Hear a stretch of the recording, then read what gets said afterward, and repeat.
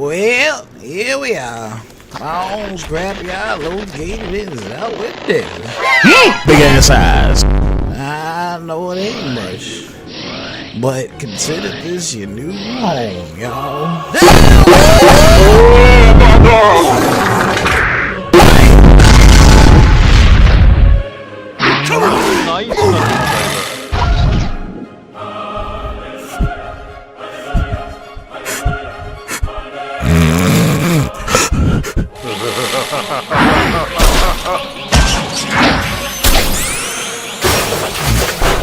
Hey, y'all, give me a second. Bring it in. I got something to say to y'all. Man, I've been through a lot and have dealt with a lot of bullshit this past quarter. Look, I'd be lying if I said I'm at peace right now after my channel takedown and have fully recovered. But I want to say this to all of you remaining bums and viewers watching this right now. Thank you for being with me through YouTube's nonsense, and hopefully you still are here for whatever else happens. Shout outs to all the bums with their own expertises and gifts that have supplemented me in producing all the former videos, content, and for what's to come. Speaking of which, here come this hot ass beat that someone gave me on my birthday from the junkyard.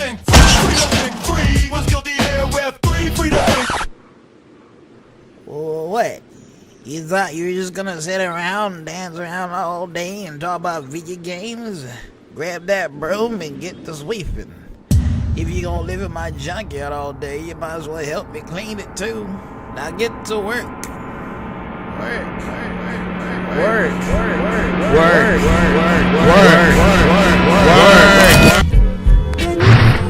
Man, calm your ass down, old man. At least got a place to stay. You are absolutely right, Kevin Hodge from the Hodge Twins. However, I can't say the same thing for Discord. Apparently, that website is also going through age and facial ID verification nonsense that is plaguing the internet lately, not just YouTube. So that might be it for the junkyard if I don't do anything about it. So with that being said, I'm going to look into making a new server, a new website similar to Discord, and it seems like that's probably the step to go. However, just like how my channel got nuked, I can only see so many people returning to the junkyard if they really care or not, but that's besides the point. I'm just letting you know that that's going to be the next thing that's happening pretty soon, by the end of this month, or depending on what's really happening with Discord. So please keep in touch if you really do like what you see here, and catch me on other soon-to-be links.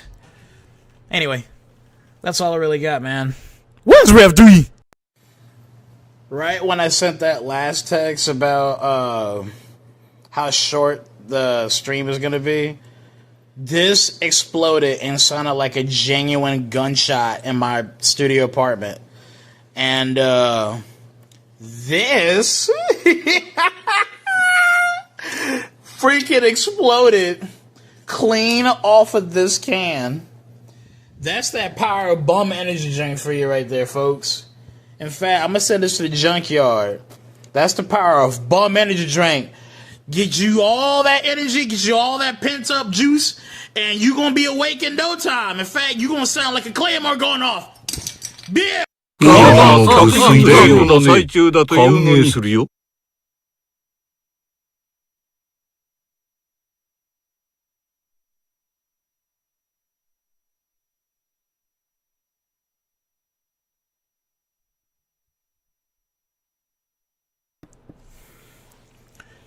Did you see that nigga? That nigga had a long ass neck.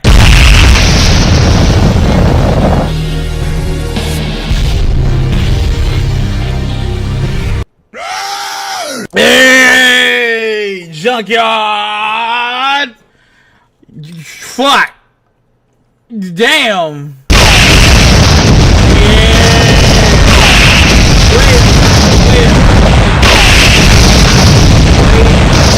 cotton picking, chicken bone sucking, fart sniffing second. Okay, we're good. Damn! And I didn't change. Oh, I did change it. Oh, you know the one time I anticipated myself not changing out that email because he always used to be Japanese birthy and now he's normal birthy, and then, you know. Welcome back, viewers. Welcome back, Junkyard.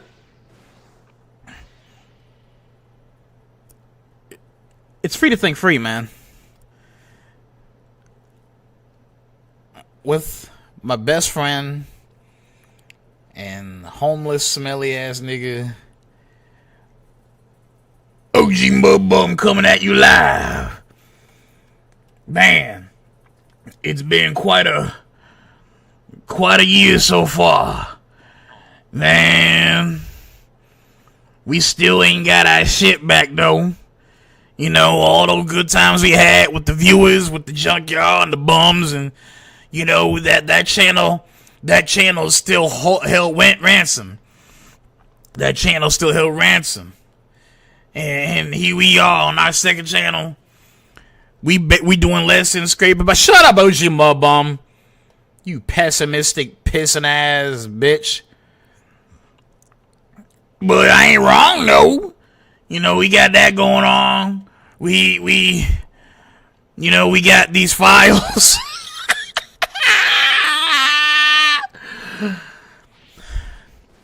It's been a rough ride, man. You know, it was already a rough ride sitting on that naked ass tail bed, truck bed. He ain't got no truck bed. It's what's the point of calling it a truck when you got no truck bed? I feel like the whole point of a truck is that you use it to carry things. How is it that you ain't carrying things in that some bitch? When you naked, you naked. You nigga, you naked. How you call that truck, bro? You see, will you stop? I hate when people do that email. I'm not gonna lie. Like, I used to like it. I actually know shit used to like that emote. But I don't like it now because I don't have it on this version of Guilty Gear. If you played me on Guilty Gear Xrd Rev 2 on the PS4, not on Steam, not on PC, I have everything. I do not have everything here, therefore I don't like this. Anyway, lots of things going on, know what I'm saying? Here, I forgot, I turned off the music a bit. Oh my gosh, there it is. Oh my gosh. I was doing some shady apps back then. Oh wait, no, the music was never that loud. It was supposed to be like right around here.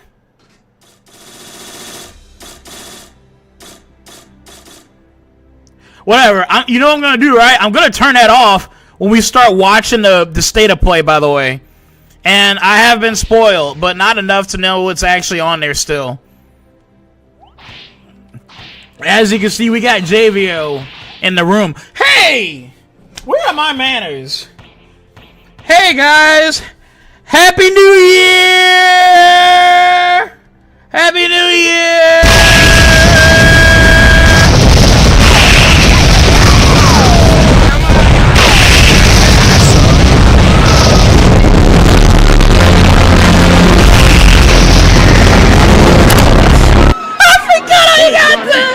I forgot I got that!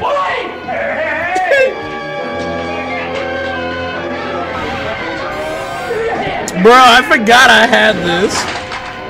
That is so funny.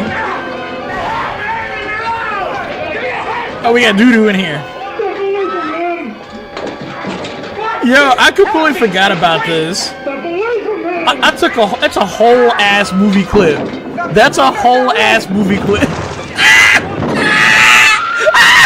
By the way, even though that Ready or Not stream kind of wasn't, you know, all that cracked it to be, I improvised so well that holy shit, was that so fucking hilarious that I turned it into like an audio like book of a Tom Clancy, a very racist and shitty Tom Clancy novel.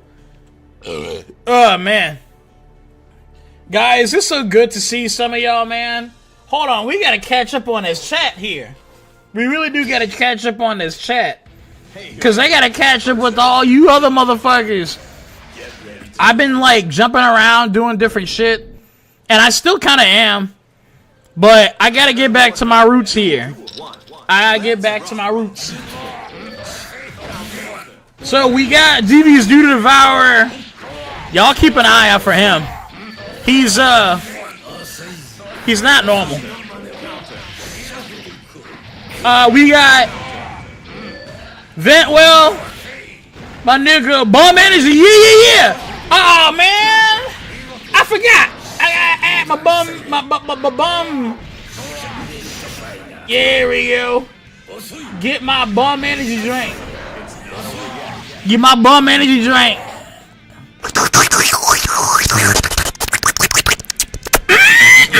Man, I love that Bum Energy drink. That shit gives you so much energy. That shit gives you so much energy. It's not even funny.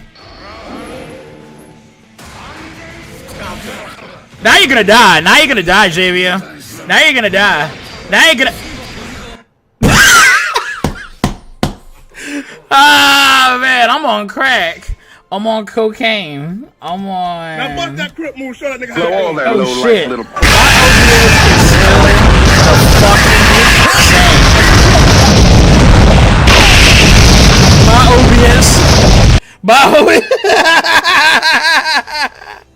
My OBS is still the damn same.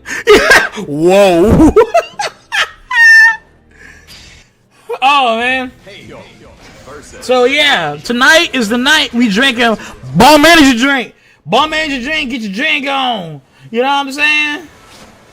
Bum Energy drink. Yeah, Bum Energy. Guys, it's so good to stream again. I need to stop like uploading videos sometimes too close to when I stream. I really was about to just not do it again. But I didn't know it was going to take that long for me to edit, dude. Because my PC's been acting up again. Like, the one time I wasn't expecting to, like, I genuinely was kind of being no shit, more attentive. Even though I'm not the most knowledgeable about my PC ethics, I was a lot more attentive and I was a lot more, I'm tired of a fucked up PC. So I was cleaning up my shit, my cache. I was doing all kinds of shit. I think I didn't update my driver yet though, but like it just came out. It just came out. You know, considering how often I look at NVIDIA, which I don't. But I really was gonna update that son bitch, and that wasn't even a reason. It's just if it still is though, then I gotta update that motherfucker.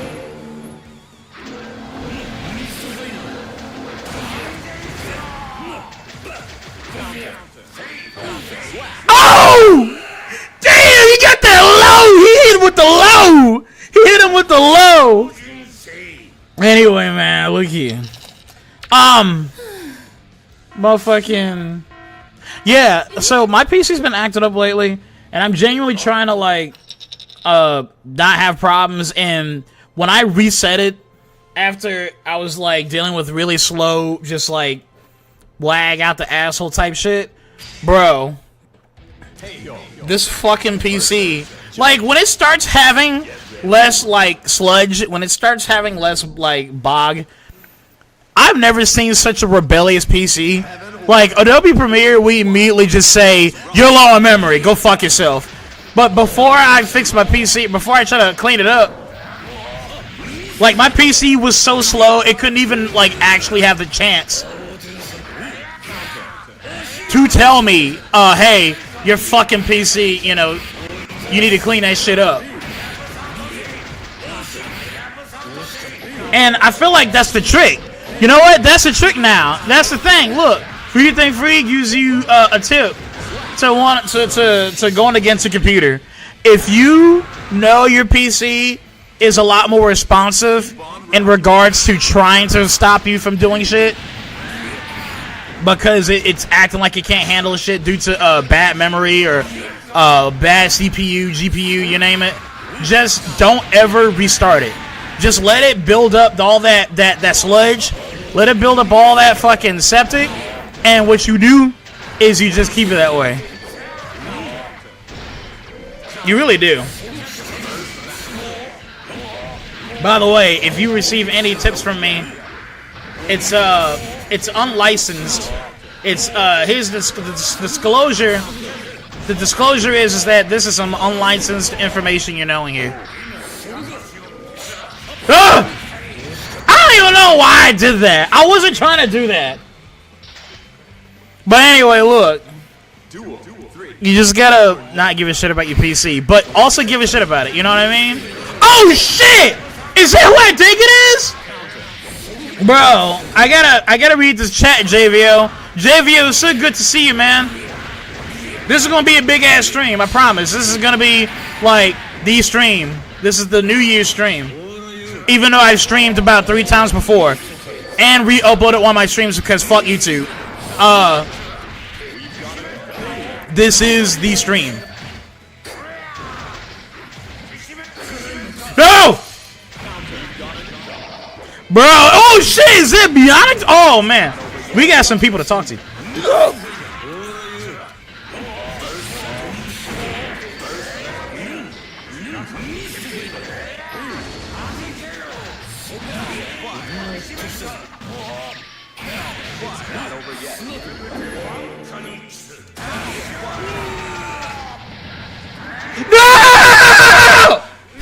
Oh, wait, I pressed.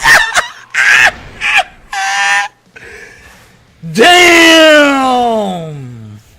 Sad nigga hours. Sad nigga hours. Sad nigga hours. Sad nigga hours. Shut up. No one cares what John has to say. Hold on, man. Let's catch up on this chat here. And we got some people I haven't seen in literally 2 years? 2 years? 2 fucking years. Give me a second, man. Damn, we getting full today. I really think it's because I'm finally playing Guilty Gear for you guys. Yo, Misael, man. Yo, Misael, man. Hey, man, we go. Oh, shit. He's going over here already. He's going over here already, man. I don't know how good he is. I forgot how good he was. I think he was good. He was good. I can't just play Kumhei. I want to get good with her still. Damn it. But damn, man. Misael, welcome back, dude. I'm glad you're still here. I'm glad you're still around. I'm not kidding. I'm actually glad.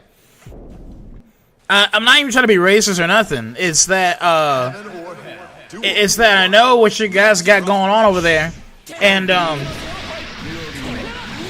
was scared that, like, I'm not gonna lie, I've been noticing some people that I talk to that are Russian, like, you just stop hearing from them, and I'm like, well, what the fuck happened? You know what I mean? So, like, I got scared that, you know, you probably went to Ukraine or whatever you had to do. So I'm glad you're still here, man. I'm actually glad. I'm genuinely not even trying to be political or nothing. It's just whether you agree or disagree, I don't fucking care. In all seriousness, it's so good to see you're still here, man. As if like you ain't gotta worry about doing that shit. Like, that feels like damn near a damn draft, you know? It's like, I don't want to do anything for this country other than pay my taxes and just not get in trouble. But they're like, no, you gotta fight. And you're like, well, why? Why?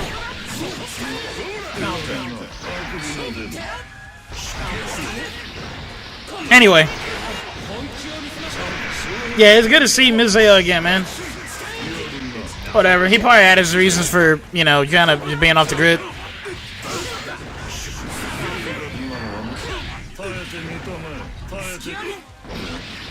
But guys, yeah, it's gonna be a good stream, I promise. Oops. I was trying to hit him with that pie bunker, but I was like, I ain't got enough time. Look, after this match, I'm gonna read the chat, I promise.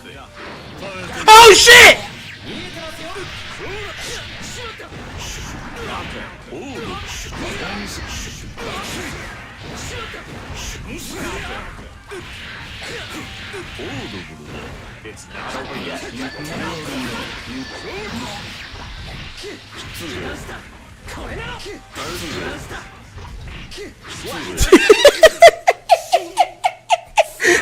I gotta make that some kind of like emote, hotkey, whatever I can do with it. That is the funniest shit I can do with Slayer. And that's about it. Anyway, Misael, my nigga. Hey, look, let's read the chat, man. There's a lot of folks here.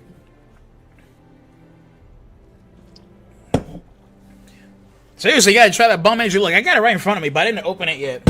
I don't feel tired. But dude, when you drink this, I kid you not, you're so fucking wired that I genuinely think that out of all the drinks you have that are like, hey, you know, clearly don't drink it. It's kind of like once you get the idea of the more fancy, the more campy, cartoony, like edgy the drink looks, it's more likely going to have all the fucking carcinogens in it that give you cancer, fag, AIDS. So with that being said, bum energy drink can't be that at all. However, I think it has probably like the least amount of carcinogens or whatever, but it is so heavy on the one potent one that it's in it. If that makes sense. Taurine, fucking RLK, whatever you call it. Like, you know, all the shit you can't pronounce. Even though I know you, like, see taurine anywhere. I'm just saying, like, for example, like, if you can't pronounce it, it's probably not good for you. But you can pronounce shit on this bum energy drink can all day. I still think it's not good for you. But, dude, this shit gets you wired. Speaking of which, I'm gonna drink this and I'm gonna read the chat.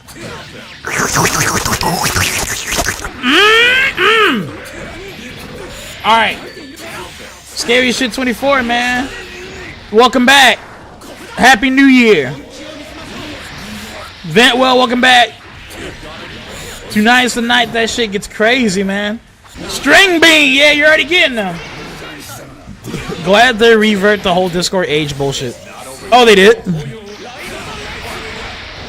So, me wasting about 20 minutes trying to, like, talk out and edit that part at the end and stuff, like, is a waste of time. I still think that there's something up. There's no way that this fucking... That's still just the beginning. That's just the tip of the iceberg. I don't even want to fucking even think too much about it. That it gets all dystopic and it gets all gay and lame. I ain't trying to talk like that. I'm trying to have a good time. But I'm not scared to tell it how it is. That whole Discord shit and is the same thing as what YouTube is doing to everybody, and to the point that you get your channel taken down. But anyway... Oh, right, fucking state of play, I forgot. Yeah, I'm gonna stream that. What time is it? Okay, so it's about it's 4 minutes till I did about 30 minutes of streaming. I'm gonna try to check out that shit next 30 minutes. Time to go fishing, Mr. Mudbum. I actually did. Wait, unless I did. I think I forgot. Maybe I didn't. Maybe I haven't done it in a minute, and then I need to go fishing. Glad, yeah. Alright. Yeah, you forgot about that. Norget Wisp?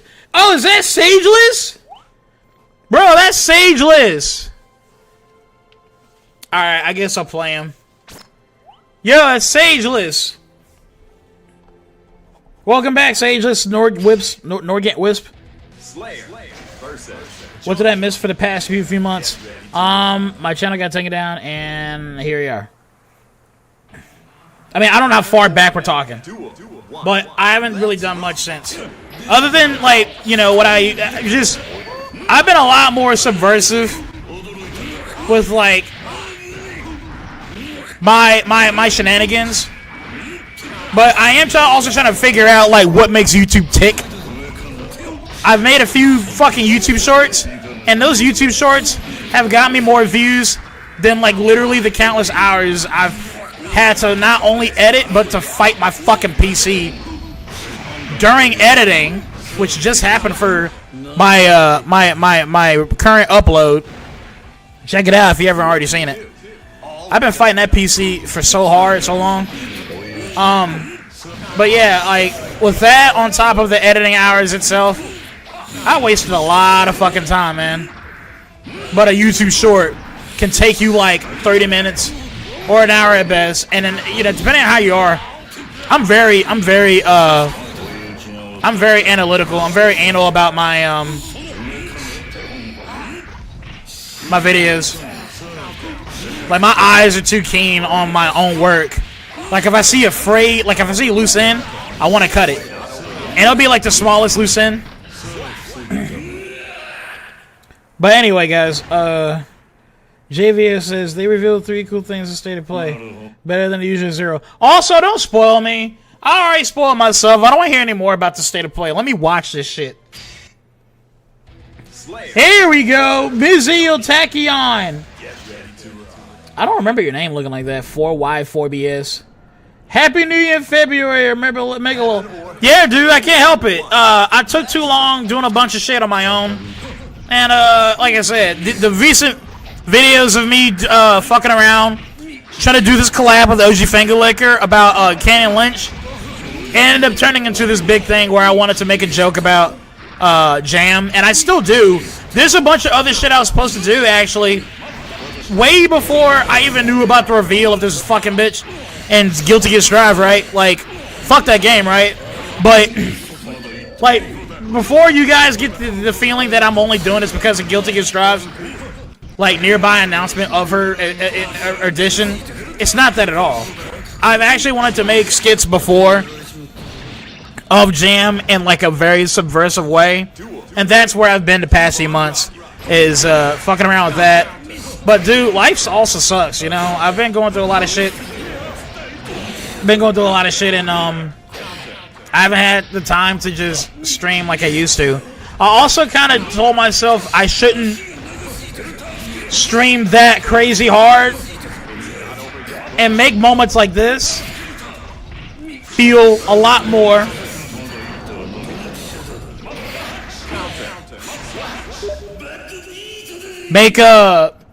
the streams feel a lot more kind of periodic.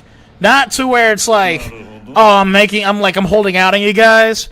But I do want to make each of my streams like matter damn near as if they're very punctual. Or not punctual, that far from it. But like, each stream should feel like it was an experience. That's why I do so much editing. That's why I my stream loads and all the preludes and stuff I add. I try to go hand with that shit.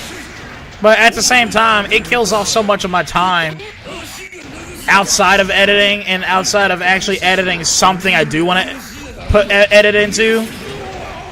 I feel like I edit too much for my streams instead of my videos. Hey, watch this. Mercutio!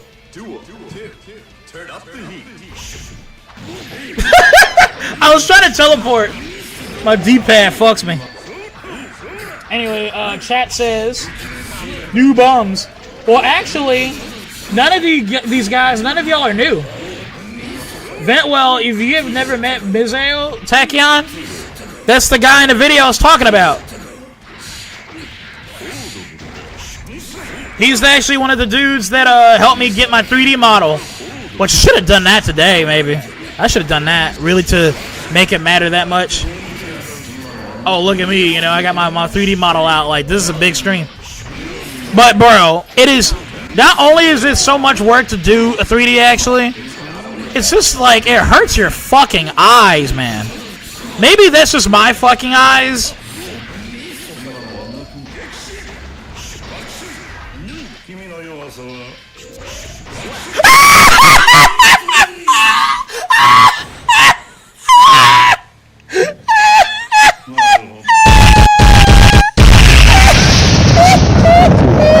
barbecue bacon burger. I can go for the fried bacon.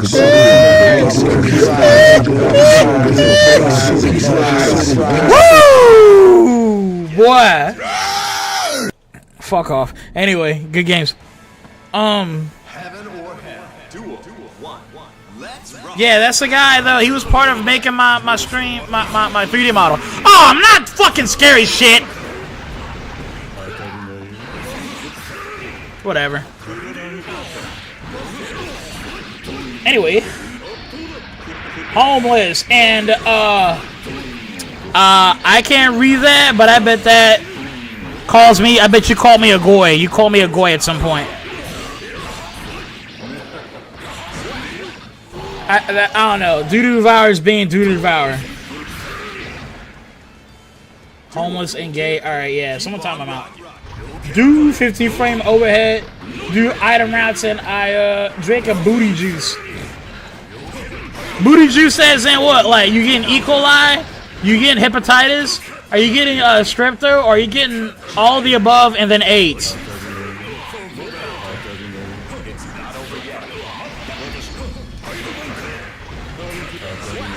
Anyway, JV, I distinctly prepared you for this. I'm playing on the shit controller now. Hold on.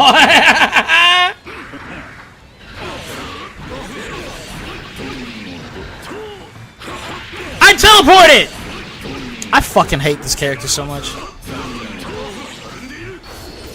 Did I teleport? No, I didn't. Even I actually saw myself do it. I thought I did.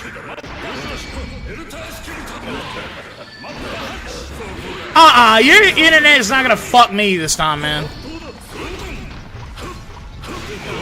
Look at this fucking. He's doing gay shit! He's doing gay shit!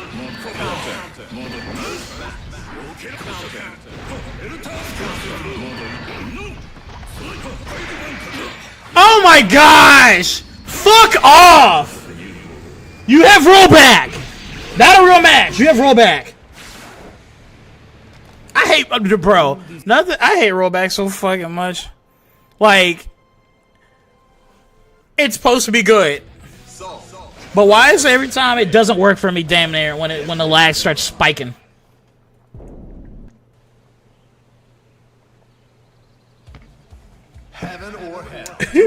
Anyway, guys, hold on. Ban me, please. I understand his pain. D-pad for life. Bro, I don't know what you got going on with your controller, but it's like it works, man. I'm not gonna try to pull out a fucking crazy ass fucking square ass box with buttons on it and a joystick just to play a fucking fighting game. Now what sucks is that of all the fighting games I love and all enjoy playing, and me being a fighting game, content creator, I never liked using the fucking joystick. I never liked using the joypad. I never liked playing that way, man. I hate using that arcade cabinet type of like control. It feels so like not it. Maybe it would have been different if I started off on a joystick, like on a joypad, whatever you call it, fight stick on an arcade cabinet. But my first ever game really, for my first ever fighting game, my first ever experience was X-Men versus Street Fighter on the PS1, and I had that damn PS1 controller in my hand, and that just stuck. That stuck since. I can't play anything else outside of it. I really fucking can't.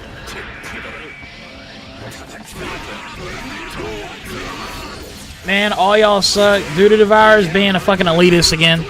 Someone should go make him swallow broken glass. I can't tell him a KYS, and I can't call him an FAG, and he's not really an NIGGER.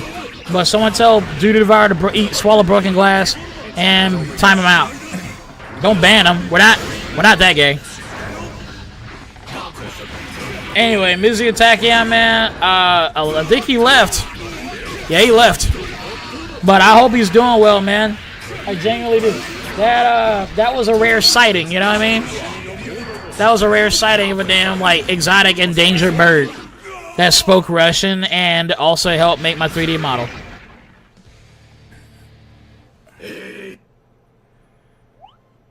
Damn, I almost beat fucking scary shit. It's not often you can do that.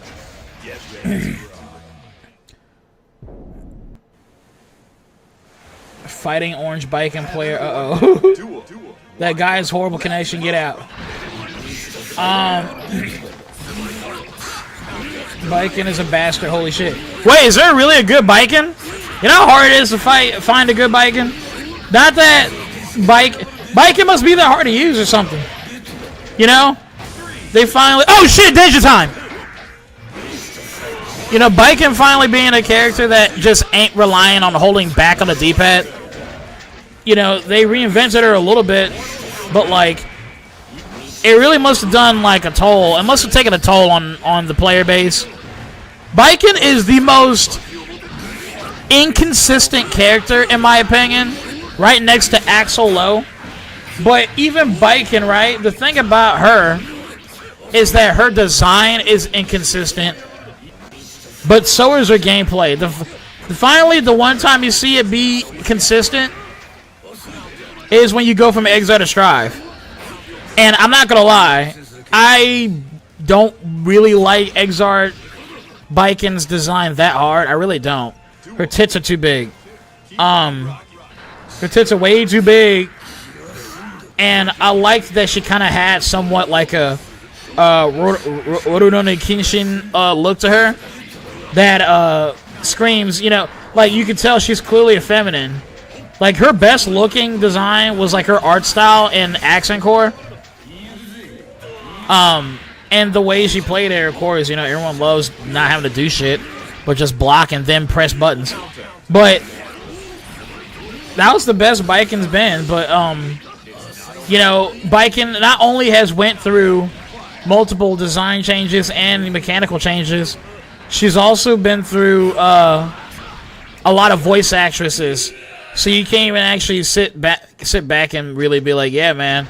I really love Biken. Everything about her is just consistent. And then you hear a different bitch talk. You hear a different bitch talk in Japanese, and you're like, gosh damn it.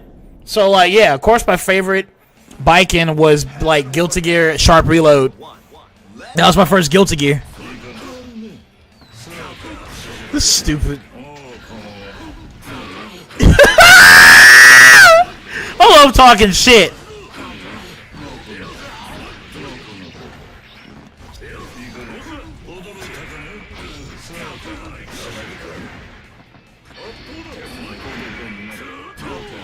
No! I was trying to read chat. I'm distracted. No! Man, been a hot minute since you played this game. Really? All or nothing.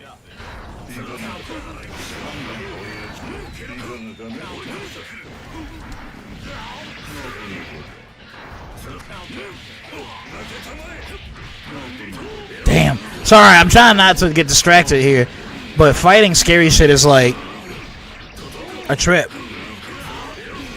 Like, I really don't like Leo. Oh, come on!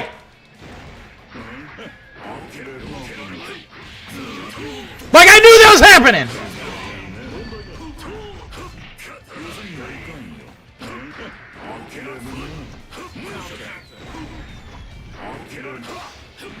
Dude, you fucking are gay as fuck.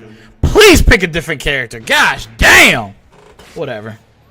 Nah, it's really like... You just gotta know... I just gotta know again Leo's shit.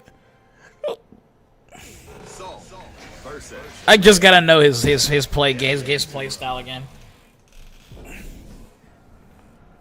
Because even being defensive against scary as shit's Leo is like a death sentence anyway. Whatever. But yeah, no, that Roma cancel, when I saw him do that super, like, I wasn't trying to do that. I really wasn't. I must have overpressed. That's my fault. I love misinputting super. Dog shit content as always, MUDBUM. Yeah, sure. That's why you're watching it, you fucking homo. Can we replace Slayer with Leo around a junkyard? Leo's cool. I like Leo.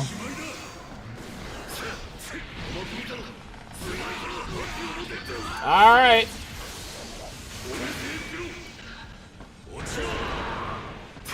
You like Leo so much? Alright. You can like Leo in the timeout corner, you fucking... My own mod. My own mod. I can't believe this shit. Throw him. I hate Faust. I hope you don't remember Lincoln. Oh, what about him? Yeah, 4 score and murder your soul ago or whatever.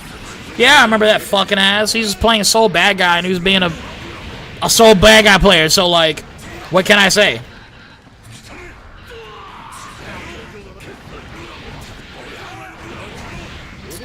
Xavier should have seen that coming.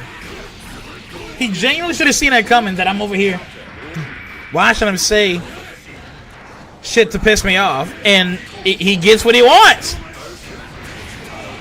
Like, no one should be surprised here. You shot Jimmy. You shut up. Like, why are you acting surprised? The gun was always there. He gonna come back in 270-76. Are you talking about Lincoln? Or are you talking about JVO? Hey, Lincoln just hurries up and signs the Gettysburg Address because he's tired of being there. It was humid that day. He don't care about slavery like that. He don't care about niggas. He only cares about trying to sign that stupid Gettysburg Address. He was trying to sign that shit. He was trying to make that speech and hurry up and get the fuck out of there. He was like, I don't care, dude. Look, yo, like, y'all can do whatever the fuck you want. This damn war or Civil War or whatever. Can you please? It's hot out here. Why are we even doing this? Like, you have to imagine being anybody at all during, like, the old ass fucking ages. I'm talking fucking, you just got out from Britain and you're finally over here in this new country. You still trying to figure shit out. And you got animals trying to fucking rock your shit you have never seen. You got engines trying to rock your shit. And you're like, why aren't you white? And you're sitting there wearing all this attire that's supposed to be all, man, this looks nice, and like the way you dress and shit looks all nice and shit. But like the moment you're like dealing with humidity at all, you fucking hate yourself. Dudes just crit walk in. Damn, middle of the night. Pennsylvania. Yeah. But for real though, you know those motherfuckers were unhappy for every second they were existing. Reshaping our country. Reshaping our country in all that humidity and all that hot ass, cold ass weather. Getting frostbite or getting heat exhaustion, and they're looking at each other, and you're just looking at this fucking. There's no speaker. There was no loudspeaker or nothing, but here they are congregating around the president. He's sitting there doing his Gettysburg Address shit, and he's just like, he's hot, so he's not gonna try to exhaust himself any further by yelling. He's just like 7 years ago, but like when you're far away, all you hear is. You're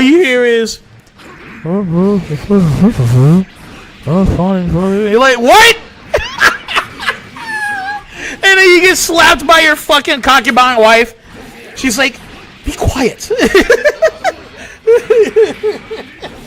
Be quiet. You're being too loud.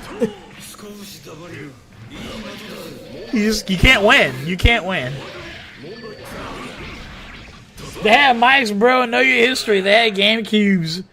Man, JV, are you back yet? I'm sorry for timing you out. Maybe 10 seconds should have been enough. But holy shit.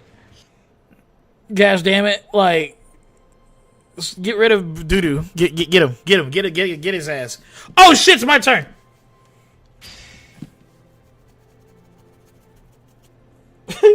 Like the future, yes. This the future. Slayer. Boo! Ooh, someone time out and scary shit because he likes Fire Emblem. Heaven or hell. Duel. One. Let's rock.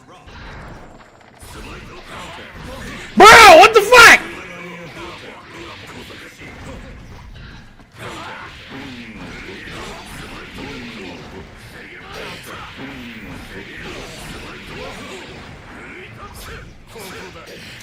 Bro.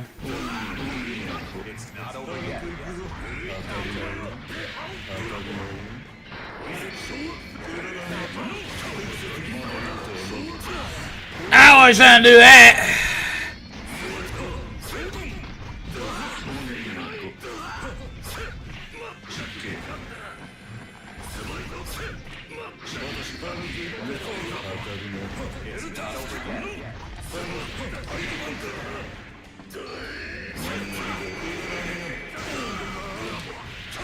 Fuck you, fucking fat FAG.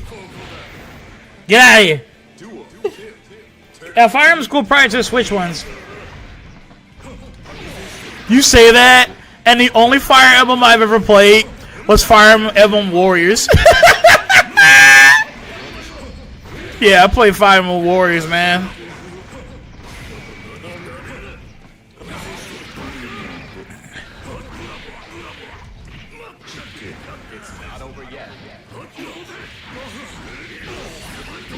I gotta focus. I gotta beat this dude.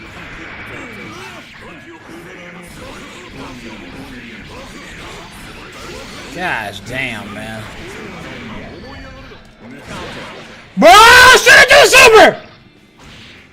super? I'm so sorry, bro. What we think about two who... Alright, someone time out fucking... What's his face?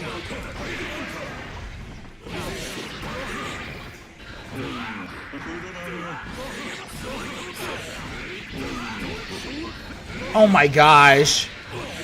Come on, dude. My gosh. He got me. He got me. He fucking got me. He fucking got me. Dude, you need to play a different character. Who literally fucking bangs Leo and has zero qualms about it? Who has zero fucking idea how insufferable you fucking are?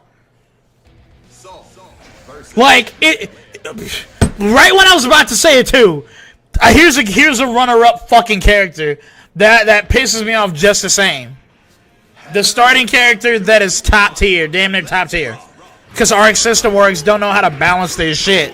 And now, since they want to fucking suck ass and make a goddamn shitty-ass fighting game and make everyone forced to swallow HRT pills, or else you get banned from the server that you've been part of for the longest time, and then Stripe comes out now the mods are different, and now you're getting banned because you said he for Testament or Bridget the one time. Like, fuck!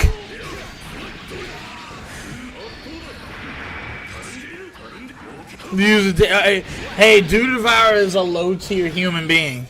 Someone teabag him. Oh shit, it's almost that time to watch the streams. Anyway, guys. I love this game. I love this game a lot. Oh shit! Yeah! Danger Time! The thing they won't add in Guilty Gear Strive Season 5. Damn! But anyway, guys.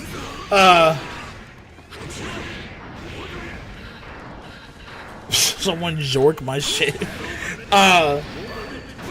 Like, I'm not even trying to rant now. Let's just, you already know what I'm gonna say.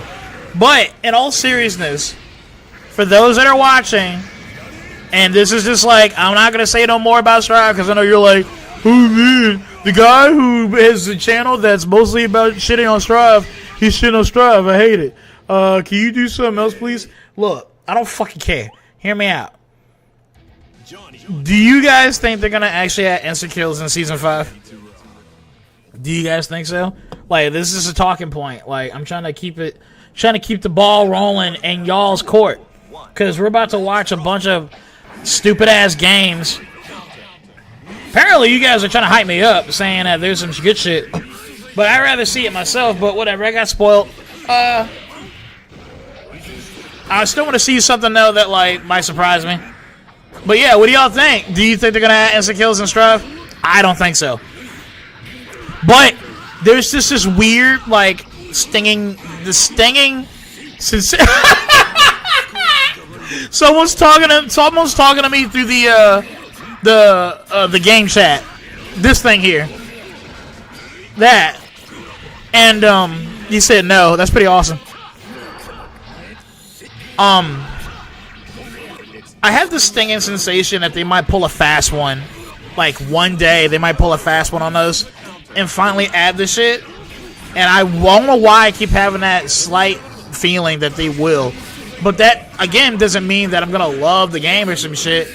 It's just that I feel like that my biggest talking point about Strive, where I come from, is that the game genuinely...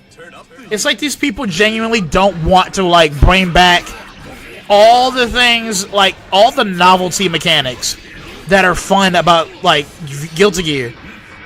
Like, us taunting in this game is clearly by choice, and in that you don't actually see a whole lot of it, to be frank, but I love how snappy and fast the taunts are in Guilty Gear, Accent Core, Sharpie Load. I love how snappy the taunts are in Xrd, because it is a quick, like, jab. It is a genuine quick jab at someone that does goat you or trick that person or goad that person into like swinging on them. And hell, even when you do the respect, which is forward taunt, it's still a taunt to me. You can use that to actually fake out people. You can pump fake neutral or shit. It's a cool, concept. But they may in Strive the taunts are way too like cinematic and shit. So you can't use it in a way to practically get shit going. And because they removed the dizzy animation, like the stun animation in the game, you don't even get a chance to like fuck with people at all. The game is so focused on, the fight. That only lasts less than a minute because everyone's, clearly doing 10 times the damage in Strive, because that's how Strive's designed. Also dropped a combo in that match. Pretty bad.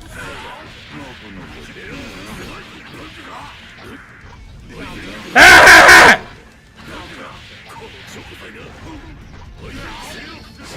Ah!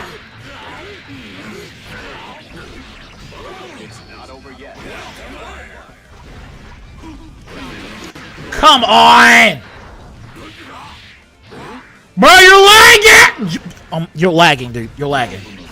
You're fucking lagging. You're lagging. You're lagging. Again!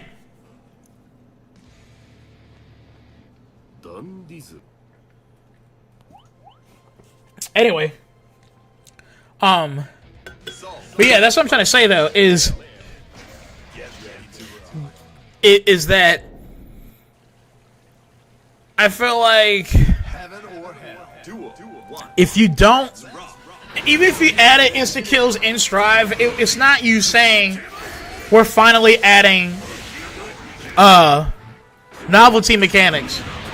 It's not you saying that at all. Because you're making your character, you're still making the game itself surrounded by only doing the most amount of damage off a few hits. And nothing else. Because the wall splat mechanic, for one, like, they're not, unless they do it in a way where you can add instant kill, like when you pause the whole world itself to do instant kill, you might be able to do that. But to be frank, though, man, them adding instant kill, they're gonna do it in a way that's just gonna be so impractical and so shitty. But again, I don't think they are actually gonna add that shit at all. like I was trying to say originally, is that taunts even like in Strive, the taunts don't feel like a novelty. It feels like that was something that they were gonna add anyway. It's not hard to animate a taunt, because if you guys haven't pieced it together yet, the Strive animators, the Strive developers are very lazy. It's either they're lazy or that they're too scared to try and make something like of a caliber that matches this game. I think some of the animations in Strive are shit. Like Slayer, the way he moves in Guilty Gear Strive compared to Xrd, like the animations feel stiff. So I just feel like that the game is super pretty, but the actual way that they perceive motion,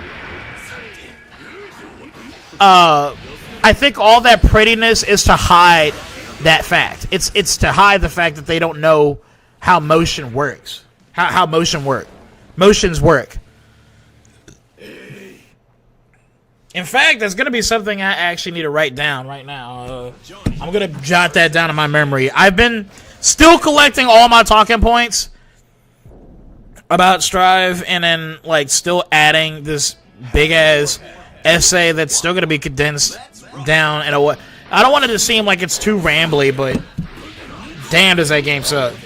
But I will say this, yes, I'm going to put in this memory. Free to think free. Okay. The prettiness of the game in Strive is hiding the lack of knowledge when it comes to animating certain motions and characters. And save. Okay. Alright. Is that Coop Jones? Yo, what up, Coop Jones? Alright, let's check out what the chat has to say.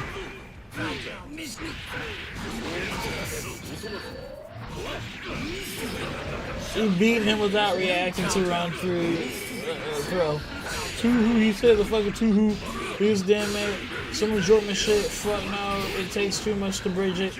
They'd add force break maybe, but like even then, new specials is obvious. Oh yeah, obviously. What's up, Coop John? What's up, Coop J23? Brother, oh shit, I forgot you. I think I forgot to add you in my video. There's two people I actually was going to add, like unironically. Like I was trying to add as many people as I could, like as like a shout out to. But I promise, I really was trying to remember to add Coop and Volgan, but I don't know how to spell Volgan's name. I don't know how to spell Volganish, and it's hard to find people individually and YouTube.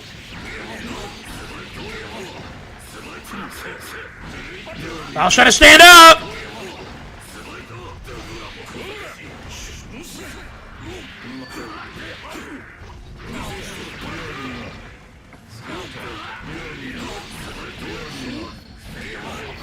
Nah, let him have this one.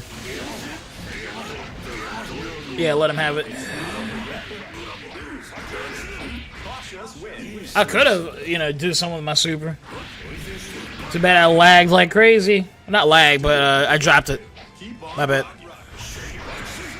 Oh, come on!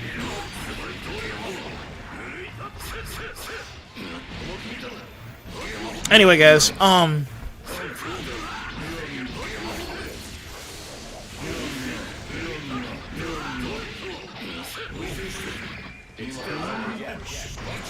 due to the question, right? Are they gonna add insta kills to the game?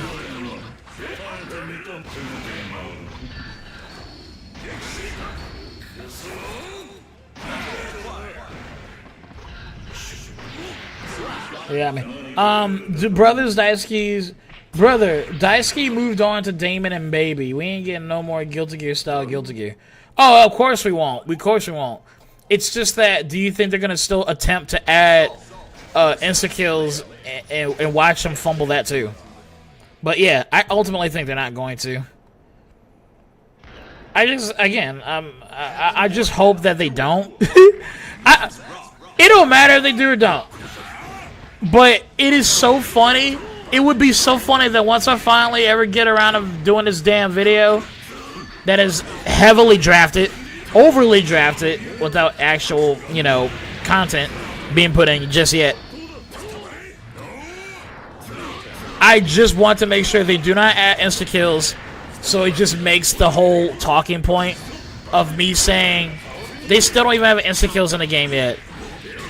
It would make that the sensation feel so good. It would feel so good finally being put into a video and watching all the stupid ass drivers be like, damn, man, one thing he's not wrong about is that this game ain't got insta-kills anymore. I have seen one FAG. I have seen one FAG-GOT who managed to try to say on Twitter, and look, I'm not trying to act like I'm outraged by it, but I am thoroughly depressed. And that, I'm not going to lie, I have some very disgusting, sinful thoughts about, like, a mass something occurring. I shouldn't say that out loud. I really should. But you get the idea. Just imagine a tournament, right? Full of Guilty Gear Strive players. And one of them has yet to... One of them accidentally says, or purposely said, Bridget's a dude. What do you think happens? You know what I'm saying? Now, I'm not saying everyone is going over there strapped, but I am just saying that it'd be funny that if you went to an incredibly like neutral tournament that everybody from everywhere is showing up just to get fighting games in, but again, that one motherfucker strapped, and he decided to pull that shit out just because someone misgendered a fictional character. And I can't help but think that is something that needs to be addressed. Like, when you go to a Guilty Gear Strive tournament, you now are under the risk of a mass something happening.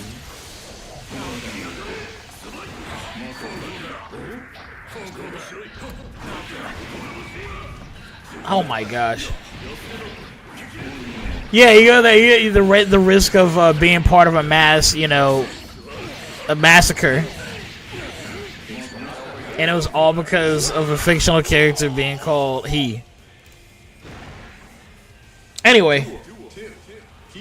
This is my last match. I gotta watch this damn stream.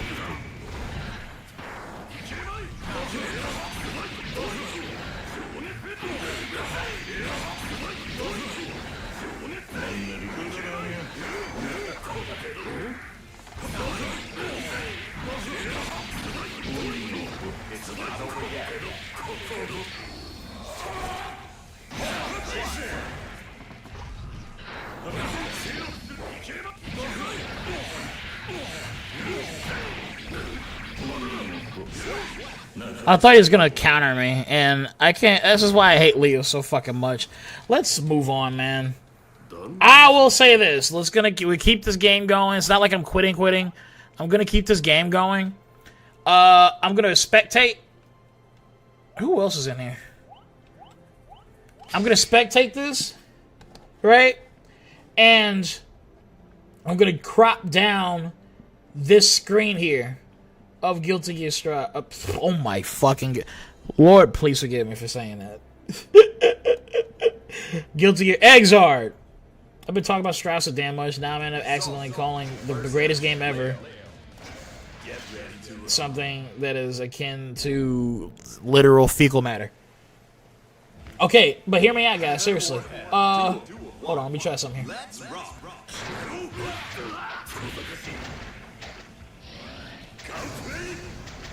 I'm doing some background work.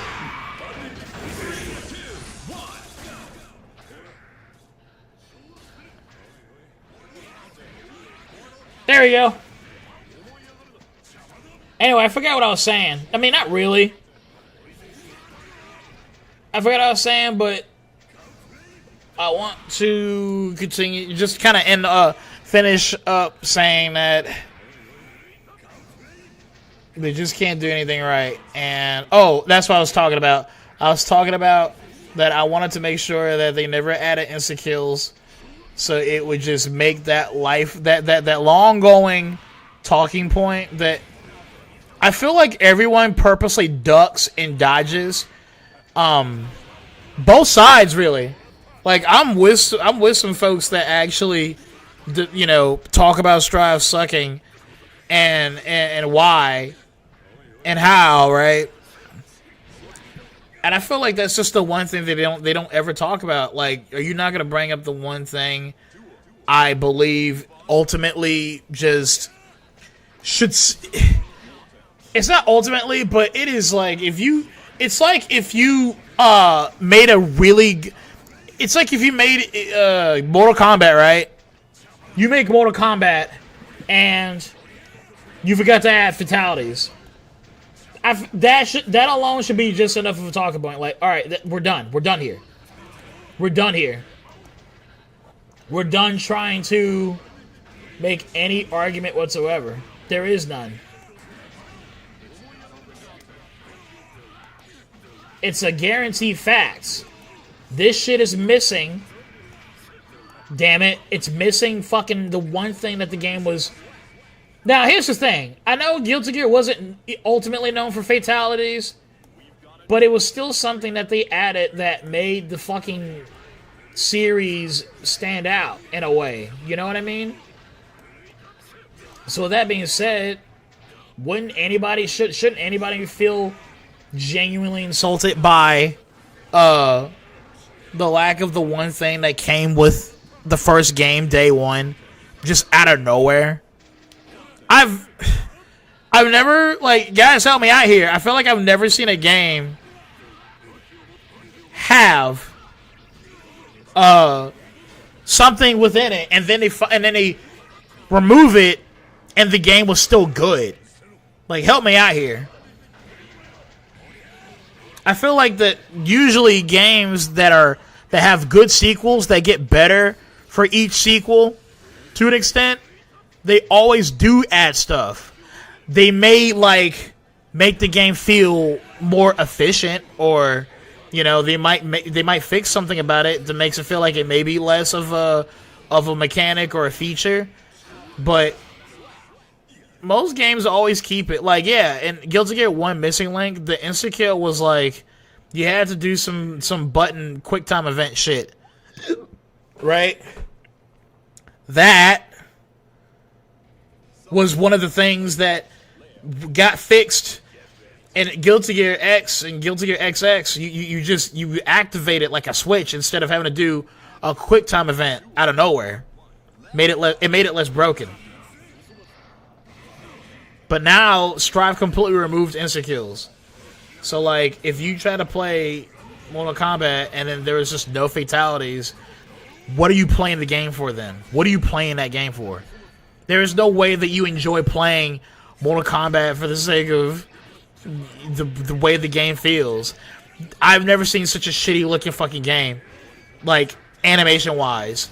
The animations outside of the actual gameplay look phenomenal. The gameplay itself, why do all the fucking people who are mocapping look like they're voguing? Why do they look like they are about to shit their pants when they're holding back on the block button?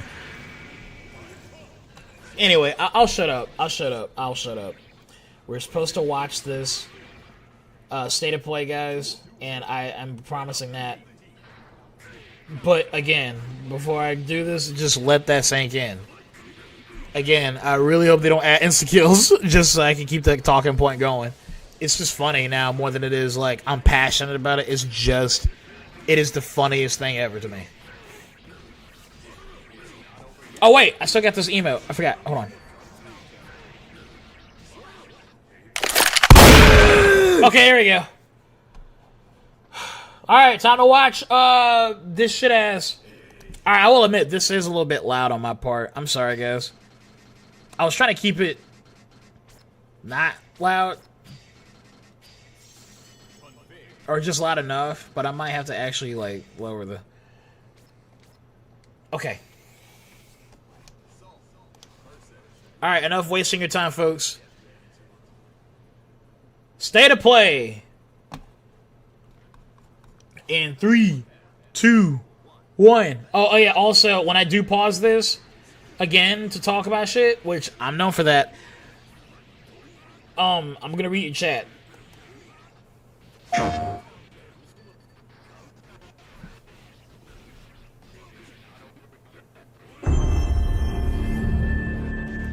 Oh, wait, holy shit.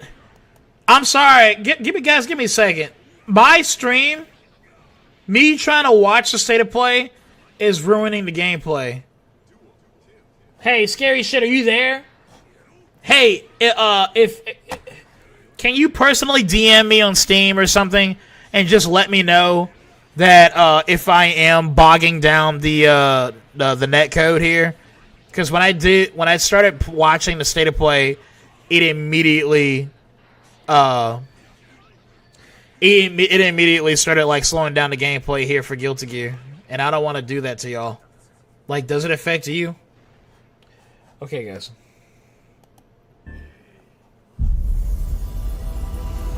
I sense suffering here, Spirit. Do you need help?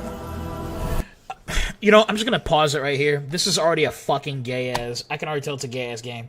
Let me just hurry up on the chat here.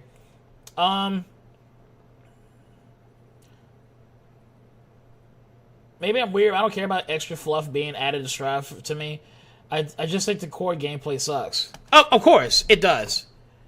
It really does. Oh, no, I didn't mean to do that. Maybe I'm weird. I don't care about the fluff being added to Strive. Core gameplay sucks. That's true. It's called being a fighting game player. Yeah. I could be fine with the gear without insta kills if the game was actually great, basically. Oh, like the way they designed Dizzy, because like she was so powerful that like she didn't need an insta kill. Okay. What do y'all think of State of Play? I didn't watch it yet. It was better. Blah, blah, blah. Adding insta kills to Strive. Shit is still not a Guilty Gear game. I call that a Tours game. I like what you said there, Coop. Like, in my mind, another game, Grand Blue, has a great amount of extra fluff things there. Problem is, the gameplay is so ass, so the rest doesn't really matter in my mind. I actually like you saying that. That does feel like it is a talking point that actually does sum up the issue with Grand Blue in itself, where it's like, there's so much content in that game, but when you play the game, it feels like the content is just... It never mattered about the content. It was just like the gameplay itself is... Ugh. You know what I mean? I still rather play that over Strive, though. Not kidding. Arxis, as a whole, got too much dip in their chip after Fighter Z blew them up. Oh, yeah. I love that you said that, man. I really do. Dragon Ball FighterZ sucks. It really does. It is the straw that broke the camel's back. It really was. It was the downfall of everything. It was like you stepped on the butterfly type of effect. No. It's like the butterfly effect, but you stepped in a turd. You stepped in a turd, and when you looked at what you stepped on, there was like a copy of Dragon Ball FighterZ like buried underneath that cow patch. BJ dude and Iceman is a straight man. Reaction time. I mean, Mortal Kombat without fatality sounds good, actually. No more unskippable 5, 10, and 15 second longer cutscene at the end of most matches.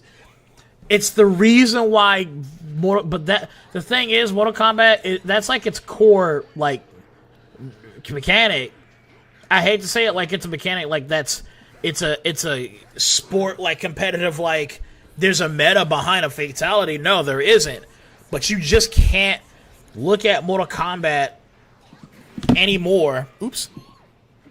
I can't look at Mortal Kombat without thinking about you having to brutalize somebody.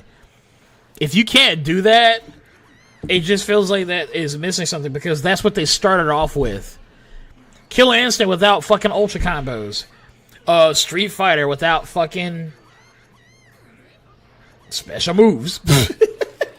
I don't know. Like, Tekken, without being able to, like, sidestep and be fighting on a 3D plane, there are just so many things that, like, I know they're not the best examples, but I'm trying to say here that if you all of a sudden took away those game mechanics that was there from the beginning that helped spawn that game, then, yeah, like, I feel like that, why the fuck are you getting rid of Mortal Kombat?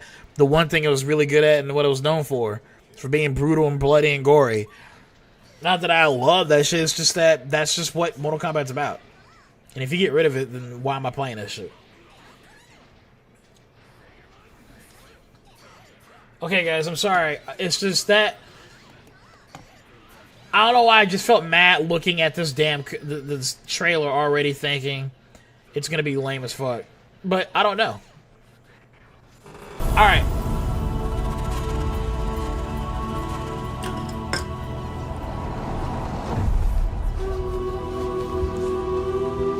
A spirit guide? It's been a long time since we've had one of your kind, Cosmora. I'm glad you're here. I'm sorry to pause it. Give me a second. I was supposed to fix this. Okay. You can at least see that.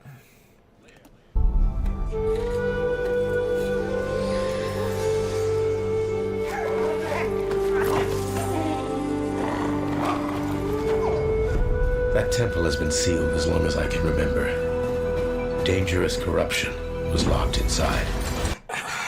Damn.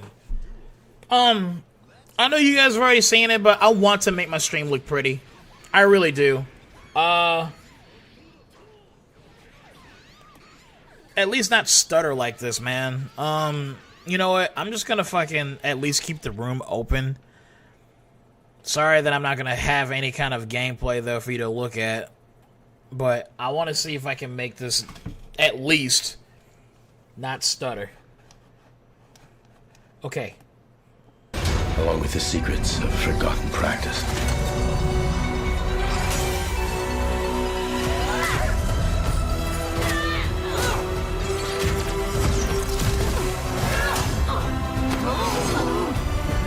Wait, why was she fucking standing there? She looked retarded as hell. Why was she just standing there? Okay, let me see if I can make this shrink. Like, here we go. Alright. Let's see if that works. Yeah, hold on! Yeah, no, she was just standing there. Like, they purposely let the animation, like, play out. Just so you can, like, yeah, see, she's just looking retarded. And, oh, now she's all like, Here, let me get rid of this bum energy drink. At least move this over here. Okay. Let me, or just shrink it. I don't care what you do with the free. There we go.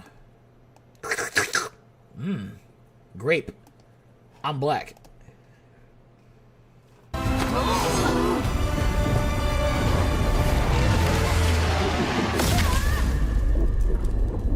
Spirit guides here once used alchemy to cleanse corruption. Maybe you can do the same.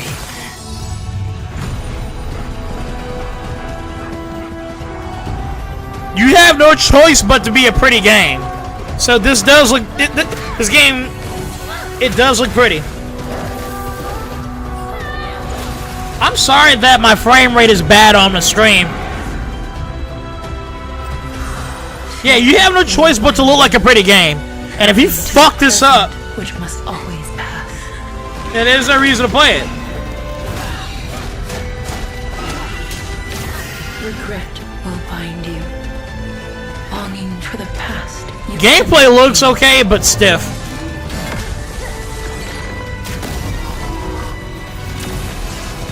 Love will bind you. Yearning for a future you will not see. Yeah, no, the game looks pretty. I just hate the frame rate on my stream, though. It looks like shit.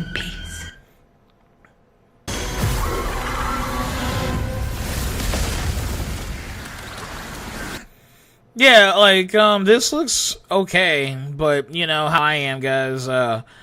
If you know who Synthetic Man is, I'm kinda that. But, like, I say kinda, so don't think that I'm just, like, I just hate anything girl power, like, just know that I am overly sensitized by girl power shit, because that is what's happening in our gaming culture, is women came in to the clubhouse, right, and wanted to be part of the clubhouse when we were being all cool and boys and enjoying our hobby of playing video games and all the cool masculine shit that happens in it. And then the women came in, took over, and they fucking turned it into... Look, you know what I'm talking about? Just literally look at the most prime example that I can finally now show people that, again, women and feminism do fuck over gaming. Just look at that voice actress that is voicing a new character in Overwatch 2, or is now just called Overwatch. It's fucking stupid. But that fucking LGBT game, there's another. They added a girl in there, and she, again, you know, Overwatch characters, they look hot. They look hot. All right, they're cartoony, like kind of anime, pseudo Western anime hot. And the voice actress literally bitched about the character being too pretty, and no shit, Blizzard said, "Say no more," and now she looks ugly, like that fast within that week of her making a tweet on on Twitter, complaining about her character being too unrealistic and shit. By the way, despite her being a fucking stupid bitch, the actress herself, she looks hot. She looks hot. And you want to know something else? Do you want to know something else as I say this? Almost every female character, every female actress, motion capture girl, whatever you call it, every single girl who has played a role as an actress or a voice actress in video games, they are almost every time hot. I'm not every single one, but like the ones that I guess do both. Yeah, the ones that do both. So the women that do both acting and motion capture and shit, they're usually almost hot every time, but the character that they play as is far from attractive or not as pretty. Every single fucking time. The woman is like sitting there being all hot and pretty. And hell, the girl from Last of Us 2, the Jew-nose girl. Oops, I said the word. The long-nosed girl. She had massive tits. But in the game, they shrunk them down like a couple cups. Enough to actually be like, that's a major difference. And she was pretty. Not in the game. So, you know, like, fuck. So now you're showing me that a woman's actually trying to control the way my game is, and she ain't even putting out to anybody probably but her own fucking cat-ridden house or all the fucking dudes in her phone lined up, alphabetized in order, numbered in order 1 through 100, like. Food number 1, food number 2. Like, that's what she names all the dudes that she's gonna, quote-unquote, sleep with. Anyway. Corn Thrower, welcome back, man. Corn Thrower, I love you. Anyway, guys, look, I ain't trying to ramble anymore, but this is, like I said before, I'm overly sensitized by games where the female is the main character. And it's not like I'm not going to play it, but again, I'm just ready to see any bullshit that comes with the same amount of bullshit that I just described. Some random stupid hot girl voice actress says your fictional character is no longer going to look appealing, but I get to be appealing, and I get to continue to sleep around, and I get to dilute and ruin the dating game, the dating culture for all Westerners and shit, and there's porn. Anyway. Unbound, may you depart in peace. We need a KOF 14 energy where people complain about angel boobs, and the next trailer devs made it bigger. My brother Mike. We hope you enjoyed that first look at our next game, Kena, Scars of Cosmora. After the amazing... You know what's crazy? This is the first time I've seen this is okay. All right, maybe I might be invested in this just a little bit. Not the game, but the showcase. Now, this isn't me saying like this is a whole lot, but I swear I want to literally say that all the showcases that I have seen from before, like for games especially that aren't prolific, like this is the first time I've heard of Kena Bridge of Spirits. But this has been a minute since I've seen like two guys. They're not white, but they are see, like this is how Synthetic Man talks, but I'm trying not to care. I really don't, but that's how he is. But these guys look like guys. Now they may be fucking straight homosexuals and might be literally far from what I'm actually trying to like compliment what I'm seeing here. But usually they always have to have a woman standing right next to him or two women here because they try so hard to push for girl power.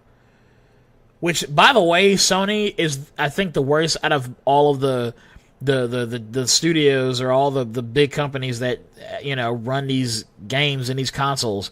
They're like, they got to have that one girl that with the pixie cut, the shaved hair, sit there and look like she is part of this development team, or else we were not going to look good in front of BlackRock and get their money and get their investors, their shareholders, you know, because we're not following their DEI bullshit.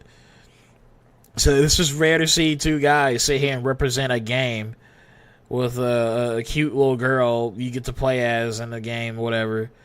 I'm still holding my breath. I'm waiting for the caveat. But alright guys, anyway. Amazing response to Kena Bridge of Spirits in 2021, the team is excited to take on the challenge of creating something even bigger and better this time around. Our partnership with PlayStation Studios has empowered us to expand our scope while still staying true to what made the first game special. I didn't know there was a sequel. Bridge of Spirits, Kena has grown into an older, more experienced spirit guide. Her reputation now precedes her.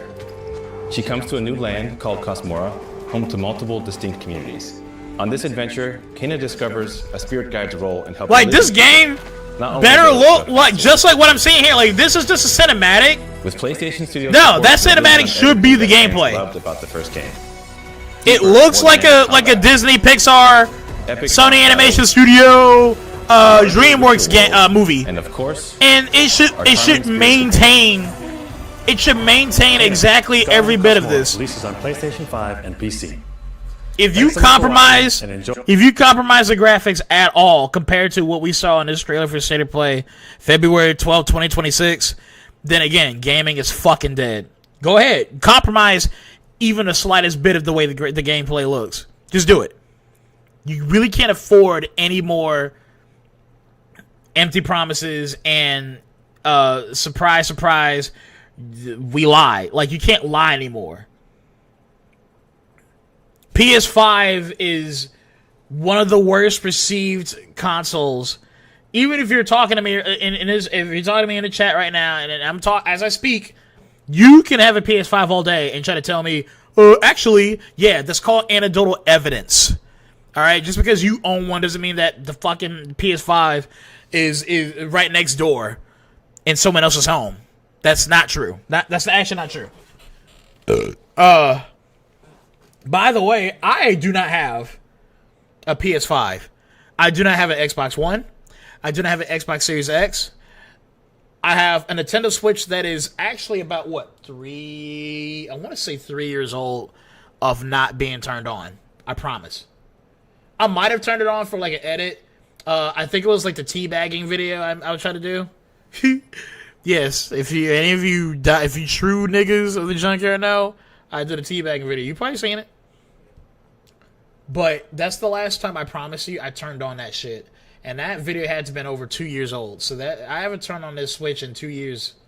I promise you. I'm looking at it right now. And I'm just not gonna touch it.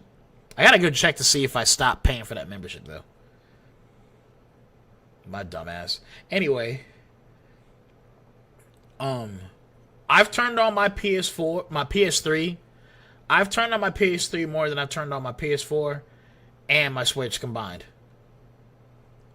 Recently. Anyway, again, hell, look, I'm having anecdotal evidence. I'm a special case.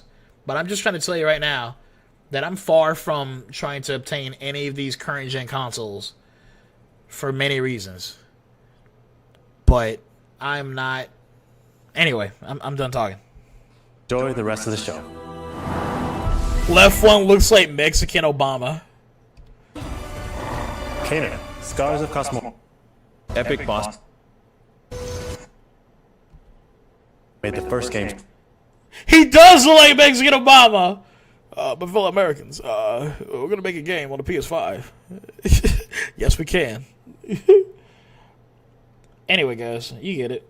You saying that reminds me of Metro Prime 4 writer that people mentioned. Oh, yeah!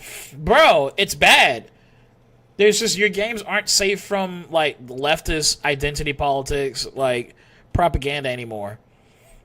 There is no game that's just, like, a testosterone-driven, like, male fantasy where you get to fuck the bitch and all that shit, whatever. You don't even have to. Like, you don't even get Space Marine 2, Warhammer Space Marines 2 was, like, a very rare example of, like, what I just literally want gaming to be. And I thought I heard something happen to Warhammer to where they compromised, and they're adding in a bunch of feminist, woke, like, ladies first type of bullshit too in that game, or in that series. Yeah, no, it's bad, man. Special. See. Thanks so much for watching, and enjoy the rest of the show. Look, I'm seeing people playing this. I'm seeing people. I'm just muting. I'm seeing people actually play my lobby. So I'm hoping that my lobby is fair grounds. I will maybe compromise my streaming here to be able to let these people play their game. But if they're lagging bad, then there's no point. I just want to turn off the game just to kind of let this run. I want to let this state of play run. By the way, that was Ghost of Tsushima, huh? So you're trying to convince me to play a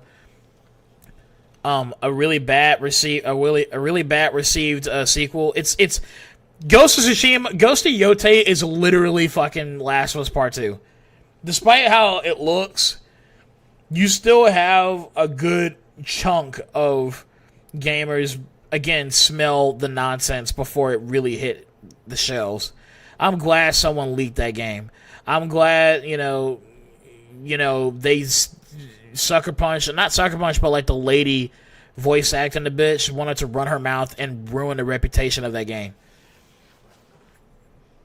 And if I'm not mistaken, still, like, there's nothing really happened to her. She gets to go to the fucking award show, the Game Awards show, and look like a fucking blobfish. If you don't know what I'm talking about, the girl who mocap some voices for Ghost of Yote, she's a huge cunt. She celebrated the death of a man. I don't care what your political alignment is. You should think that shooting someone in the neck is just wrong. Like, how I can sit here and daydream all day in my world, right, where you don't get in trouble for killing someone for disagreeing with you. Obviously we all have that delusion, that fantasy all day of that shit. But I'm not going to do it. In real life, I'm not going to do it. I'm not going to kill you because, disagree with me. It's a shame, but the other side, the other half, they love that shit. And because of that, I just think that after what happened to a certain somebody, watching everybody rejoice around that, including gaming studios left and right and shit, I'm glad that people are done. They take that shit to the extreme, and they will not play the game that they're really looking forward to just because of that one eventful day. I think that takes a lot of conviction, and I'm just glad that Ghost of Yotei, despite how everyone was trying to say that Ghost of Yotei is the greatest thing ever, what's so great about even playing a game that, like, the series itself, since now we can call it a series, it's Ghost of Tsushima wasn't even that good. It was like, okay, I did like playing the game, don't get me wrong, but if it wasn't for The Last of Us Part 2 just being so negatively received, I would not have fucking touched Ghost of Tsushima like that. I promise you. If The Last of Us 2 was just another great game of the century, I promise you Ghost of Tsushima would have been completely left in the dark. And, you know, anyway, let's check out what this is.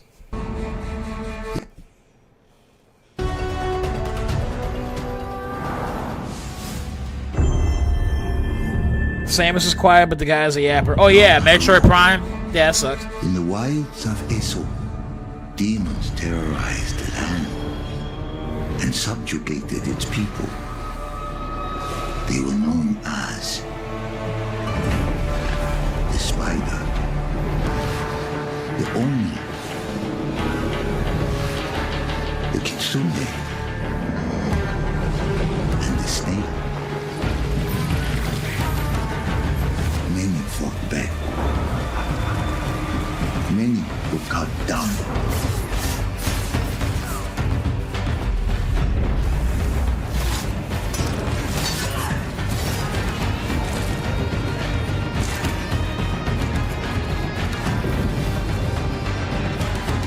I'm sorry to pause it on you guys. Nothing like horrible or anything I saw. It's just hear me out.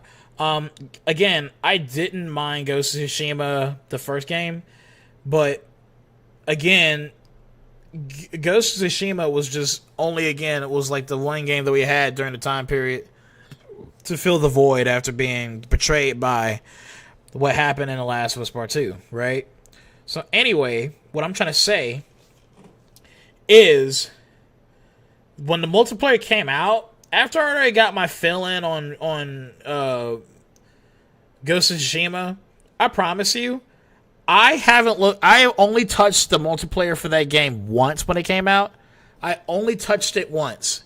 And then, next thing you know, the next day, I was playing something else. I remember what it was. I think it was actually Guilty Gear. I think it was Guilty Gear Xrd I was playing. But that just, again, shows you, I just don't fucking care. I played Guilty Gear Xrd so hard throughout the years, but you really had to woo me to fucking say that, yeah, you're a multiplayer addition to the one game that, like, you beat and then you moved on, like, permanently. You didn't replay it at all. The multiplayer came out for it, and I only touched it once. That was it. So, what the fuck is this then? Is it going to be the same thing? Hold on, I'm reading the chat. Tsushima exists so they can wipe Ubisoft off the map. Well, I will admit, that's pretty funny that we get to witness Ubisoft eat shit. The CEO running that company for Space Marine 2 wanted to go back to the old days of gaming. We need more people like him. We really do. We really do. But either they're dying, or they're retiring, or that they've been fired, or they've been falsely accused of sexual harassment, and again, A, B, or C, and whatever else that I can't think of right now. That's what's happening to all the people who are, the true gamers, like all the real nerds. All the real nerds got ostracized. They got kicked out of their own hobby by all the normie as FAGs who laughed at them the first time for playing video games and enjoying their hobby. Oh, you'll never get laid. You won't get a girlfriend. You won't get pussy. Oh, you won't, know what a woman feels like. But again, those same people came into those studios and hijacked them motherfuckers out and still said the same thing. Can you imagine being that one guy that has been told that twice? One, while you were trying to enjoy the hobby, your hobby of gaming, and then two, you were told that same shit as you're getting kicked out of your hobby. Can you imagine the amount of fucking fury that must course through the veins of some of those people who still kind of go unnoticed, that go out in a whimper like that. That has to be a special. That is a mental hell that I promise you, man. I promise you, it's almost about the same as how we're getting booted out of Guilty Gear, fandoms, and I've been playing a Guilty Gear for a long time, but here I've seen these strivers come in and they're literally controlling my hobby, my fandom. There is a mental hell that it takes a long time to get over. But I can only imagine how close to the sun it must be to be able to be a game designer, but then watch what you enjoy doing turn into, instead of making games, they care more about making money. And here comes Jared from the football team that ruined your fucking high school life. He comes in and he's like, I'm your CEO. Can you imagine how just the amount of hell in your mind must fucking feel like damn, dude. I ain't trying to make anyone depressed here, but I'm making myself sad. But that is what's happened with gaming. Someone told it to me best. It's not about making games anymore. It's not about making games anymore. It's about making money. Anyway, I'm gonna keep playing this.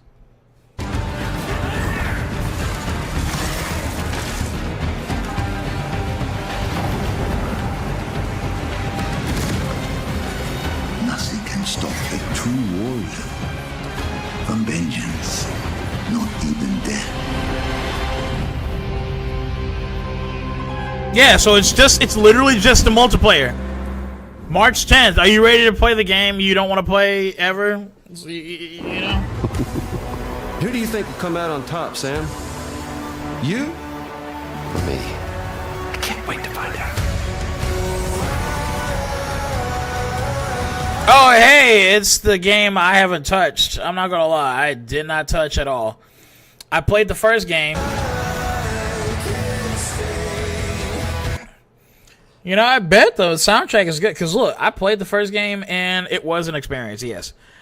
I'm not feeling it this time. Because, I guess I'm now grown enough to realize Kojima's bullshit. And that, don't get me wrong, I would want to play this game. And now that this game is telling me it's coming to PC, I'm waiting for a discount. I will try it. I will. But I have been kind of spoiled on what's going on. But I still can, think for myself. Don't get me wrong. But I feel like I just don't like the feeling about the story so far. The game itself feels like it is doing too much sensationalism, if that's the word.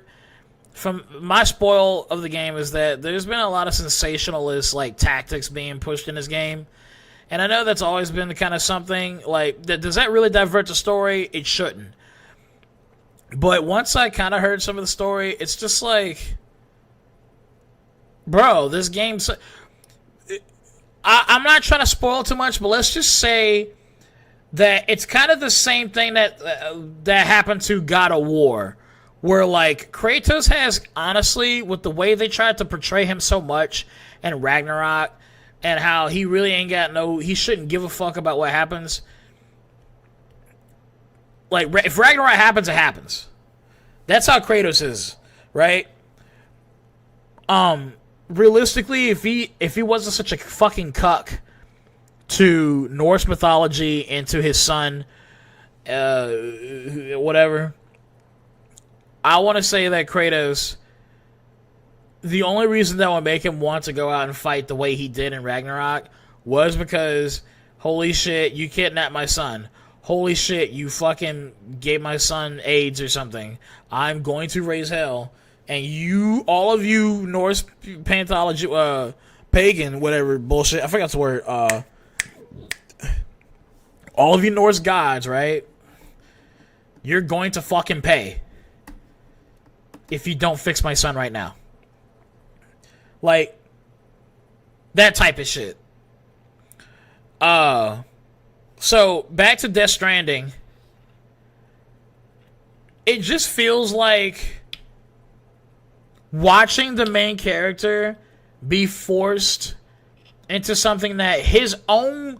The writing itself, the writers themselves designed Sam Bridges to not want to have anything to deal with the world, with globalism, essentially. Yeah, here he is going back in and helping out corporate global globalist fucking elitists to try to connect the fucking world together type shit. And I'm not trying to say, oh man, fuck the world. It's just that, bro, he is one guy. He is just one guy. I don't care if he can fucking repatriate. I don't care if he can come back from the dead. It sucks to die. And I'm not going to try to fucking imagine that he can just do whatever. If it sucks to die, then I'm not going to want to force that on him. But the globalists, they did. They were like, yo, hey, check this out. We got this new thing we want to do. I know you got a fucking thing going on where, like, you finally have, like, fulfillment in yourself. You feel like a fucking father for once. You feel like a man that actually has something to look forward to when he comes home from work or when he comes... Whatever he's doing. He just wants to, like, mind his business. But the story itself is like, hey, you can't do that. And he's like, well, I don't fucking want to, but yet you're given apparently the option of doing it or not doing it, but if you don't do it, the game apparently, I think, either ends in like a really shitty way, like it's the bad ending or something, or that the game keeps forcing you to just loop back and forth on saying yes and like, you know, saying no, but if you say yes, then the game continues on and then the story progresses. It's so stupid. It goes against his writing. It goes against how aloof Sam Bridges is the entire time. Right? He finally has something to look forward to and he doesn't want to lose it. He had nothing left to lose in the first game, but in this game, they literally start off with him feeling content for once. And he had to abandon that. I don't know, man. You better really justify the fucking story. And you better fucking discount the game enough for me to even care any further. So, anyway, guys, I'm sorry for yapping. It's just... My experience with Death Stranding was really, it's very 50-50. Kind of like Ghost of Tsushima, to be honest. But, hey, it's coming to PC, so you might actually see me play it one day on PC. But I know it's going to be a whole lot of just Kojima jacking off to how cinematic he can be. In other words, I'm probably only playing about an hour of gameplay, like, collectively.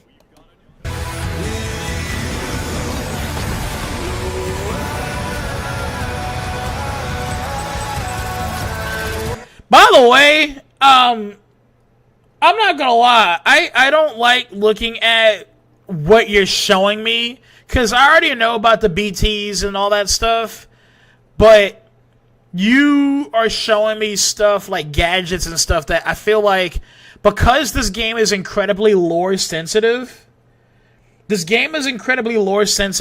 So even just looking at some of the actions on the screen, if you've never heard of Death Stranding before, seeing this guy surf...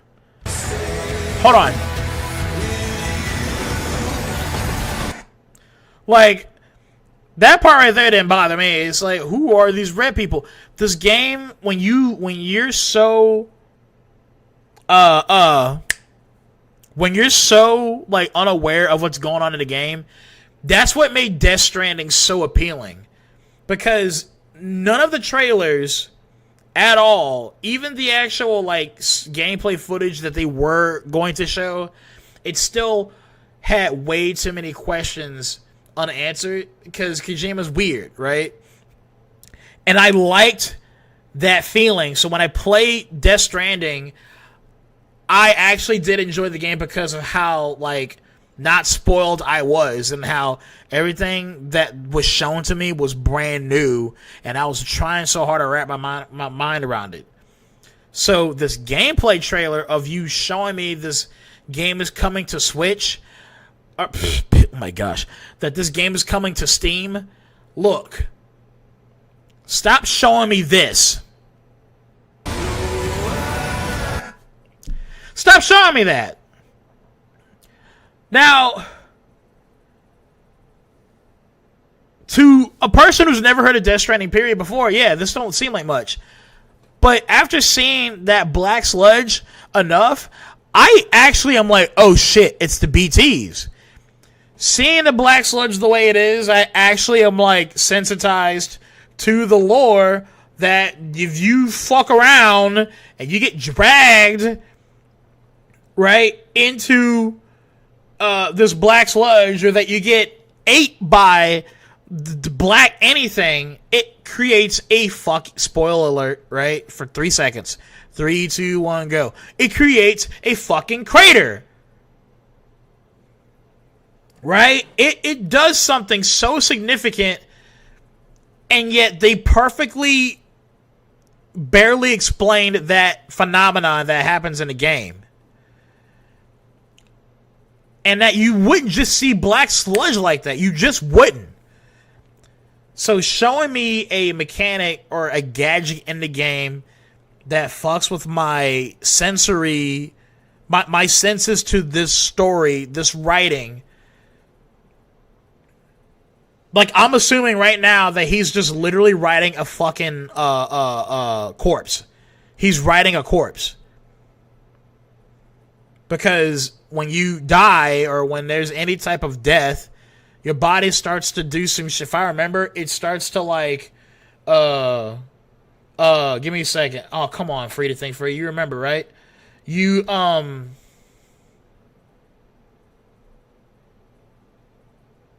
I want to say that I thought your body would cause the timefall rain.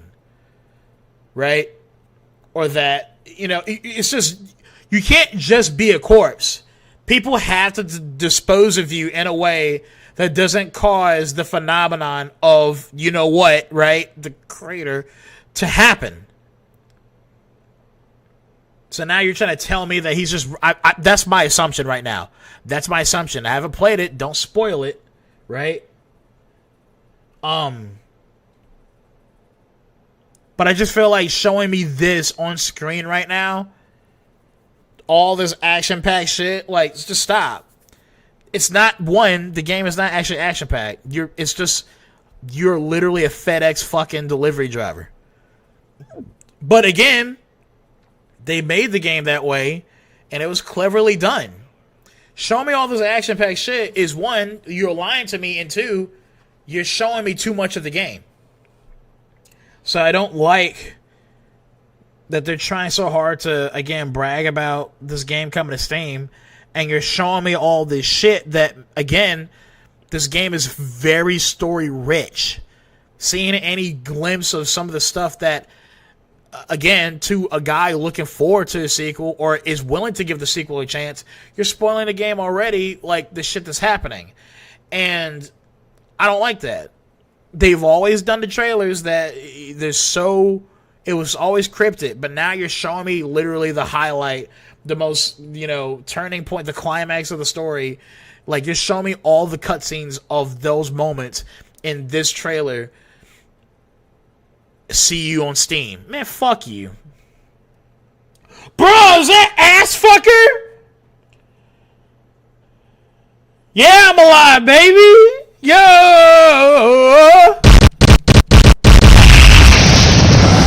I'm still alive, dear girl. It's good to see you, ass fucker 9000. Holy shit, I missed you. I missed y'all too, man.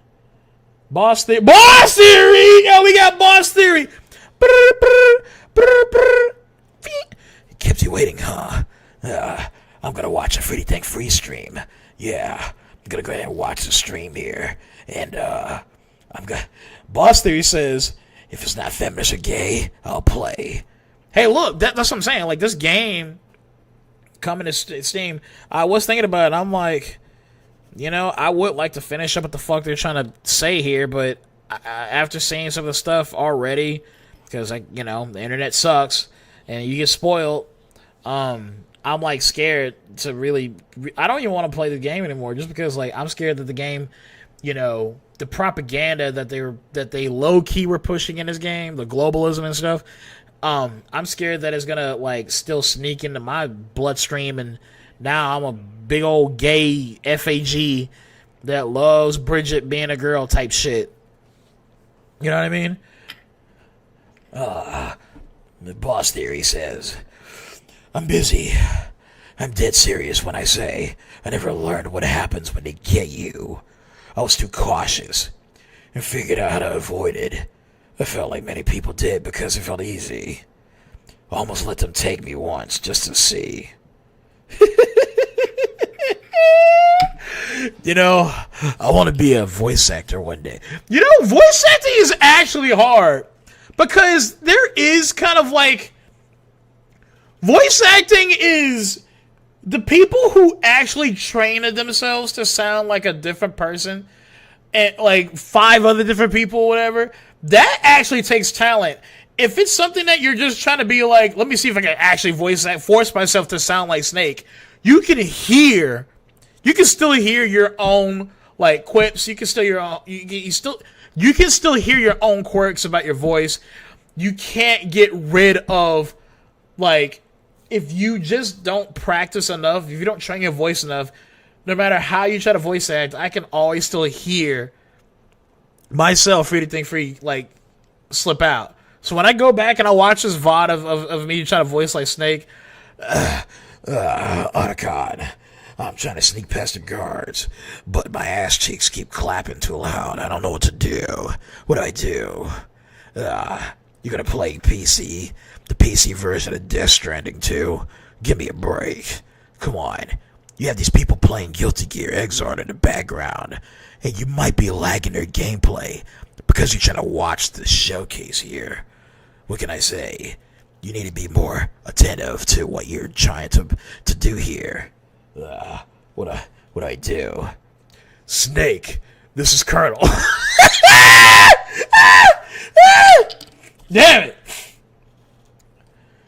Yeah, I know what you're talking about, Boss Theory. That is kind of exactly like what I'm talking about. Look at Boss Theory's comment. He's saying that he never learned what happens when they get you. He was always cautious. And that is how you do play Death Stranding. That's how you do play it. That's the one, because look, you're talking to the guy here that when you watch me play Kane and Lynch 2, that was OG Finger Licker's first time playing that game. But when he was playing with me, he did not give a single shit about, like, the aesthetic and the immersion of being in a camcorder type of gameplay, right? He will always break any game possible. But when it comes to you trying to tell me that this game is incredibly story-rich, I will not try to want to die, right? I want to try to canonically immerse myself as hard as possible what Sam Porter Bridges is doing, right? So don't show me this shit yet of him surfing the fucking BTs or whatever the fuck. Don't show me that. That's why I stopped and have been talking for this long. This part right here, when they keep showing you too much of the content of the game, it just ruins your immersion. Hell, I might have accidentally even ruined it for Boss Theory because he never knew. But that's the beauty of how, like, you know, you're supposed to play Death Stranding, and that's the beauty of how they always did the trailers for this game. But this trailer in particular tells you to go fuck yourself. Here, look at all this bullshit here. Woo! Look at all this shit that can happen. Woo! Look at all this shit that can happen. Wow! Did you know you can fucking climb and beat someone's head in like this? Did you know you can drive? I didn't know you could drive in this game. I promise you. I do remember the trailer where you were riding a truck, but the gameplay, again, the one and only gameplay that they fucking had, of showing off Death Stranding at all. It was just Sam Porter Bridges walking around. And then he lost his balance, he fell in the water. And that shit, like, it was, I thought the game was just that, like, vapid, but, like, beautifully vapid. Like, the way, you know, if you wanted to actually have, like, a, what's that word? A self-isolated gameplay, like what they were trying to do for Metroid all this time. This is self-isolation. Like, this is, like, you're secluded in an alien world, a world that doesn't make sense anymore. It's planet Earth. But these things that are just, like, grabbing at you and fucking, you know, causing detonations and shit, damn. Like, I didn't know any of that. But PlayStation itself is Sony's trying to spoil the one and only exclusive game that they got going from this fuckhead named Kojima. Alright, whatever.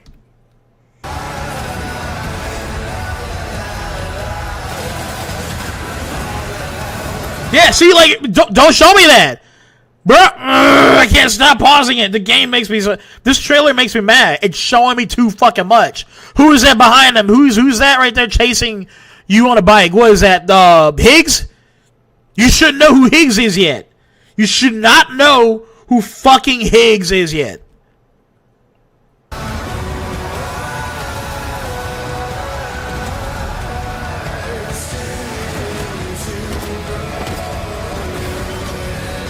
You shouldn't show off any of this. You really shouldn't show off any of this, man. Get you waiting, huh? Kept you waiting, huh? We get it, Kojima. You fucking see, you shouldn't even show that. I am fucking pissed right now. I really am. I have, like, this weirdness about me talking about Death Stranding, but look, it's just, I can't say it enough, man. Just don't even listen to me anymore. If you're even curious to know what the fuck this game is, you've never heard of it before, just play the game. Don't even listen to me anymore. Just hop off this stream. I don't care if I'm making a comeback. Just get off and play the game. I think it's an experience. Just be careful that it is low-key a political game. Like, don't get me wrong, we all know that Metal Gear Solid is a fucking good game series, but it's always been low-key trying to make you a fucking hippie. And, yeah, like, I don't want war neither, but I'm not gonna want to fucking, you know, ruin another country or dilute a country's culture just because. This is your way of achieving peace. You can't really achieve peace across the world, man. Each country is its own fucking shit. But, you know, I just think that the whole globalist thing is just, it's a scarier thought. You know, one government, just one government. Man, that they can hide behind all different types of shit within that one government. Anyway, look. Assfucker says, a trailer should show just enough to be interesting, yet leave enough to create an actual intrigue in what surprises it has in store. Thank you. Thank you for saying that. That's all I'm trying to get at. I mean, it seems like I'm just overreacting off the trailer. But Death Stranding 2 should literally be just as cryptic as the first game. And not only am I seeing so much of everything, the game was also good at, like, Easter eggs. And you showed me, like, one of the biggest Easter eggs, and it's clearly him saying, kept you waiting, huh? Anyway, I'm just, ugh. Can't imagine a voice actor now because of that typecasting crap. Oh, you're talking about... Hi. Are you talking about how, like, yeah, if you want to voice act an Asian guy, they will only want an Asian guy to voice act? Yeah, that shit's retarded. I'm Mike Booth from Bad Robot Games, and game director of 4Loop. As a game designer, a core goal of mine has always been to make game experiences that offer interesting surprises and unpredictable moments that never get old. The result is 4Loop, an emergent, challenging, 4-player combat sandbox where you and your friends succeed through cooperation and improvisation, and where no two runs are ever the same.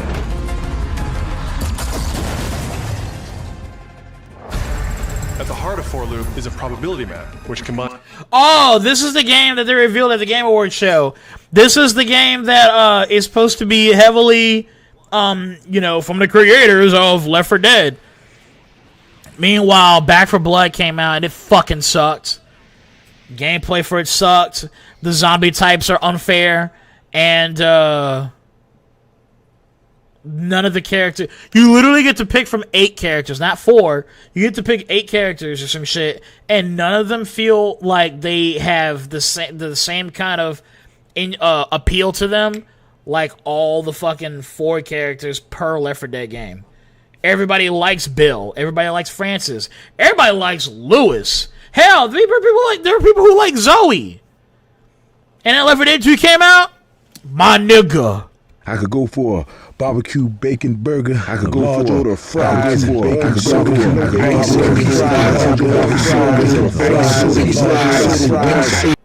If you do not like Coach, I genuinely think that you are, I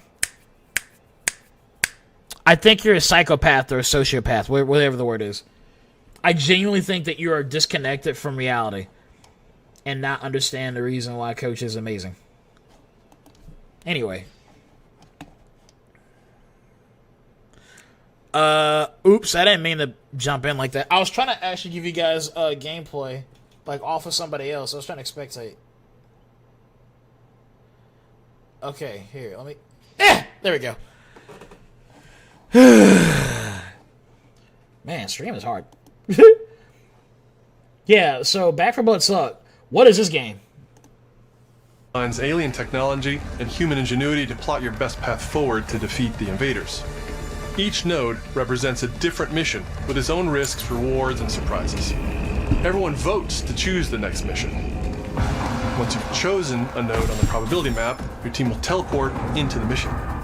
You may have to collect mission-critical resources, or even rescue survivors that can offer cool upgrades for their gear, all while trying to avoid the alien forces constantly sending drop pods and kill bots to stop them. We've worked hard to ensure that there are tons... So, wait, is this literally fucking Arc Raiders? Nah, I know it's not really Arc Raiders, right? But can we all come to terms that too many games that are trying to adopt certain aspects of something, such as...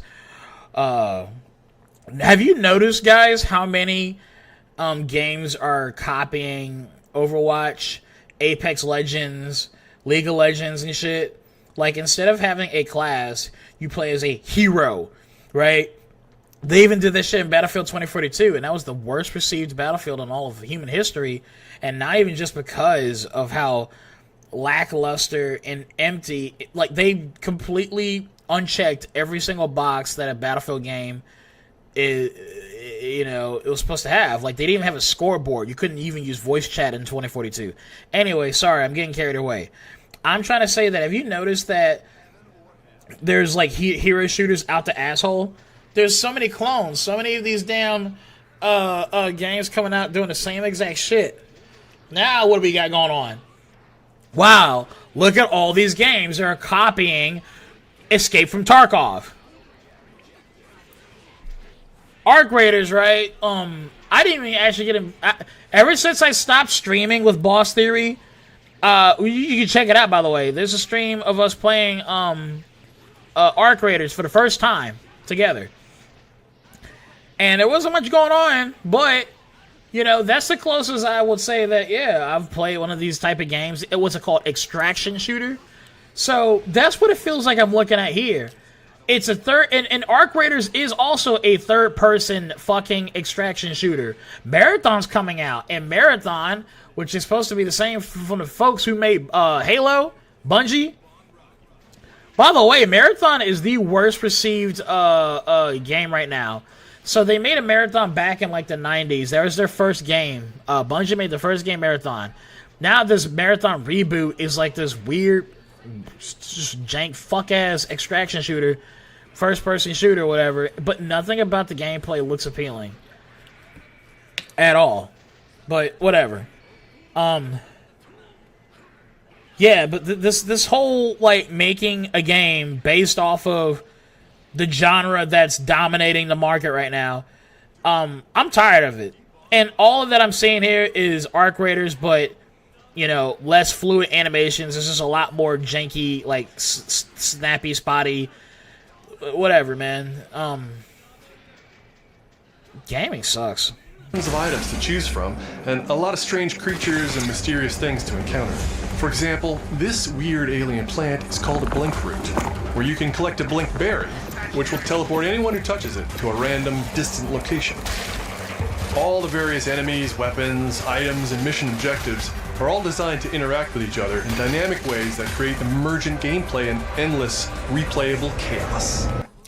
Now, don't get me wrong, or actually, no, like, this is exactly what I'm talking about. I wished he kept it as simple as there are a lot of crazy alien creatures on this planet, and I won't spoil any more details. I know you're trying to get people to, like, play the game by giving us an example and seeing if that sticks. But just like I said before, I'm all about the element of surprise. That's why look, it's just as simple as just don't spoil yourself. Just don't spoil yourself no matter what. But yeah, I like finding that out myself. Some of the alien designs look pretty cool. I'm not kidding. I wish I found that out myself. Like, if it was a game that will kind of tell you a little bit, and then you figure it out on your own, like, oh, like, it doesn't take too much intuition to know how something works, then I'm all about it. It don't have to be as cryptic as a fucking Souls-like game, right? But it shouldn't be right in your face, like a fucking trailer for Death Stranding 2 showing you how Sam Porter Bridges dies at the end of Death Stranding 2 type shit. Need to play Ark again. Yeah, we do need to play Ark again. That was fun, boss. Originality is going the way of the dodo. Yeah, tons of Overwatch clones. Nacho Libre! Yo, we got Nacho Libre in here! Trailer should be a perfect way to reflect the atmosphere of the world you're trying to create. This literally looks like any of the realistic games that have came out these past years. Yeah, it does. These people are making you feel like a creative genius. It's just endless slot copies. Boss Slayer says gaming will become so much worse the more devs admit to AI without shame. Yeah, it really does suck, man. And you know what? I was supposed to actually add this in a video I just made. Please check it out if you haven't. But I just made a video it's really kind of covering some of what I'm going through for my channel and for life and shit. But hear me out. Yeah, if you didn't know already, there is a lot of AI stuff happening, and that was the most I've actually used AI. But usually, if I can't get what I want out of AI, which I still haven't mostly, I usually will still try to do what I can to humorously add, like, if it can prompt me something that I can actually get to convey my storyboard type of shit going on, because I feel like that's what I focus on my videos is I'm a storyboard type of guy, like that. I want to say I want to get good at that point. I want to get good to that point. Storyboarding is very hard, and getting the exact angle that you want in the back of your head to be put onto a screen through Adobe Premiere, fighting your PC from trying to crash it, and a bunch of other shit, like not having the infinite amount of resources to get that exact angle that you want on that hand to put on that character, or even have the character have the hand. I will admit, I have used AI, and it's not like I'm paying for it, though. I obviously am trying to exploit, you know, the same type of concept that is exploiting our belief of what's real or not. So I want to be able to, like, exploit having only so much amount of AI usage. And that's what you've kind of seen in some video, in the video.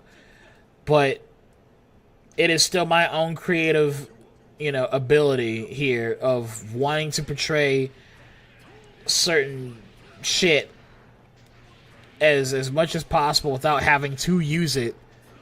But AI does kind of somewhat shortcut concepts like Philia holding a fucking broomstick. I could have easily found a hand that found a broomstick, but at the same time, I probably wouldn't have. And it would have taken me an extra 30 minutes, hell, even to an hour, just to, like, get the hand to make it, to trick you into thinking, make a hand that's holding a different PNG of a broomstick and put it on Philia in a way that the angle makes sense. I could not, if I didn't use AI, I wouldn't have been ready to stream tonight. I wouldn't have been.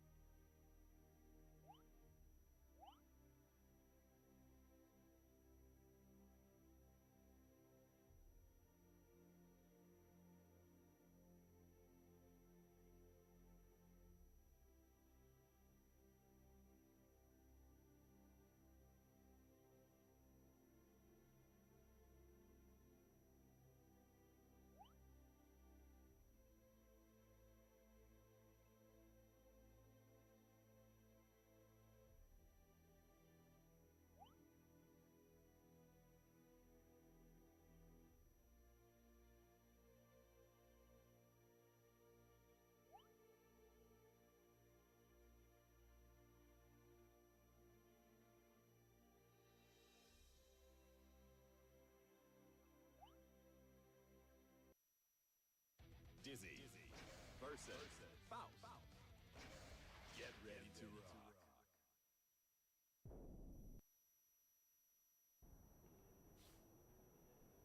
Heaven or hell. Duel 1.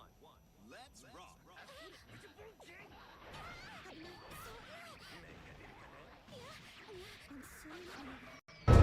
That means your decisions really matter, and creativity and improvisation are key. We really want players to try things and think outside the box, like hacking an alien terminal to provide intel to the rest of the team, or being bombarded by killbot drop pods, or barely escaping with your life. And if you do die, don't worry.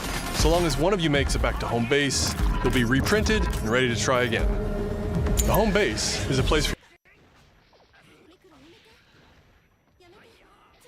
Now bust that crip move, show that nigga how it goes, crip. Now bust that crip move. Show that nigga how it goes, crip.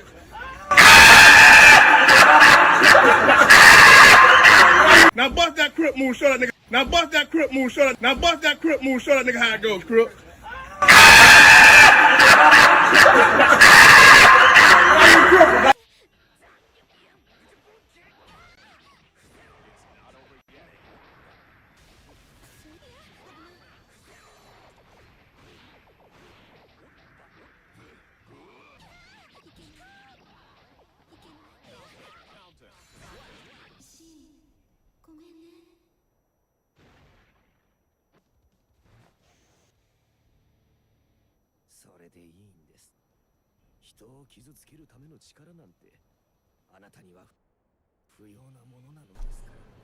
Hello?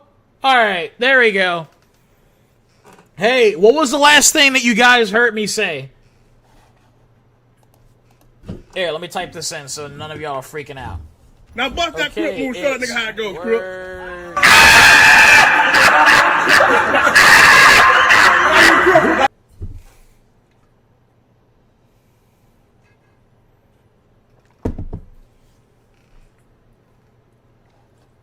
Doesn't want us to hear the sound of me kissing a bearded man. KYS.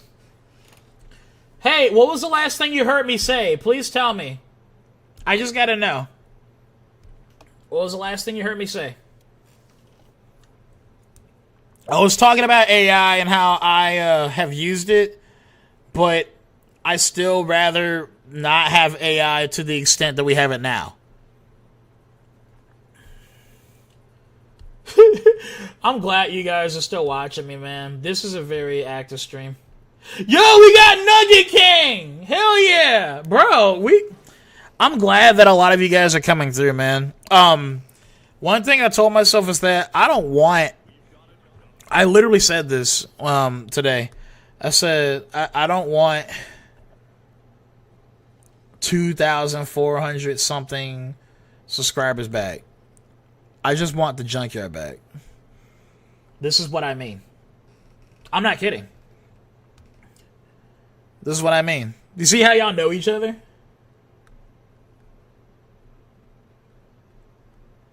This is the Junkyard right here. This is it. I like if it's like, would you rather have free? Would you rather have all your 2,000 some fucking 2,000 people back? Or would you rather have the people back who show up to your streams? And I'm like, I would pick the people who show up to my streams. The only reason why I got 2,000 subs is because I was fucking around pretending to beat Arc System Works. Realistically, I probably wouldn't even got to 2,000 subs. But I'm not even trying to brag. I mean, you know what? I am. But I am trying to say, though, that I will brag for you guys. I wouldn't brag for 2,000 people. I would rather brag for you. The people who know me like that. Because I've seen so many people literally like drop off of my subscriber count once I started becoming real, like with who I really am when it comes to streaming. So it means a lot to me to see. Got to the Dragon! See, this is what I'm talking about. A lot of the people who, if I see any more of you motherfuckers who I called out in my my recent video, then damn. That's what I'm saying, man. Like, all you motherfuckers are here. But yeah, that's what I'm saying. Anyway, guys, alright, so thank you, boss, for telling me. That's all I was trying to say. Yeah, I couldn't make it to my stream almost if it wasn't for AI. So I ended up using it. I only needed what I wanted. I didn't want any more, right? Of the content that I needed. But yes, it would have taken me like an extra hour, like just to fucking add a fucking hand to, like, if it was like a separate hand from a broomstick, to make the broomstick drag over underneath that layer of that hand to make it seem like I'm holding it and then bring it onto affiliate. Yeah, I didn't want to do all that. Just make the fucking bitch hold the fucking broomstick in her hand by prompting Gemini to do so. Okay? That's all. That's as far as how I use AI. But I ain't trying to fucking, you know. Anyway, you already get it. I'm done talking.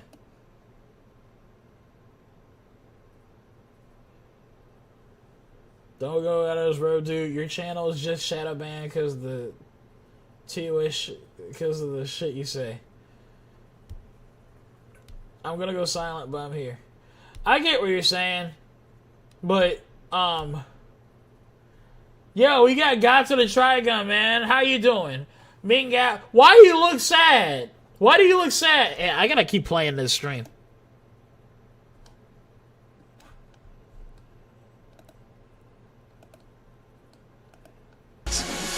Each act of the probability map culminates in one of multiple boss battles. This is the scanner boss, a huge geologic surveyor that scans for flux deposits to harvest. Its scan fields are very lethal, creating a dynamic obstacle course of lasers to avoid while attempting to destroy the boss itself. Because the scanner's body rotates like a 3D puzzle, you want to spread out and attack it from all sides. All, of course, while avoiding the slow-moving, lethal laser grids.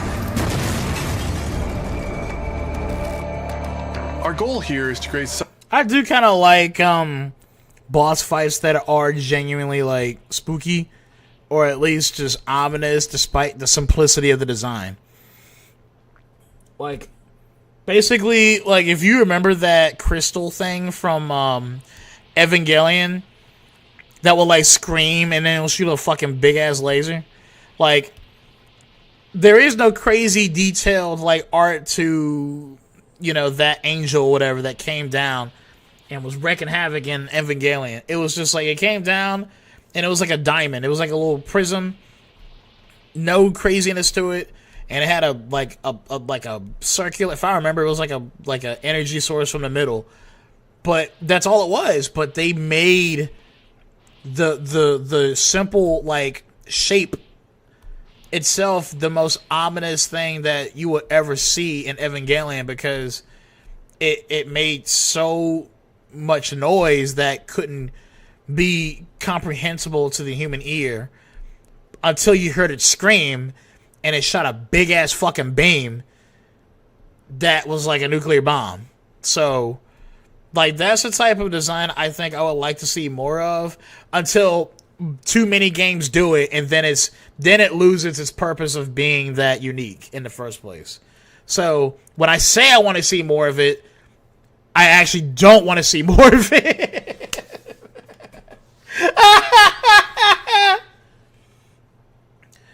But I'm dead serious though, man. Like, if that makes sense. Here, am I muted again? Now I'm paranoid.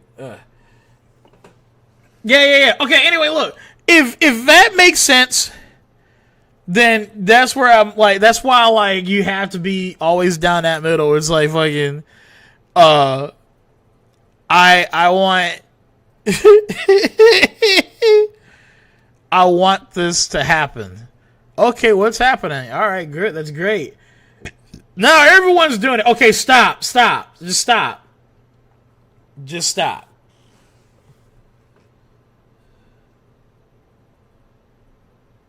Anyway, speaking of, it's Friday the 13th. Oh shit!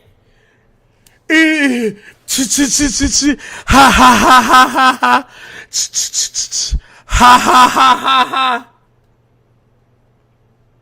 Hey, you better not be an underage, horny high schooler going to some outdoorsy fucking camp or whatever. Going to the woods at night, just being horny and looking for sex. Do not be that person. You're going to die.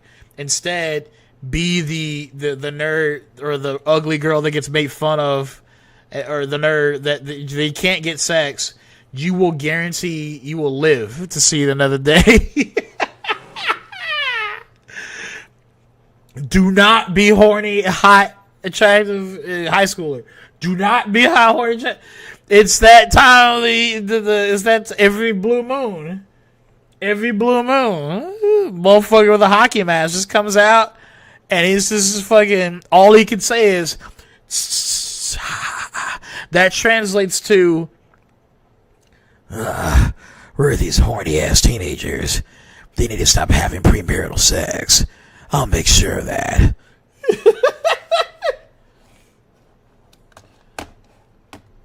Basic Shapes is being used for fandoms catering to kids or Roblox people, which I'm mostly looking for.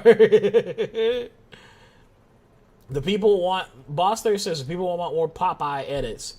That's what I think, but what do I know? I'm just a top rocket engineer working at NASA with a team of 40 well-endowed and not lame scientists under my instruction and tutelage. Alright, I'm actually silent now. See, using AI as a tool, not as a product. Let me get them Milky Bars. It got to the dragon. He wants them Milky Bars. That better be what I think it is. Something new, where every run has you yelling and laughing and saying, I can't believe that just happened. We're currently in pre-beta, so there's still plenty of polish to come, and we need players like you to join us in upcoming playtests. Your feedback will be invaluable in helping us make this game truly great. I want you to not be an extraction shooter. I want you to, like, make Left 4 Dead 3, the end. We can't wait for you to play it for your... Not gonna lie, the game don't look horrible. The game don't look horrible if you, again, aren't so overly sensitized by the amount of just slop, carbon copy, genre IPs that are constantly coming out. So, anyway.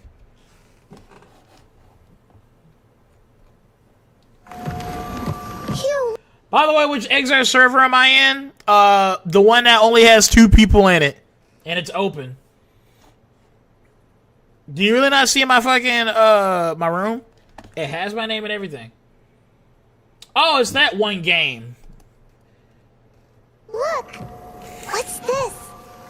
That's the Earth.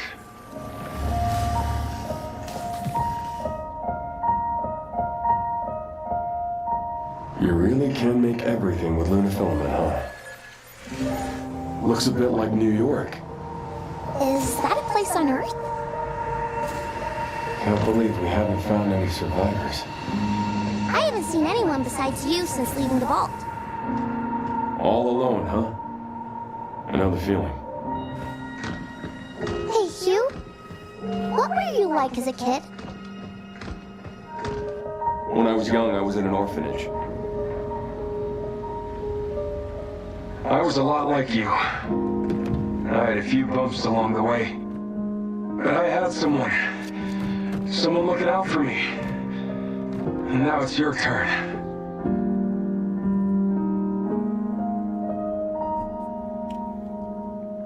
I'm not gonna lie, I want to play that. I do want to play that. The game didn't spoil me too much on what's happening. In fact, I wasn't even really, like, you know, because I only check out this game when there's a showcase that will let me check out this game. So it's with whether they show it or not, they have paced it just enough to where I'm not being spoiled or not.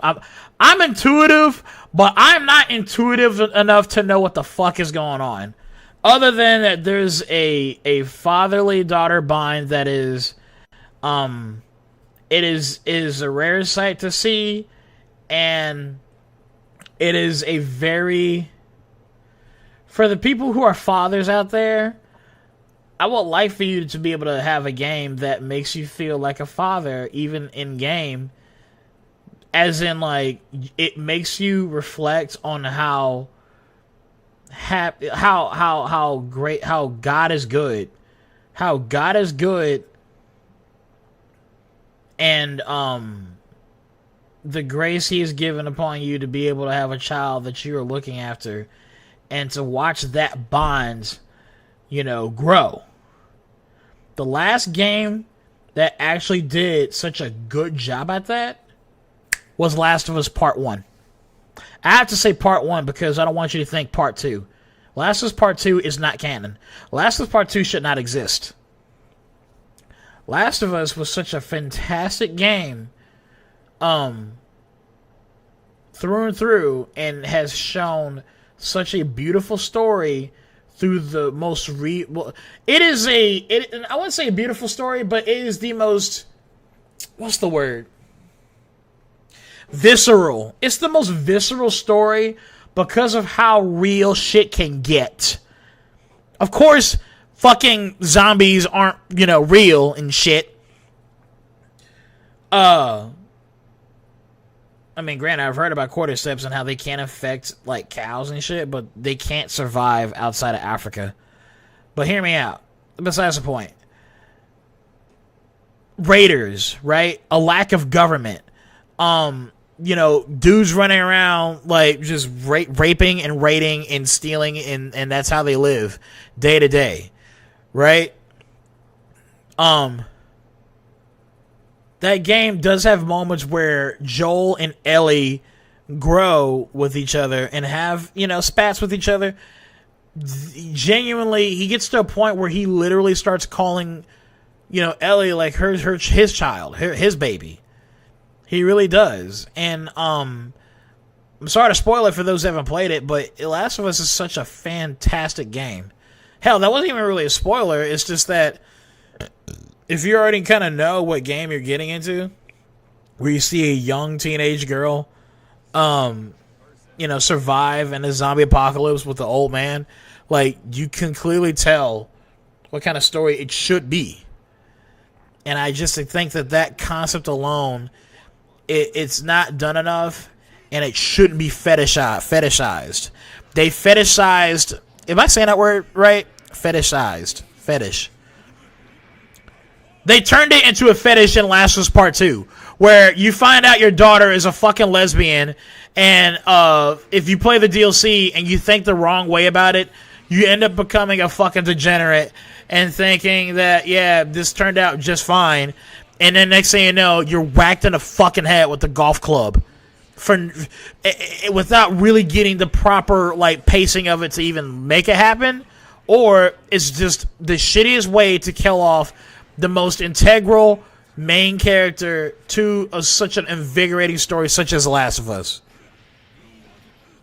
That's like if Arthur Morgan, spoiler alert, for about 10 seconds. 3, 2, 1, go. It's like if Arthur Morgan sat there and just got to camp out of the snowstorm, and then he gets fucking TB and dies within, like, the first 2 missions. And then you play as John Marston. That's how stupid it is. That's how stupid the fucking, concept of how they paced The Last of Us Part 2. Anyway, Pragmata seems promising. And I hope that Capcom don't fuck this up. They really do love making their games be like this hyper-realistic shit-ass. If it ain't Street Fighter, it's a hyper-realistic rendition of a game. Actually, I take that back. They did announce Mega Man, but other than that, I promise you, any other IP that Capcom has under their belt, they're sitting there, and they're going to turn it into this incredibly high fidelity graphic, like Unreal Engine 5 type of shit. Like, there's no more distinctive cartoony artists look. Everyone's three. I'm done talking.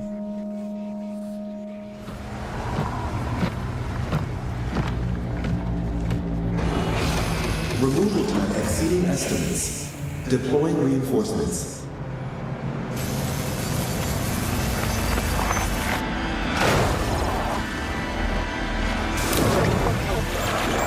What in the...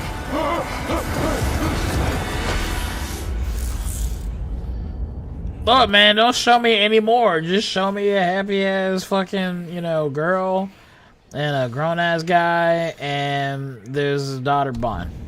Don't show me anymore. I ain't got a PS5 because I'm not gay. That's 6 now. 6 survivors of Raccoon City, all dead from the same thing. Oh, it's Resident Evil. What is it? Is this Resident Evil 9? It's not good. Victor purchased a building after Umbrella went under. The Rhodes Hill Chronic Care Center. I've only played... I'm sorry. Anyway, I'm not sorry. This is just how I am. I have played The Last of Us...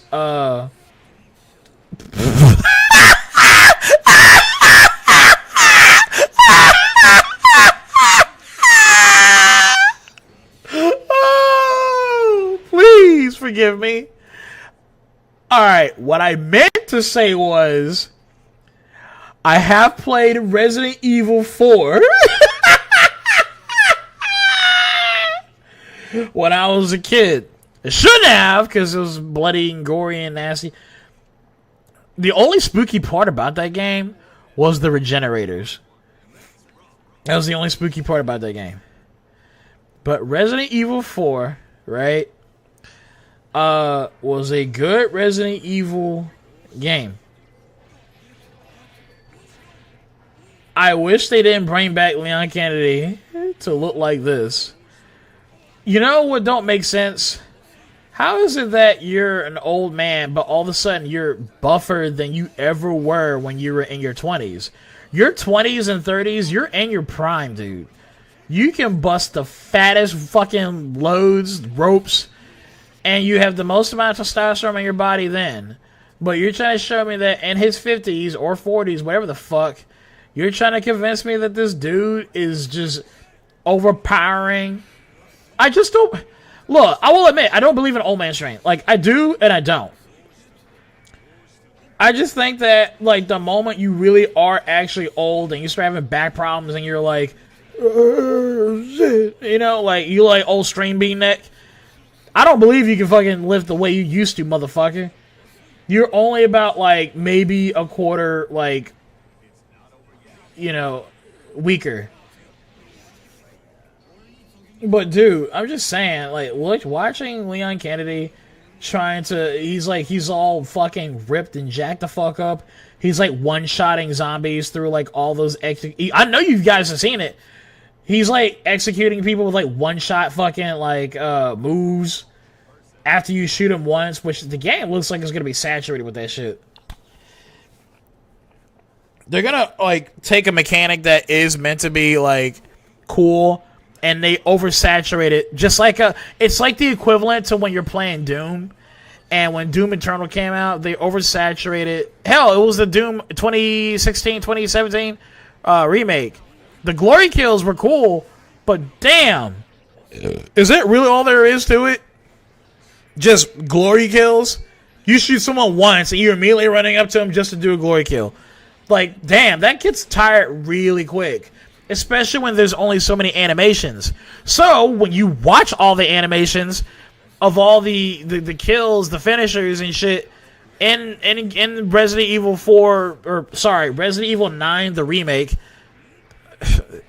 Resident Evil 9, you are going to get tired of it.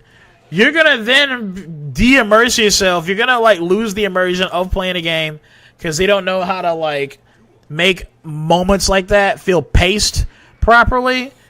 And so you doing finishers and executions and Resident Evil 9, it just feels so that starts to feel empty.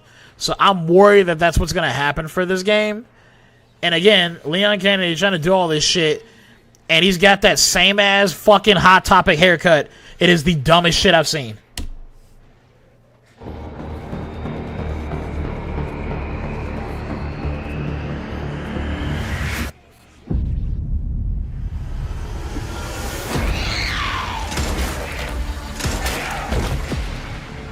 You okay? What does Victor want with you? What do you mean? He grabbed you for a reason. Did you find anything on Opus? Not yet. Nothing on the servers of the CIA or the Pentagon. You are an ignorant fool. Leon, we're running out of time. You know what? I'm assuming he got infected with something. He got infected with some type of virus in that region. That's the Resident Evil of that game. And he's now on borrowed time. So, yeah. That's what's happening.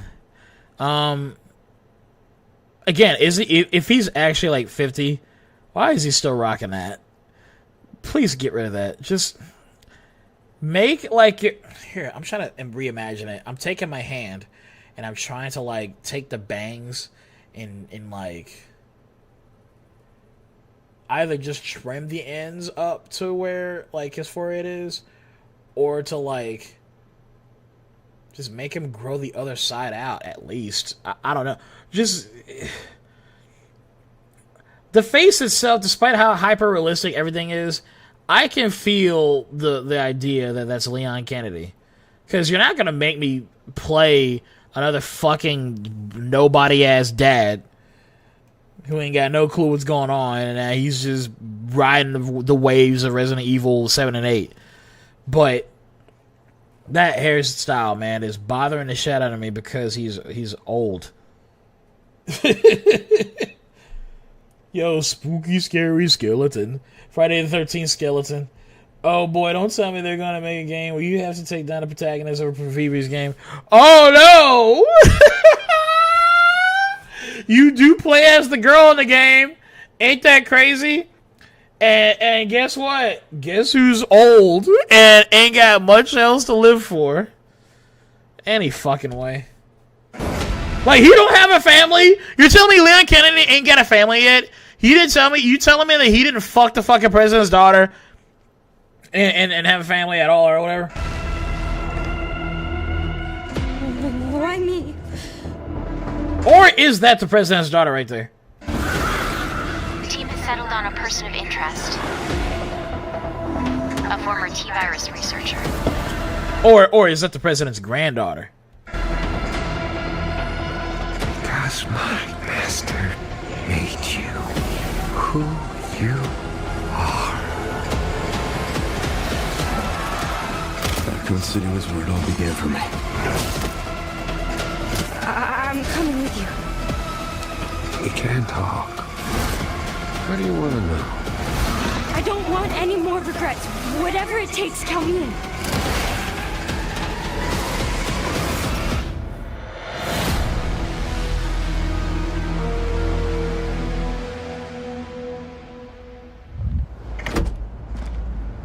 It's been a while since you've been back there.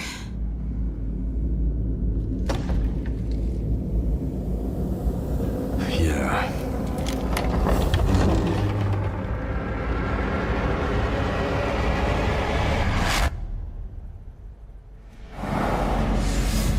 Oh, that's a few weeks from now.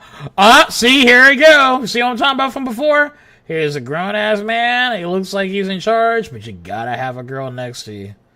And she's over here licking her lips. Hi, everyone. I'm Sean Benson. And I'm Sid Schumann. Global Content Communications. Global third-party... Oh, no. Globo homo. Here we go, folks. These are the people you gotta be careful of. I'm just... Oh, okay. We're back with a new batch of games on their way to PS5.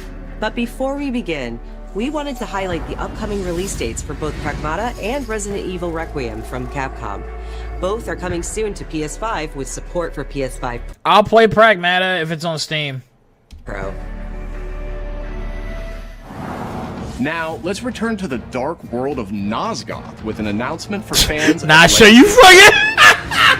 2003's Legacy of Kain Defiance is being remastered by Crystal Dynamics. Hey, has anyone ever played Legacy of Kain? So, when I was a kid, I used to remember playing... I don't even remember how I actually played. But, damn. Like, it looked like a really deep game, and I didn't know I was playing a sequel of it. But Legacy of Kain seemed like it was actually quite the story and the Sony exclusive. And I used to just, when I was a kid, I wasn't really fascinated by it by a whole lot. And I would walk in on my brother playing it, and his eyes are just fixated on the screen. Like, I guess Kain is a good game. I love globalism. I love global organizations and eating my slop. And will be available to pre-order today. The final chapter in the Soul Reaver saga brings players into the conflict between the vampire Kain and his betrayed lieutenant, Raziel. This remaster boasts updated... I used to literally think that was the main character, the other dude, not this blue guy. HD I'm rewinding it because I'm looking at the graphical differences. Brings players into the conflict between the vampire Kane and his betrayed lieutenant, Raziel. This remaster boasts updated HD graphics, a new third-person camera, and wayfinding level maps, as well as bonus features like character skins. Now, what do you have to tell me? Lost levels, deep lore, photo mode, and more. The digital deluxe version of the game includes promotional comics and a playable demo of Dark Prophecy. Which, by the way, if I'm not mistaken, that this game series was that extensive already. There were already comic books. There's already like other different types of media to consume about Kane and shit. And that's why I'm asking. I don't know shit about this series.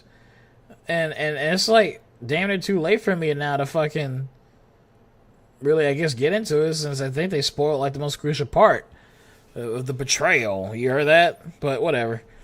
You know me, guys.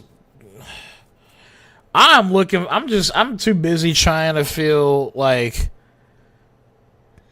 I'm trying my best to like something about this state of play. And I'm just waiting for the bullshit to happen. I'm waiting for the monkey paw to curl, is what I'm saying. I already did kind of see it curl earlier, but, you know, not enough to where I'm, like, too worried, but I'm still staring at that monkey paw. The unreleased sequel to Defiance. Given the choice, whether to rule a corrupt and failing empire, or to challenge the fates for another throw against one's destiny, what was a king to do? Legacy of Kane Defiance Remastered launches next month and will be available to pre-order. Okay. Installment in Happy Net's Brigandine series, which dates back to 1990.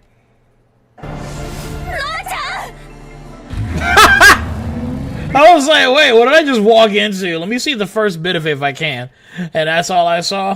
Brigandine Abyss is the latest installment in Happy Net's Brigandine. Hey, am I muted? Just checking. Nah, you see what I'm saying? I told you guys I'm paranoid. Testing 1 2. Okay. Okay, see, I'm fucking paranoid. You get muted once and now you're like, it cannot happen again. It cannot happen again. It will not happen again.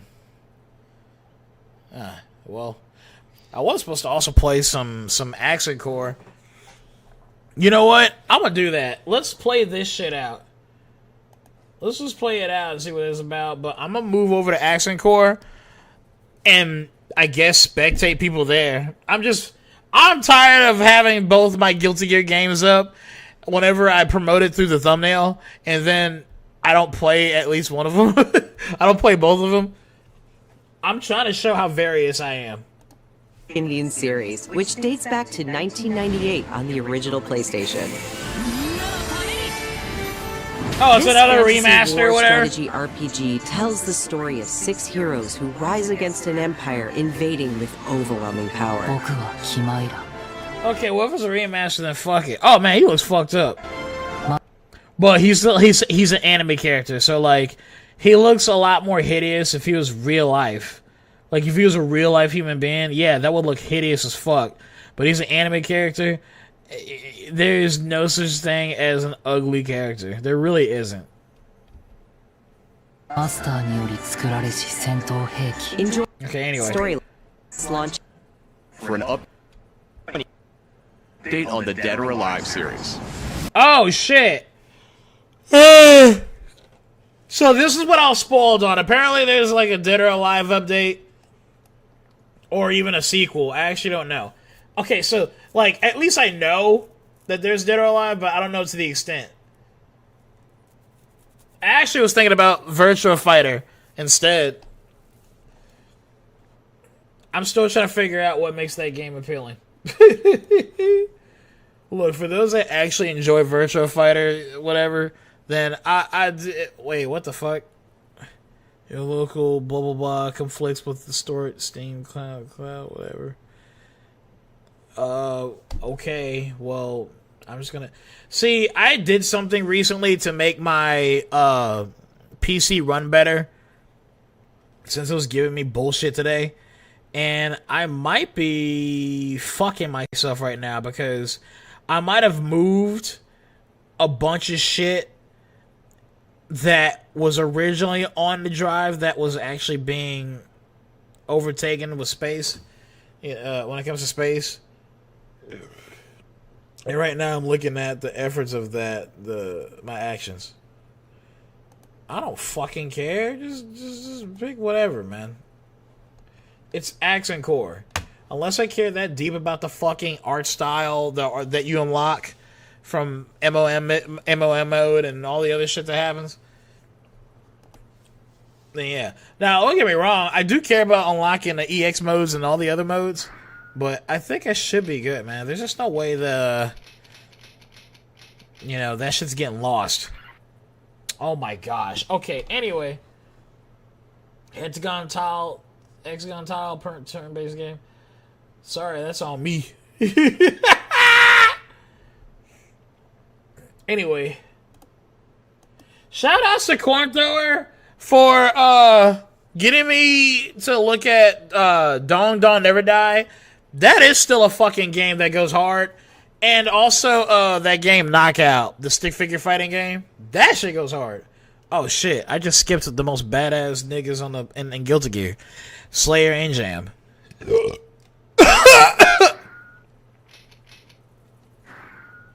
Okay, sorry guys, here we go. こんにちは。シリーズプロデューサーの林です。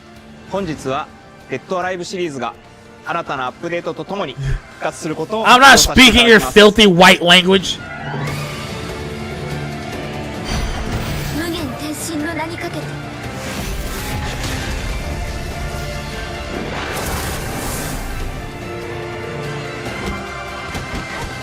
本作デッドアライブ6ラストラウンドはオリジナルのデッドアライブ6をベースに Okay, sorry to pause it so much, but please hear me out. I'm trying to adjust this shit to where you're get to see accent core gameplay at the bottom right here. There we go. Perfect.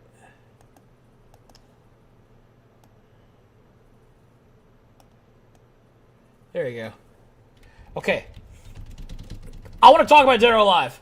I am the last person on this planet to have actually played a Dead or Alive round in my entire life competitively.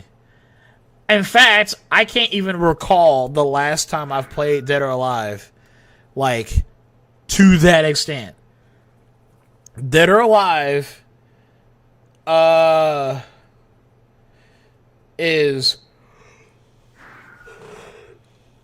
how do I say this? So, like, it's not mainstream, but it's not niche neither. It's just it is mainstream probably, but like it's not as mainstream as Tekken, right? We all know that. When you're sitting there bragging about having 3D, AV, what do you call it? OAV? 3D titties and ass just bounce all over the fucking place. When you're known to be a game that's like every single game that you've released has needed to have fat tits jiggling in your face. This is the part I really want you guys to hear me out on this. This is where you lose me. Because, yeah, I know, like, at the very it's funny that I say that, but I played Skullgirls. I haven't played Skullgirls in a while, though, but after they fucked over Mike Z and Alex Ahab, but that's a different story. It's just that, yes, like, the 2D version of the... Oh, my fucking gosh. Hey, can y'all hear me? Can y'all hear me? Testing 1 2 1 2. Can y'all hear me? My computer just told me that I disconnected from my OBS for whatever fuck reason.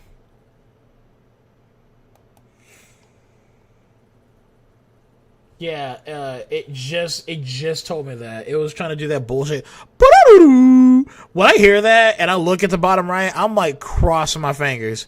That bottom right corner has never brought me good news ever. It never fucking did.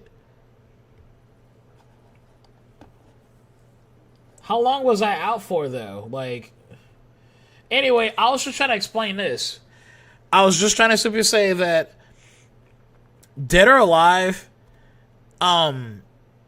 is like the 3D Skullgirls, if that makes sense. But no, I take that back. Like I said, I took that back. I take that back. Skullgirls is like Darkstalkers, and like there are already like female characters that some of them, they're not even human, but you know, they're not drawn to be ugly. They're not drawn to be ugly, but like, you know, it's fiction. Again, it's fictional, man. Who fucking cares? Okay? Who fucking cares? But I'm just saying that too much of the sexualization of a game does tune me out. So that's what I'm trying to get at. Skullgirls is just, again, the perfect balance because to me, like, it was just the fact that, I guess, the campiness of how sexualized the characters were, like, everybody was jiggling. Everybody. For the dumbest of reasons that you couldn't actually take it serious anymore. Instead of it trying to look realistic, jiggly type of shit, you actually would just come across characters that, like, they were jiggling in their hats. They were jiggling in their crotch and their ball sack, because when Beowulf came out, he was actually a character that helped really balance out the amount of like sex appeal from like almost every female character, even the fucking monster that ain't got no shape to her, right? Double. And when Beowulf came out, his ball sack, I didn't even know this because I'm a guy, I'm not looking, but literally there were female players that I remember they were like, yeah, no, his bulge is fucking hot. And I'm like, what? And it took me a bit. It took me literally almost a year until I found out after his release. Holy shit, Beowulf's ball sack bounces too. There is no one that is safe from the amount of campy sexualization, like animation throw-in. They even said that Peacock's hats jiggle. Peacock's hat, it fucking jiggles. When you look at it, it does. That's how wild that game is. Then they fired Mike Z and Alex Ahab because feminism took over, which it really did. And so from there on out, like, the only bouncy thing left that was there was Umbrella's hat. But that's just, it's such a goofy game that the sex appeal in that game didn't actually, no, it didn't make me go beat off, right? Dead or Alive is a hyper-realistic, it was one of the games back then that, yes, like your 3D models have to look damn near real. The characters have to look real, even though they're like porcelain-looking faces. Like they're 10 out of 10 every time. No ugly character involved. So Dead or Alive is just not the same thing. But I couldn't help but bring up Skullgirls just in case someone wanted to like try to call me out and be like, "Hey, wait a minute, motherfucker, you play Skullgirls?" I'm like, no, it's not the same thing. But Dead or Alive has a fucking spinoff where you're literally at a beach. Twice! You're at a fucking beach. And... oh my gosh. It's doing it again, guys. It's doing it again. Guys, I'm scared. Like, I feel like I want to turn off this accent core shit. Can you guys hear me?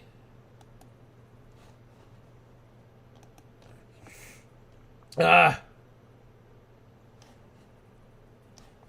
is driving me fucking nuts, dude. It really is. Oh shit, I'm on the fucking...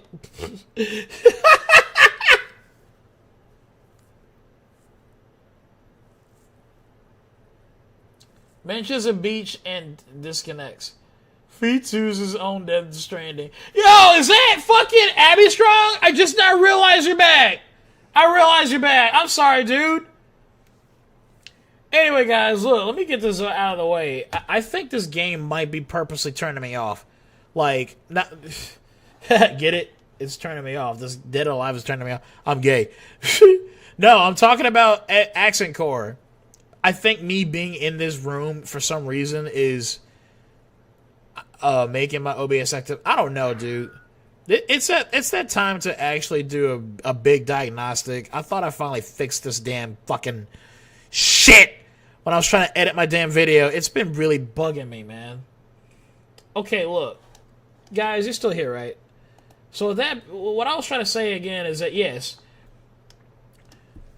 Dead or Alive is the game that's like, okay, haha, you're just being too Puritan.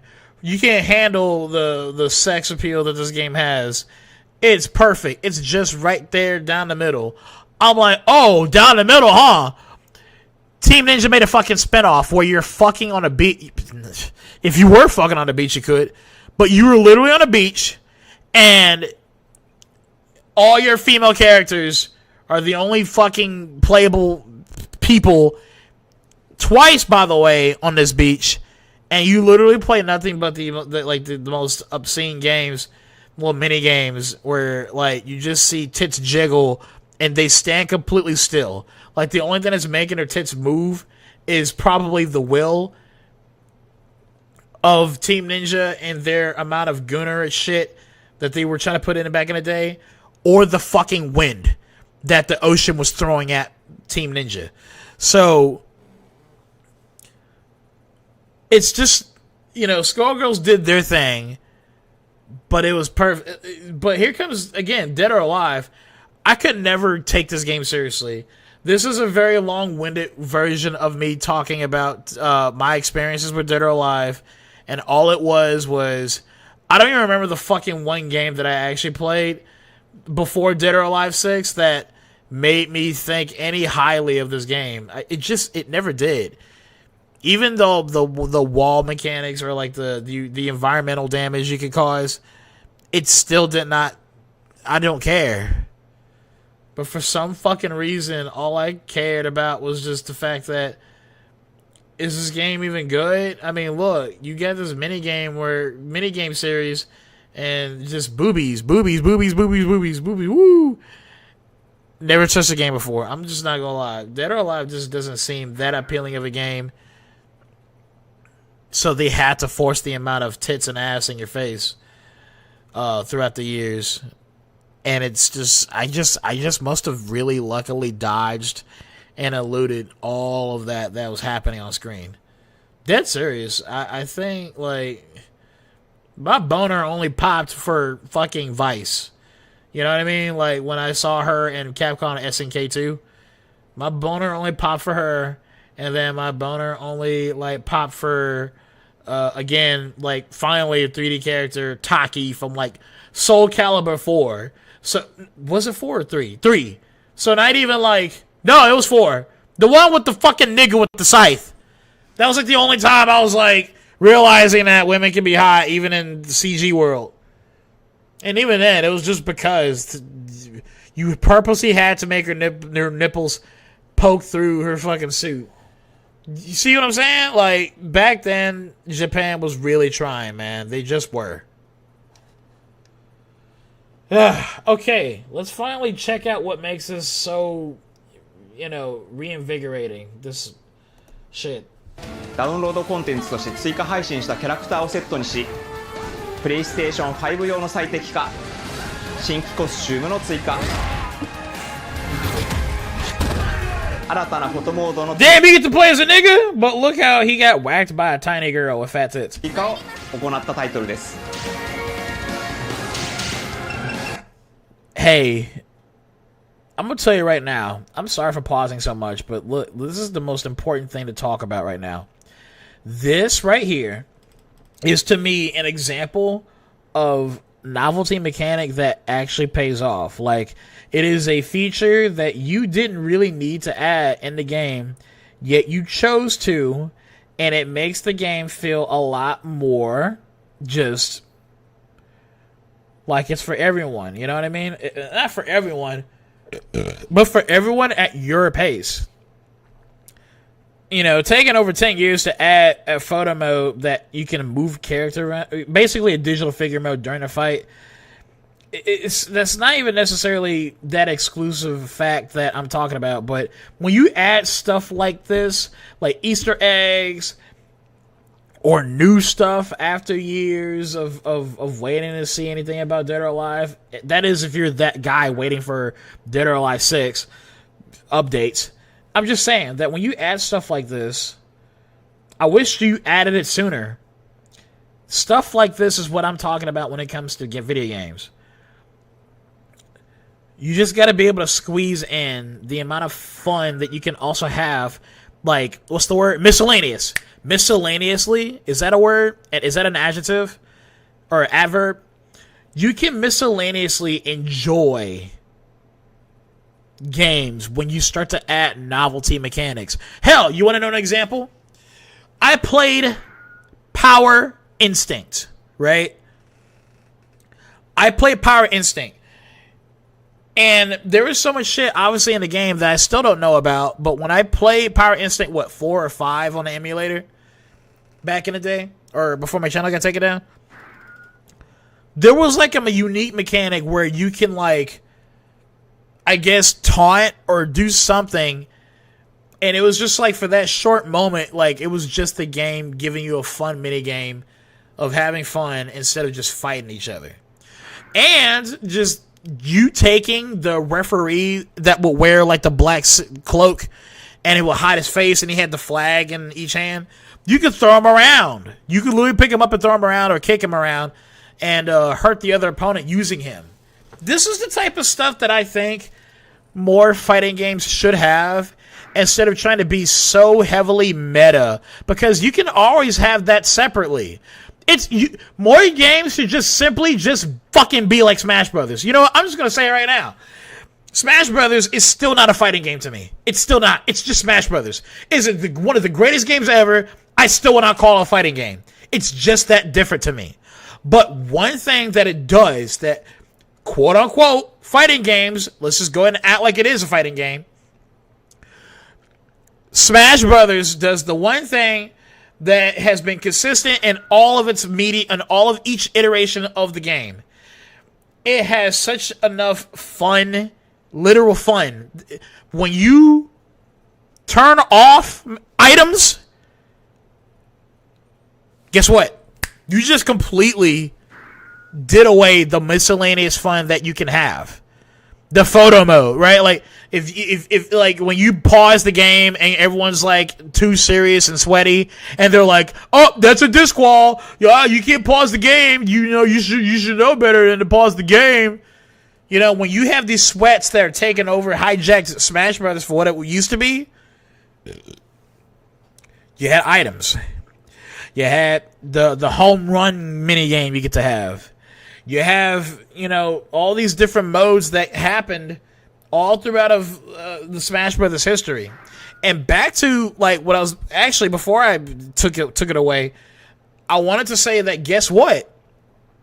You still can switch on or off these settings, items, Smash Ball. You don't have to fucking play home run contest. You can just only play the game competitively and pick fucking Final Destination and have a mirror match with Fox, right? All of these things that I'm saying should be an option, a switch, a choice. If Guilty Gear, if Strive was like, we just can't add fucking insta-kills, man. We think that is game-breaking. We don't want to add that.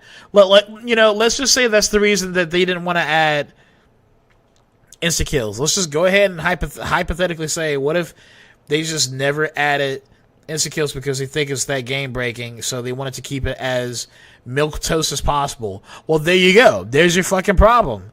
You never thought about it just being like a switch to turn on or off before the match happens? You know, you didn't think about, you know, like for most of the fighting game community right now, the issue with a lot of these newer fighting games is that they cannot turn off auto combos at all from butt mashing. And Dragon Ball FighterZ was the first fucking sin to commit that. It was the Eve. That was the Eve that ate the apple. Is watching Dragon Ball FighterZ do this bullshit where your auto combos have to be integrated.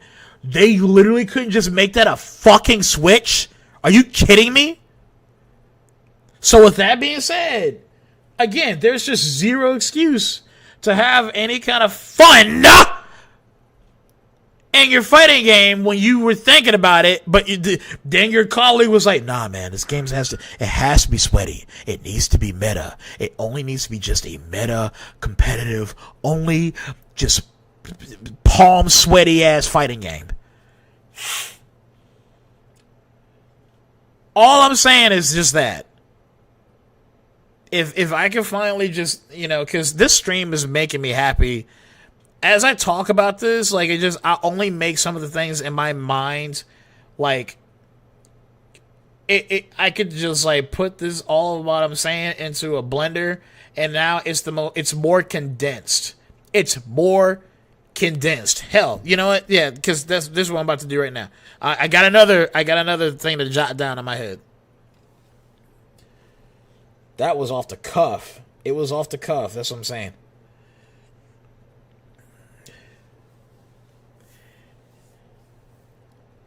If fighting games are so worried about retention of both pros and baby ass fighters or fighting game players, how come they don't make miscellaneous fun novelty like mechanics a switch to turn on or off?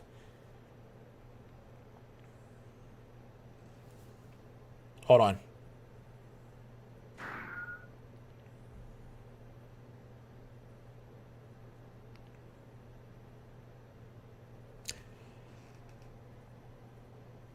Okay, that's it. That's it. That's all I want to say. But bro, yeah, that right there is what I'm talking about.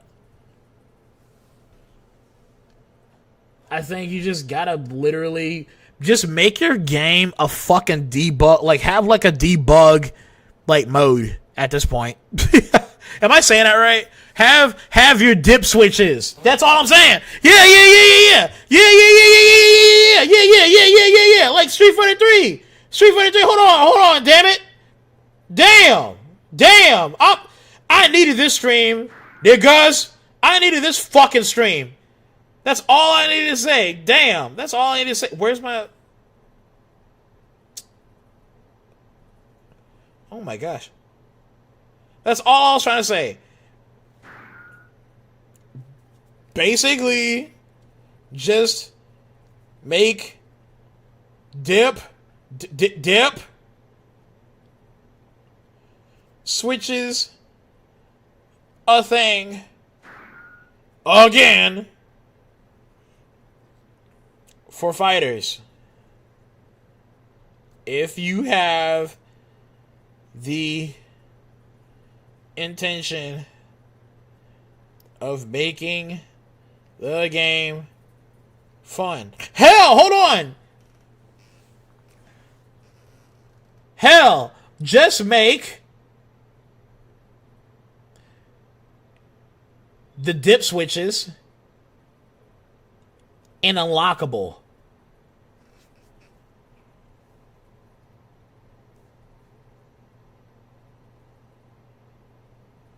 Boom, done. Okay, that's all I wanted. Now I can say that for my essay one day, whenever I get to that. I'm glad you guys are watching me, like, also have my eureka moments, because that's all you're hearing is, that's twice now. I've had my eureka moments, like, holy shit, wait a minute.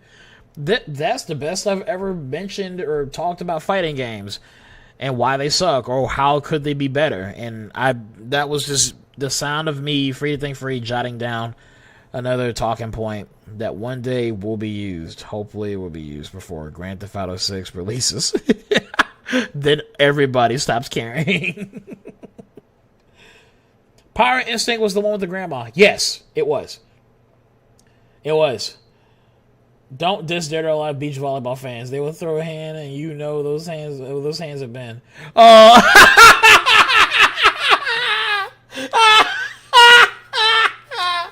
Yeah. Dead or Alive 6 was considered bad from what I know. It's either that or Soul Calibur was that. But Free, you're supposed to only do no items, Final Destination. Yeah, anime fights. Oh man, KYS. Nacho Libre says exactly. They need to make elements able to be switched on or off. Yeah, dude, seriously, Smash Brothers did it the best. Smash Brothers did it the best, and again, I just do not recognize that to be a fighting game. It's just Smash Brothers, but holy shit. The fact that you can turn that on or off, like if it bothers you that much that some of the aspects of the game like exist or don't exist, then just let that just be miscellaneously. And then, because guess what? If the game is that well received already because of the amount of attention, the amount of players that are playing the game, like seriously, if Strive in an alternate universe didn't fucking suck, right? Strive, if it felt like it kind of sucked on its way up, they would have figured it out at some point to be like, man, you know, like, we can finally add insta-kills, but if we're worried about players not liking the idea of insta-kills, we could just make that a switch. Turn it on, turn it off before the match starts. Like during the character select screen where you get to pick which version of playstyle do you want.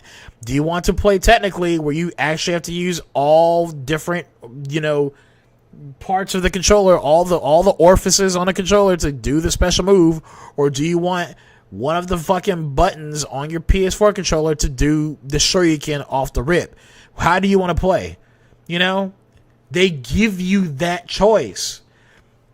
And I feel like that if only Dragon Ball fighters realize that sooner, if they realize that from the very beginning, we wouldn't be where we're at right now. I swear to God, we wouldn't be where we're at right now. And with that being said, I'm sorry also for being so paused for too long. But this moment right here, I actually am grateful to see. This is the shit that I'm trying to talk about. I wished more games had this kind of feature. Now, you know, like, just no matter what it is, because you're basically helping sell the game more when you start having mechanics like this, and you just come across like a shit post, you know, that needed to use a camera mod. Wink, wink. That was me. I had to learn how to use a camera mod to make all the videos that you see me make now. Like, literally, that camera mod was the gateway to me being a content creator. From, what's his face? Give me a second. Munchie Jr. You probably have heard of him before. He's a shit poster. But he was like the first guy I've ever seen finally like tap into Guilty Gear Xrd in a way that no one has ever touched into before, right? Where he teaches you how to use a camera mod for that game. It is such a specific fucking, you know, software to literally just get that camera to fucking work. But when you finally made it work, you literally, not only is it cool to just use and look around and shit. Bro, Arc System Works, they were fucking cooking. They were cooking. Most games would not let you look. Most games would not let you look the other direction as if they're hiding the fact that there is nothing there.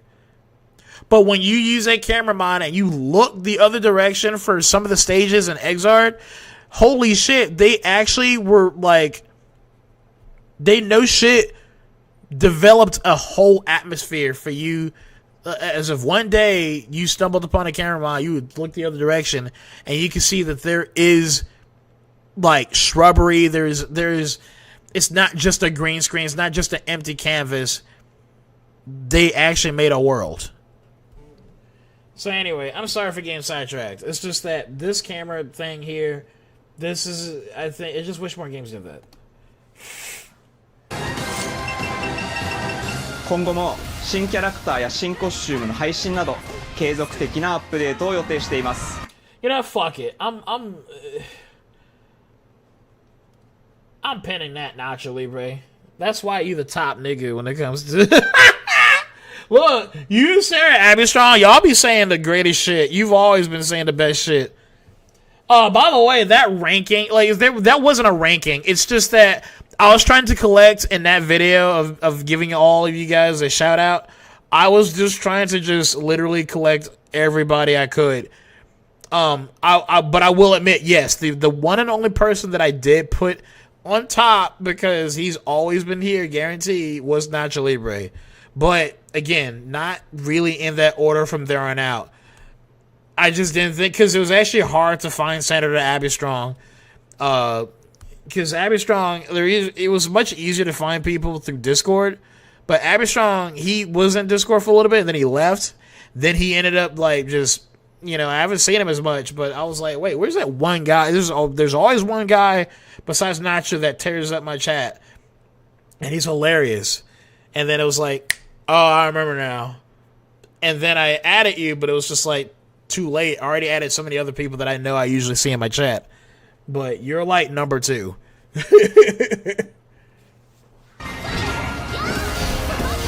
発売日同日に基本無料版も展開予定ですので、シリーズを遊んだことない方もぜひご体験ください。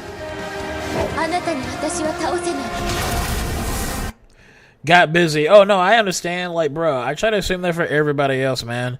There are some weird fallouts that I've had for a few people here and there, but, you know, like, outside of those people, I try not to think that I'm cross with anybody else. And if you, like, stop watching me, then you must have your own reasons why you stop watching me. It's fine. Yeah, there is a plot outside of titties. I just don't know what. Because titties. デッドアライブは1996年から展開している対戦アクションゲームシリーズです。数多くの作品を世に送り出して今年で30周年になります。そのタイミングでこういった発表できることを大変嬉しく思います。では最後にこちらの映像をご覧ください。 I could go for a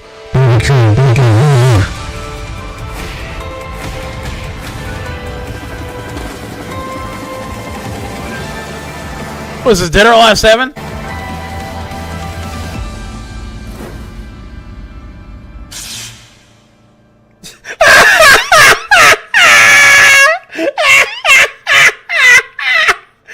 Damn! 30 years of good! デッドアライブシリーズ最新作も開発始動しました。続報お待ちください。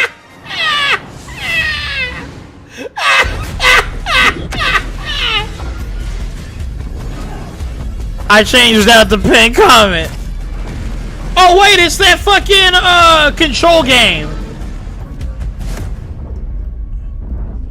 Which is weird that they're even adding a male character. I'm dead serious. I see the spotlights. And you're getting closer. Uh-oh. Hey, look. This is how keen my eyes are, despite how much bullshit I say. Hear me out. Now, if you've been paying attention to that one game, Pragmata, where you're like that astronaut carrying a baby around, the girl or whatever, I noticed that the environment had, like, frayed cubicle, like, this weird, glitchy, like, frayed end type of shit going on for, like, the rest of the environment. Guess what other game is doing that? You remember what I said earlier about, like, if you do something and it's very abstract and subversive, and how, like, I said more games should do that, but then I took back what I said because I don't want too many games to do that, to do that, or else it loses that, you know, that subversiveness, that abstract feeling to it. Look at the fucking towers. Look at how they're ending. They're frayed. But again, look at the fucking Pragmata game. Can I roll back to that? They're doing the same exact shit. They're doing the same exact shit. Watch. Really, Ken? We haven't found any survivors. You see that? Look at the car. Look at the car. Place on Earth? Can't believe. You see that? Like, look at the card. Why are they doing the same exact shit? So who's copying who? That's exactly what I'm talking about, where it's like, I just feel like it has to be a coincidence. I really hope it is. But dude, you know, if you're doing it in a whole separate IP, that's just kind of like gay. Like, is this the standard in the industry? Whatever, dude. Maybe it's just a coincidence, but I just don't like that I just saw that for this game. I thought that was unique from this game. Now I'm seeing it again in a different game. That's a sequel from a game that was like mid, apparently. Which I did play a little bit of Control, and I will admit it's pretty mid. I couldn't even finish it. Zoe. See, they're doing the same exact shit. And you're getting closer. Listen. Damn, my shaders for taxis didn't load properly. Dylan, we're getting distress calls from the theater, but research thinks we might have a resonant. Because the co-op shooter of Control failed. Fuck, we have to actually make a game. Wait, they made a co-op game? They made a co-op game of Control?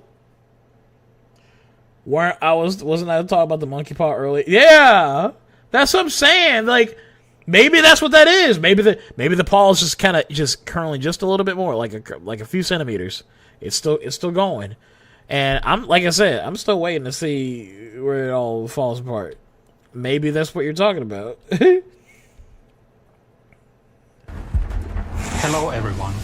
I'm Mikael Kasurinen, and I'm the creative director of Control Resonant, the game-changing sequel to Control.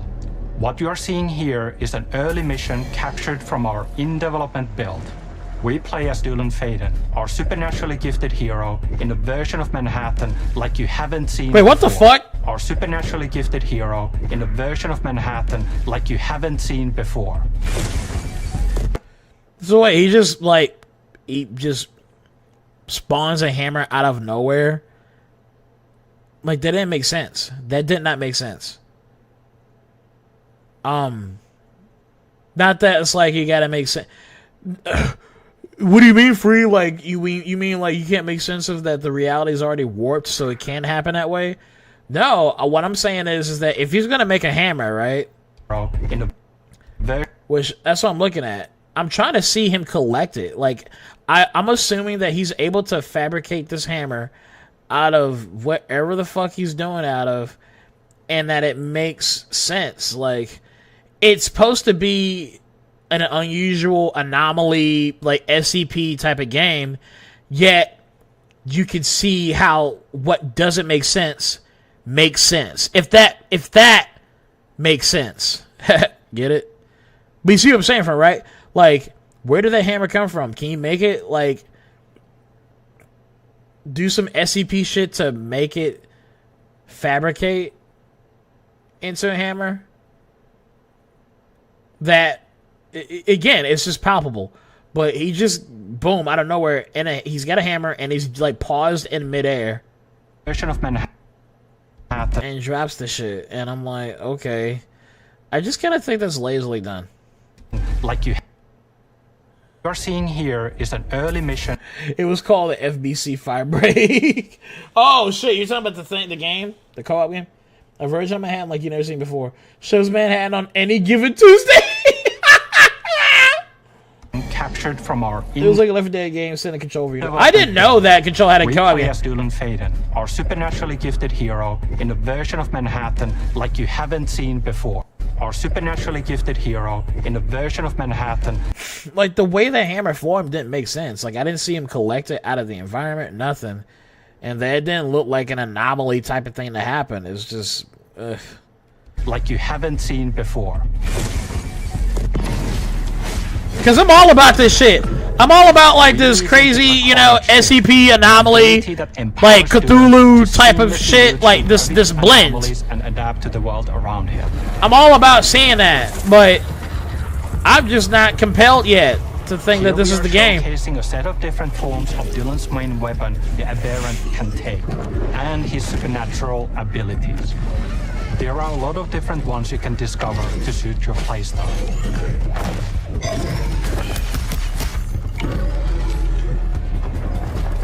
While in combat, People trying to make an SCP game and failing at it. Meanwhile, the humble containment breach made back in 2008 on a barely working engine is still the best of it.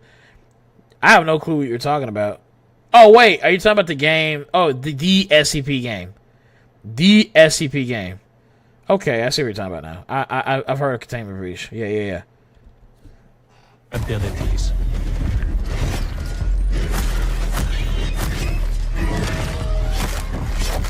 Any updates for me?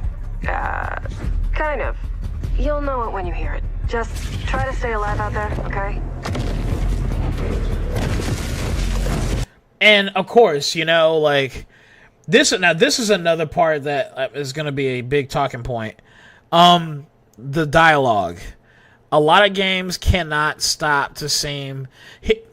Dude, I'm gonna tell you right now, Joss Whedon and Guardians of the Galaxy have fucked the entire industry the moment they were made a movie. Because Joss Whedon cannot stop like fucking thinking that everybody has to talk like a fucking a teenager, sarcastic, like everyone's got to be sarcastic. Everyone's got to do the DreamWorks eyebrow raise. Like, well, that just happened. You know, the most saturating, most carbon copy, like clone style of writing for dialogue, personalities, you name it. Like, everybody is sarcastic. Everybody has to have a one-liner. Everybody has to have something smart-ass to say.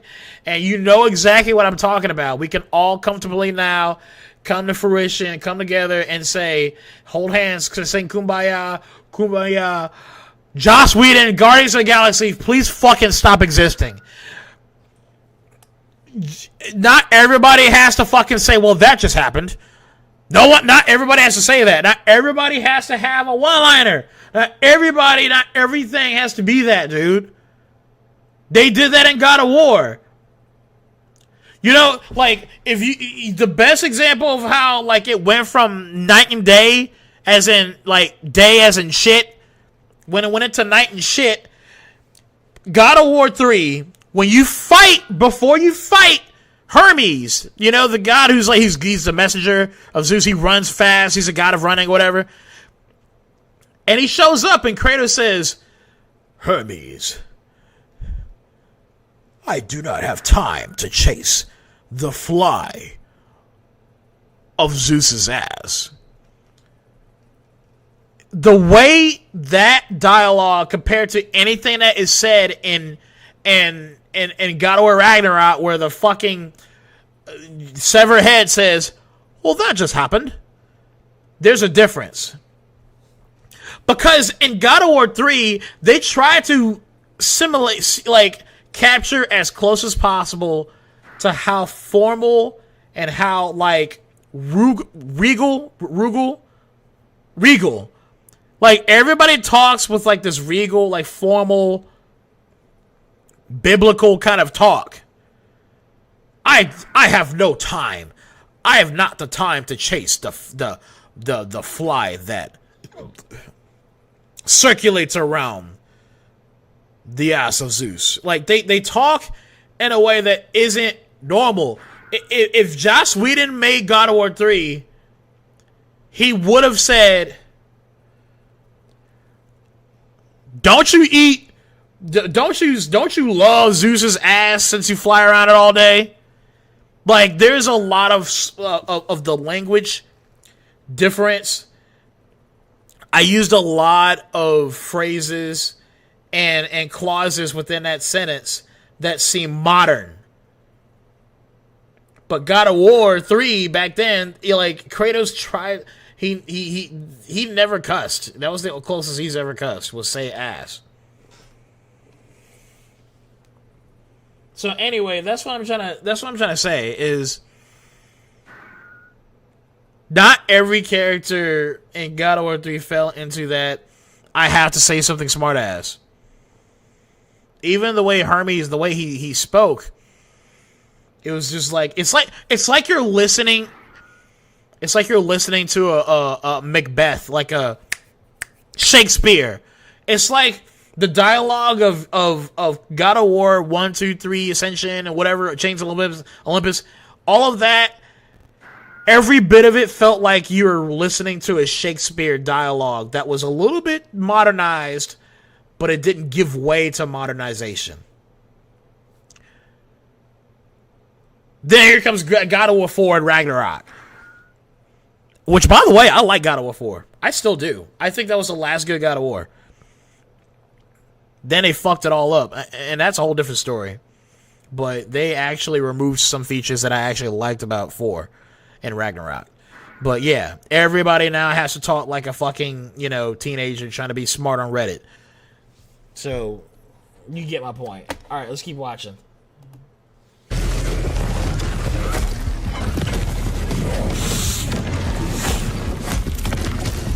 Almost there, Zoe. Which, I'm sorry to pause again, but I paused it because I was trying to explain that when I heard, with that dialogue between him and Zoe, like, even though it's obviously a game that may take place in the future, it's just that still, like, even if the dialogue is more modern, you can't help but just think that within the next few seconds, Zoe is gonna say some smart ass shit, as if, or like in a sarcastic tone or whatever. Like, there's too much of this.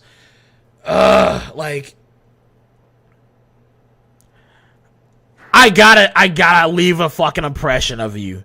I gotta leave an impression of myself here.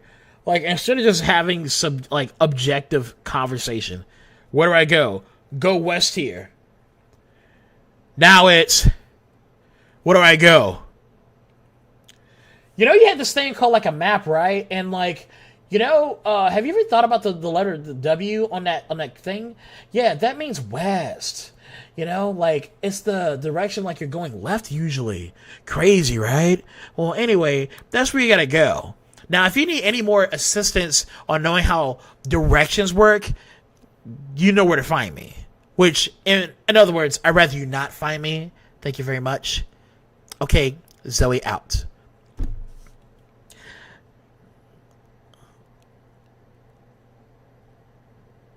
I'd rather sever my penis in half than hear that again, ever again.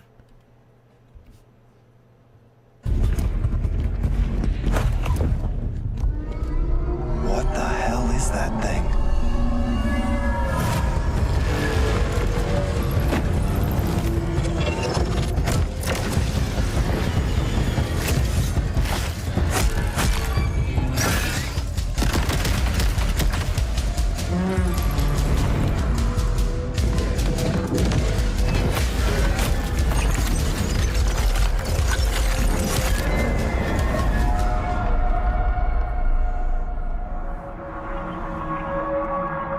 I think I hear something. I know where the Resonant is, Zoe. I'll call you back. Resonants are the dominant threat in what's our most ambitious game to date. And we can't wait to share it with you later in 2026. See, I like the way he said that.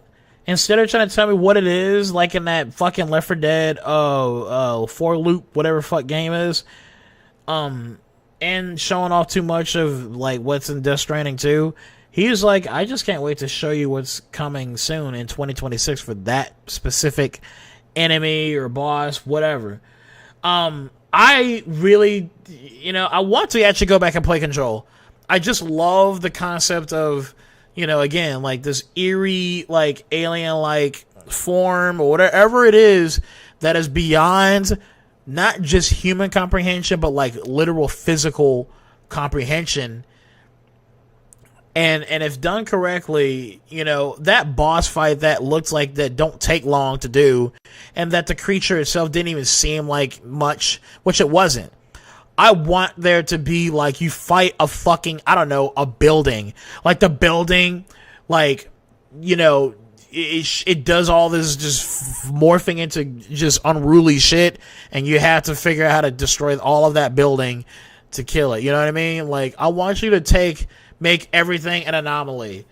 I'm talking about the most inanimate shit anomaly, but like you do it cleverly again to where you're not completely just desensitizing the player. It feels refreshing every time.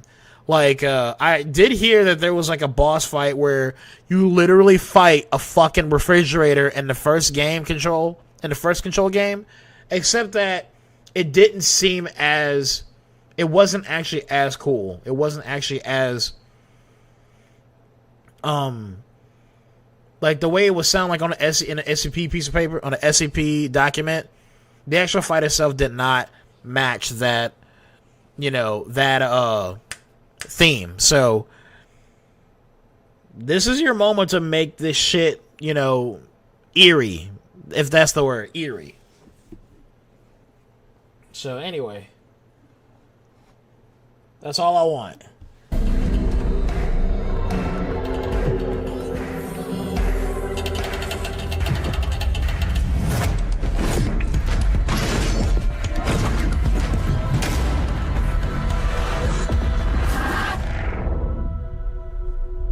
See, look, you shouldn't have shown me that. You should have shown me some shit outside of that. Whatever. You're trying to make me really buy a PS5. That's all it is. I think they're trying too hard to make me get a PS5. This is a clippable moment, in my opinion. Knowing myself how I talk, this is a clippable moment. This is like, I should have said that for when Death Stranding 2 was talking about, it's coming to Steam, it's coming to PC. A PlayStation showcase where I'm telling you to not get a PS5, just wait till the PC version of Death Stranding 2 comes out. Thank you for getting a PS5. Clip that. Long ago. Hydro Lee! I always call him Hydro Lee. He's supposed to have an I at the end of his name, but like I can't help but just call him Hydro Lee. It's just Hydro. So you like SCP, huh? Have you heard of a game called Lobotomy Company? No, I haven't. I might have seen it, but I didn't connect the dots from when I've seen it and now. Anomalies don't have to be always hostile. Just a natural like the SCP vending machine that can give you a cup of anything you type in it, and I do mean everything. Yeah! Exactly. Thank you for saying that, Abby Strong. Thank you for saying that. But yeah, it has to be done in that exact way. Where it's just, you have to really play around with, like, the unknown. But yeah, not everything has to be hostile.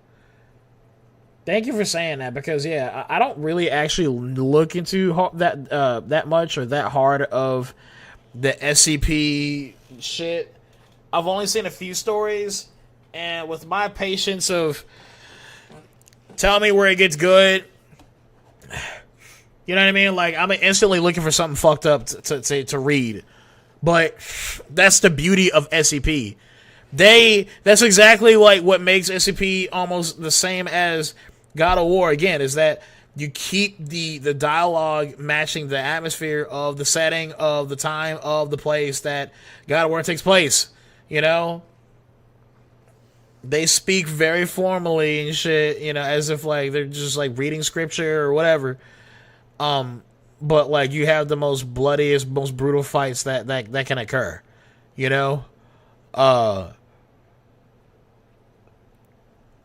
But the way you always document things as an SCP, like, anomaly, yeah, keep that. Don't ever throw in some, well, that just happened inside the fucking,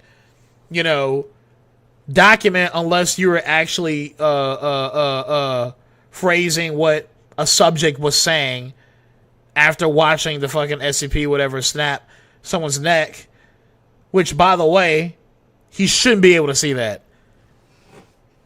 Which that would be like an anomaly within an anomaly. Like, you see how cool that sounds? I just want to spectate. I'm just trying to give y'all something to watch. Since I said, oh yeah, I'm going to give you accent core fucking gameplay at the bottom.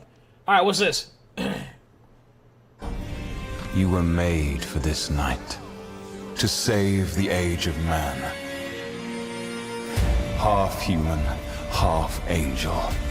They call you sin. call you salvation.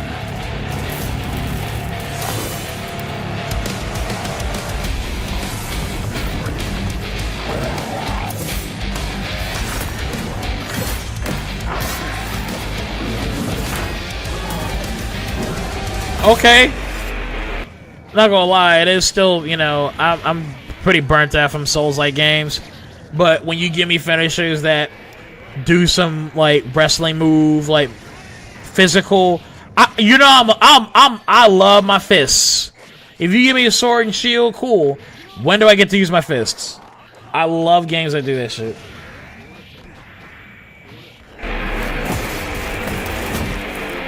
Which, by the way, funny enough, I say that I'm giving away why I don't like Ragnarok as much. There isn't enough. They removed some fist-like elements from God of War 4, or no, in God of War Ragnarok. But in God of War 4, you can do a little bit more with just your bare hands. Anyway.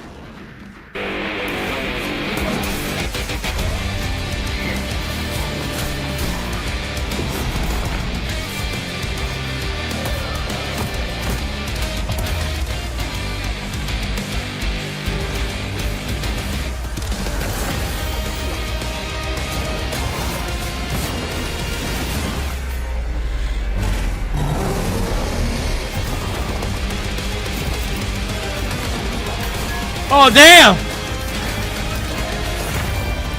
Oh, that was cool!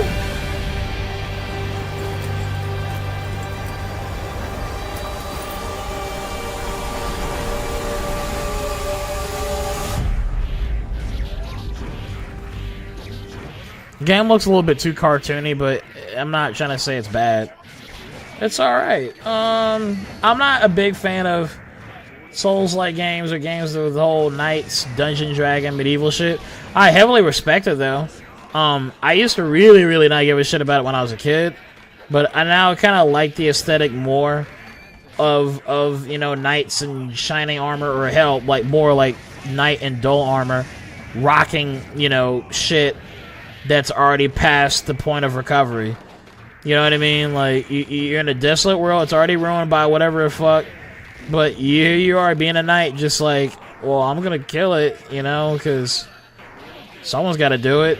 But even after you do it, it's kind of like, again, the world is way past the point of return. Yet, again, at least you took out the one sore thumb in the room, you know? But yeah, it looks alright. One of my favorite is just an average double-barrel shotgun. What's the twist? It was made 3,000 years before the first known civilization.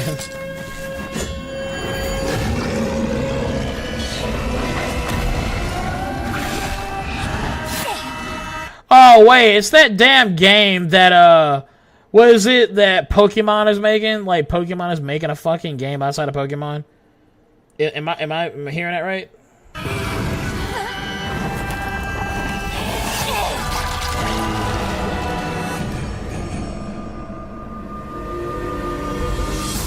Yeah, ain't that it? Yeah, Pokemon is making a fucking different game.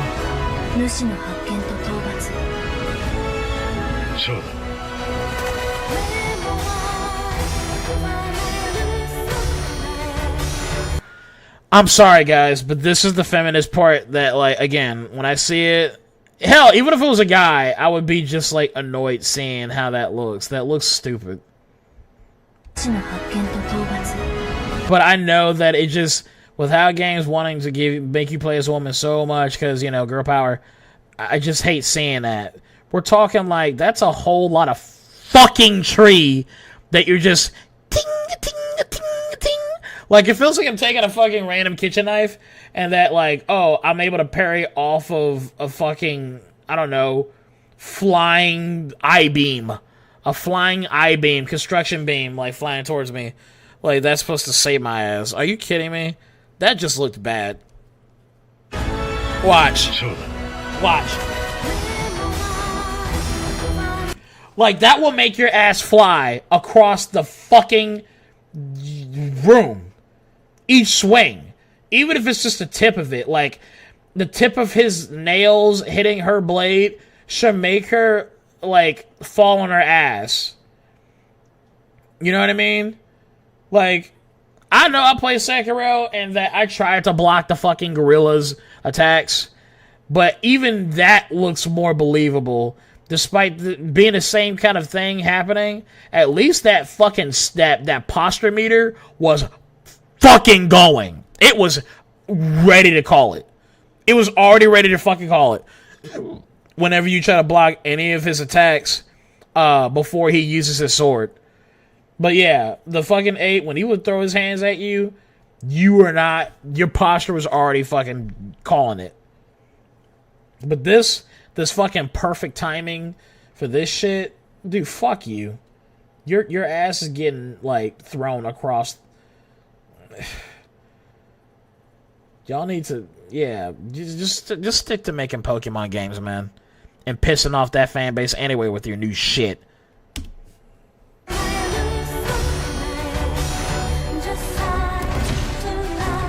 That's so stupid. Like, if I've never seen that part before, I would have believed that would never be a thing. You can't parry that.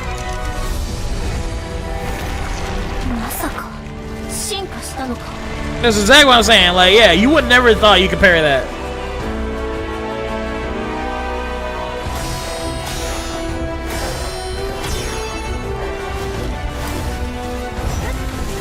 And that sucks that I'm even saying this, because I'm just now realizing that this game might no shit be like the next Sekiro. This looks like the next Sekiro that I've been asking for, and I'm over here shitting on it. But again, these creatures that she's like parrying, you know, like, I always never try to like attempt to parry that shit. They don't understand the concept of swordsmanship. At least when you're parrying in any Sekiro game, any. Oh my gosh, that's like a talking free. I meant to say, anytime you parry somebody from Sekiro that wasn't like a creature or whatever. Now, you know, I might be forgetting some that actually you could parry, but you don't take the risk to do so. You usually sidestep or move out the way. But human-ass fucking people with blades or something close to it, you would sit there and parry them because they, you know, were on that same kind of like swordsmanship that they're trying to outcompete your ass with their own abilities. But a fucking big ass gorilla, that thing is gonna grab me. I'm not parrying a grab. Which, by the way, there's a fucking here comes a grab. You can't block it. You move out the way. So, again, this game needs to understand that I ain't going to sit here and parry a fucking creature that is outside of human comprehension. And ain't got a fucking blade. Unless he got a blade, its claws don't count because it's going to use its claws to probably not just cut you, but grab you too. I'm moving out the way of that shit. This game is not letting me believe I can parry just anything. That's a damn dog. That's a damn mutt. That's a damn. Merry Christmas, doghead. Anyway, maybe I'm like digging myself a hole here or whatever. As in, like, free. Is that all you really want? Well, you can make your animations and shit to games being I don't know, not only believable but cool. Which is why, you know, when you start to learn other techniques in Sekiro and try to use it against whoever, you start to be... The game also has a lot of secrets and stuff in there too that's fun to like witness. But I'll say no more.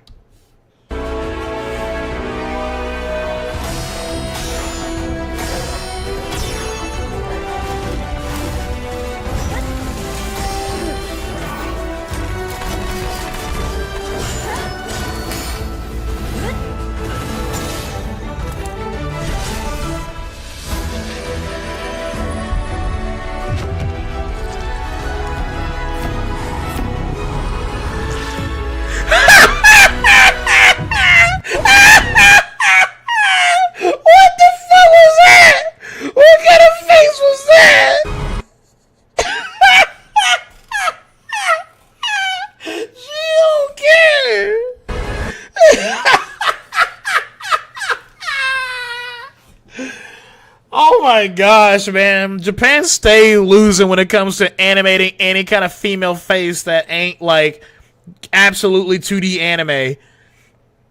They always make their Asian women have such beautiful complexions, such beautiful porcelain faces that the concept of wrinkles, the concept of pores, the concept of any blemish that can help accentuate, that can help accelerate the emotions of a woman's face. If she looks upset, her wrinkles can form right at the bridge of her nose, right around the eyes, right around, you know what I mean? The wrinkles near the corner of your mouth.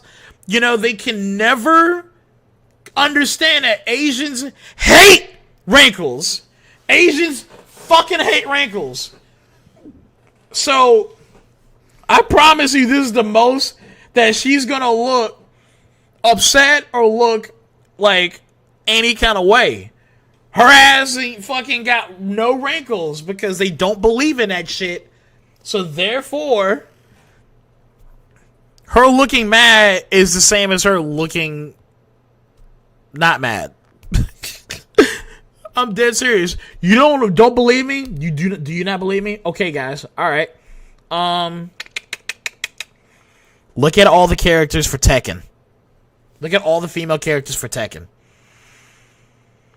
Like, the most amount of emotion you may get out of a character is maybe like what's her name?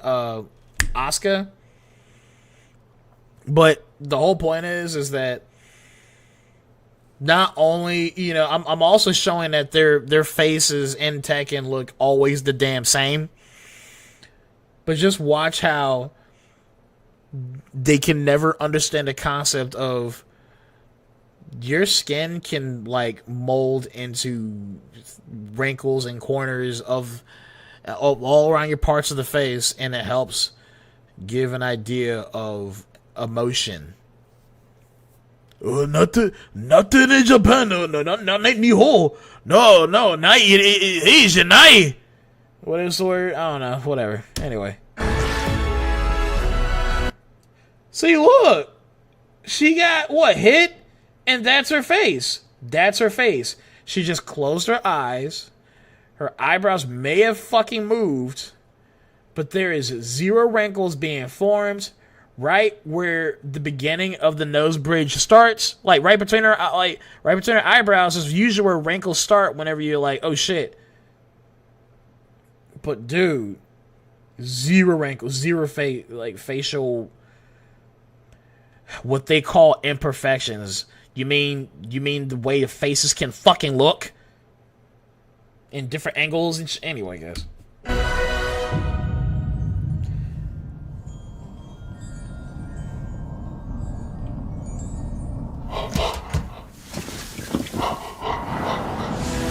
Look at her face! Look! Even a dog, like, dogs are sitting there just like, you know, even a dog, like, you got more emotion in her. Now, I'm kidding, by the way. He's just literally closing his eyes. But look, they understand the concept of, like, how, you know, he's wagging his ass off just so that way, get all that moisture off. But look at her face. It did not change. It did not change. She didn't even close her eyes. Maybe she might have, but nothing formed on her face.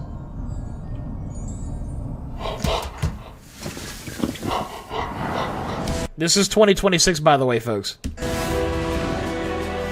Thanks to Fictions and Game Freak for that new look at characters in combat in Beast of Reincarnation. It's coming to PS5. You should be dodging big-ass attacks and parrying attacks from opponents your size. Thank you for saying that. That's all I'm trying to say. But even then, I actually am going to say that when you, if you ever do check out Sekiro, there is, like, the gorilla thing that I was saying. You'd be surprised how that looks. But I'm not trying to also defend it if I was to be way too realistic. But at least, all I'm saying is that it still goes back to the concept of swordsmanship. Even a fucking gorilla, when he pulls out that sword, the game is telling you, hey, use your sword to parry. Use your sword to parry. Any creature does not deserve your execution of defensive perfection. Alright? it's just a fucking creature. It's an animal. It's gonna do whatever it can to get your ass. But a person who hates your ass, right?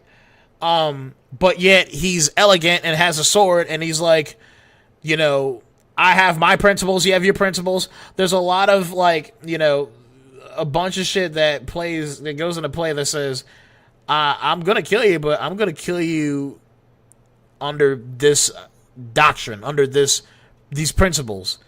So you parry them. 5 this summer. Our next title debuted 3 decades ago alongside the original PlayStation, and it introduced the world to an iconic character. Today, Ubisoft and Digital Eclipse celebrate that legacy with Rayman 30th Anniversary Edition. My nigga Rayman! Digital Museum features 5 playable versions of the... I like Rayman. My favorite game of Rayman is Rayman 3. In other words, the only Rayman I played. I'm kidding. I actually like Rayman 3, but that was the best Rayman I've played. Fucking, I should stream that one day. Me playing Rayman again. I love it. But I did play Raving Rabbids. It was a good game until I got to the part where you pretend to be a dentist and you have to rip out the worms from that the rabbit's mouth. Yeah, no, fuck that. That completely... I'm not kidding. That, like, I did not want to play any more Rayman Raving Rabbids. But Rayman Legends Origins, I think. They're both the same games. They're both the same game, essentially. Those 2 games were good. But Rayman 3 fucking slapped. I'm still trying to remember, like, some of the fucking... Alright, folks, ain't it cinematic? Because, like, they would break the fourth wall a lot in Rayman 3. It was funny. Alright, folks. Alright, we're gonna we'll land you right here. And don't forget to grab your parachute. Parachute not included. And that was, like, the first time... That was your first mission, because you were going around with no hands. And when he would drop you, you had no hands, and then the game will, like, score you on how well you collected those orbs.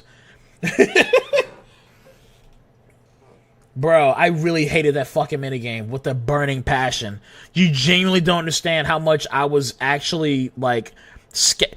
I was old enough to be like, okay, the only thing I should be scared of is God and his anger and whatever, and Jesus saying no. That worm shit, fuck that. The original game. Including the 1995 PlayStation release, enhanced with new accessibility options. Discover the secrets behind Rayman's development through a long-lost playable prototype. Oh, that's cool! For the first time. Plus, an interactive documentary packed with unseen design documents and never-before-heard insights from the original creators. Oh, damn, you're making me want to think. Oh, Black Betty. I think that was Rayman Origins. Look, Rayman Origins or Legends, those 2 games are going hand in hand. They're the side-scrolling games, like, because Rayman 3, Hoodlum Havoc, was a 3D platformer. Loved it. I may have played Rayman 2, that was another 3D platformer, but Rayman Legends, Origins, and I think anything outside of that, let's not count Raving Rabbids. Raving Rabbids was just a huge hard-on for showing off the Wii's Wii controls on the Nintendo Wii. But yeah, that was Origin or Legends. If it was a side-scroller that seemed a little bit modern, that wasn't pixelated, and you had like the fairies that had the fucking the tits and ass, like they were curvy as hell. Not the fairies, nymphs. I can't remember. But they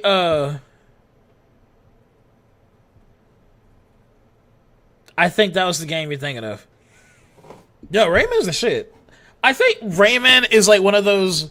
That's a series that, you know, not every game... Hell, not even your best game was great. I'm not trying to super dick ride Rayman 3 Hoodlum Havoc. But Rayman has never been a horrible game series. It's never been a horrible game series. That's...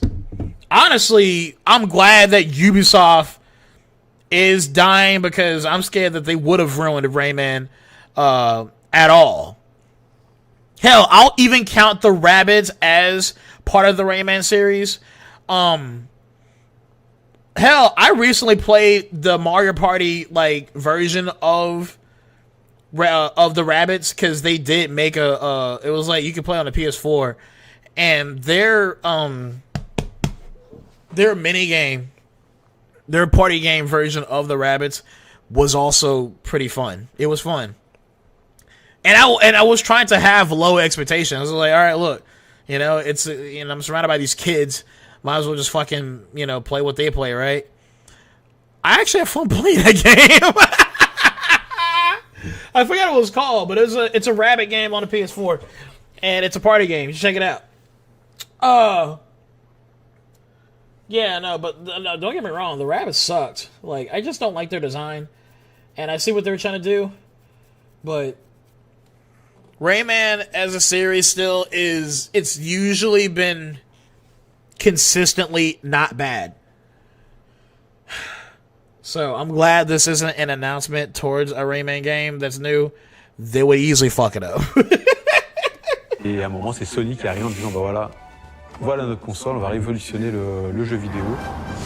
Rayman 30th Anniversary Edition comes to PS5 digitally starting tomorrow, while physical editions will be available June 26th. Mina the Hollower is an action-adventure title from the creators of Shovel Knight. Take control of Mina as she charges into a bizarre mission to save a cursed island. Yeah, I don't know why I'm actually like continuing watching this. I'm like, okay, I got the idea. I was actually about to skip this, and someone was like, this seems like nostalgia bait. Unless you're talking about Rayman, the remakes, then yeah, I think so. But I still think that like I said, Rayman, since Ubisoft's fallen apart, I feel pretty confident that they wouldn't even think to do anything else with Rayman if they weren't trying to add rabbits. Because seriously, I think there's actually a Universe 2 to Rayman.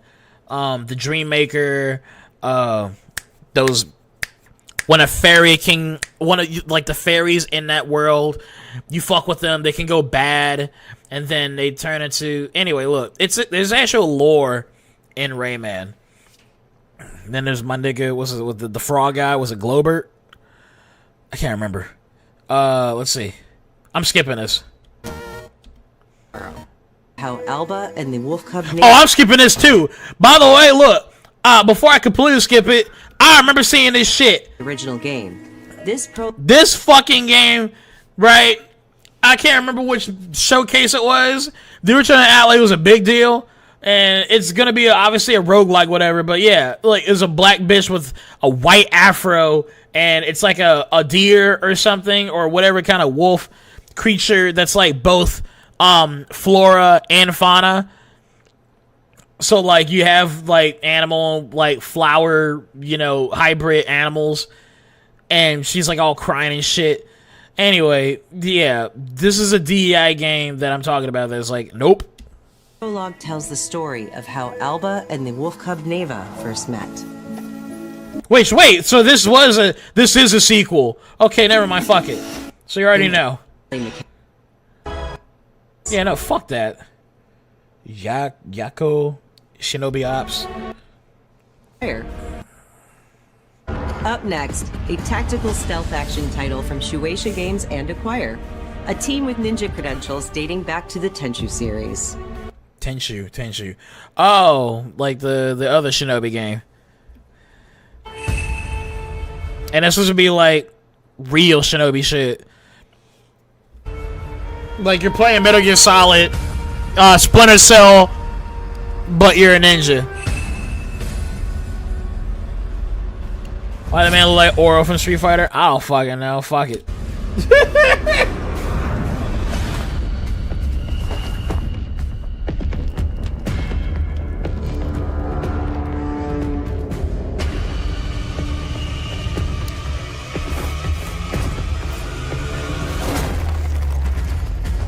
That's not being a ninja at all. Anyway, The only amount of Tenchu I've played was years and years and years ago when a 360 I think like first came out. You could play Tenchu Z, I believe, and it was a ninja game you could play.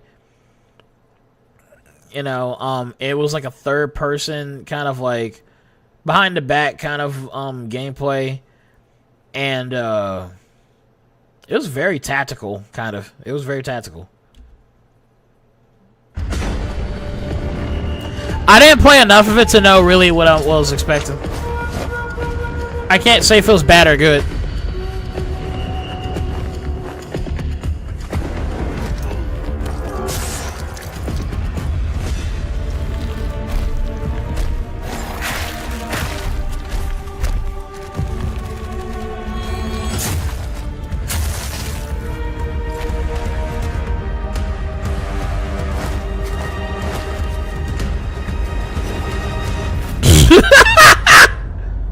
Well, I didn't move like that. Anyway, damn. You know, whatever.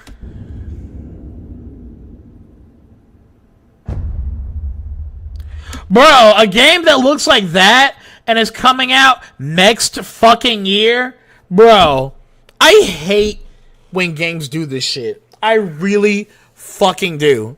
If you are nowhere near ready to even talk about this game, because in my opinion, this game looks like an absolute fucking indie game that you can get real soon on the PS fucking 5, or hell, better yet, just get it on Steam. Fuck getting a PS5. So you get a fucking PC port of this shit, but you're trying to tell me to please get a PS5 through this showcase, and it's a fucking indie game, or it looks like the gameplay itself doesn't actually encompass all of like the necessary capabilities that a PS5 is willing to provide, right? And you're telling me it's coming out next year? You better fucking say like January or February. I'll even go as far as February. But if I ever hear about this game again, I shit you not, Junkyard. If I ever fucking hear about this game again, and it's second quarter at all, just for that, I'll say no more. I'm not even trying to say that this game looks ugly or if it looks horrible, like the worst thing I've seen in this showcase. No. I'm just saying that believing that this is a 2027 game, bro, Grand Theft Auto fucking 6 is going to come out. And I'm not even trying to say anything good about Grand Theft Auto 6. Grand Theft Auto 6 is literally, in our fucking lifetime, going to be the most pivotal, it's another huge moment, and not in just gaming, but human history. And I'm saying this because this is like I'm curious to know how the game will even come out.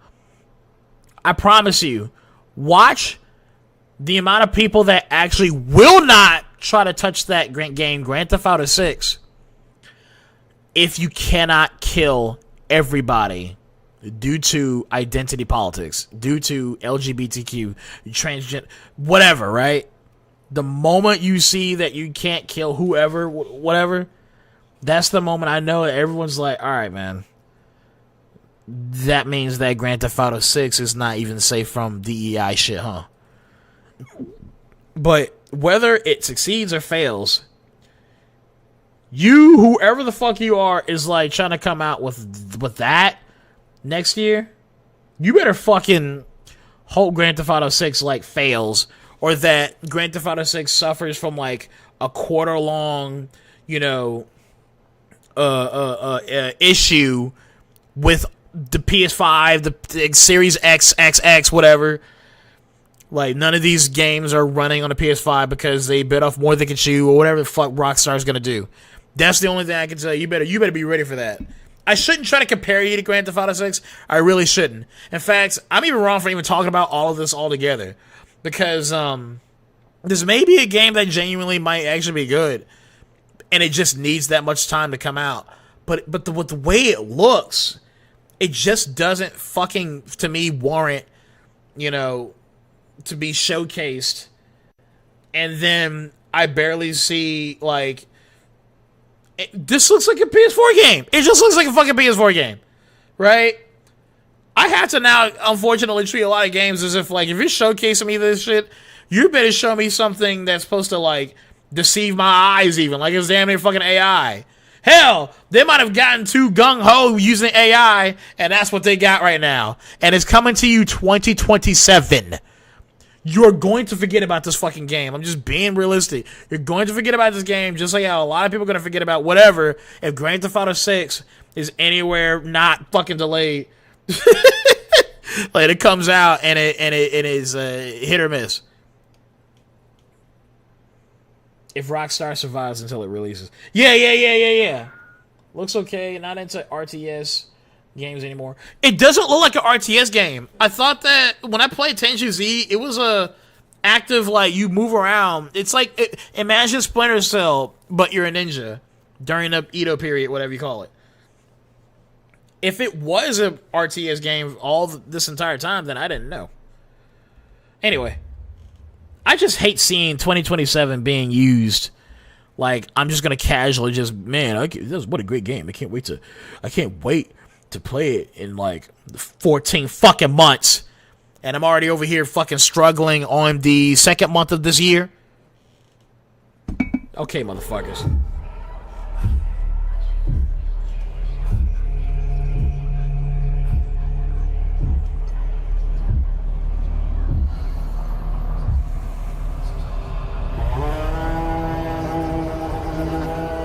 The bird that drinks tears. What? That was a pretty weird ass opening. I'm not gonna lie. I'm kind of not feeling any more satanic, secular. Not that I can't handle it, but you know, I hope this isn't another glorification of whatever the fuck happened with that Divinity game that came out. And now it's like, oh, we could do you better. We could do you one better. And it's just fucking blood orgy, you know, low-key the game is trying to make you divert from Christ or whatever that gives you, you know, headstrong meaning. I only think God can. I only think Christ can.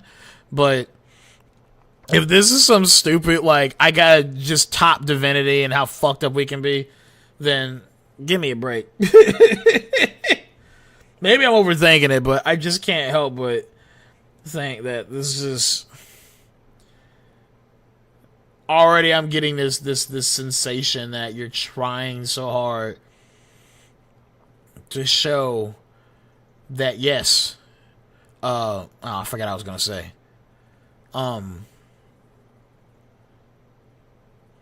Yes, we're huge Redditors or whatever. Whatever.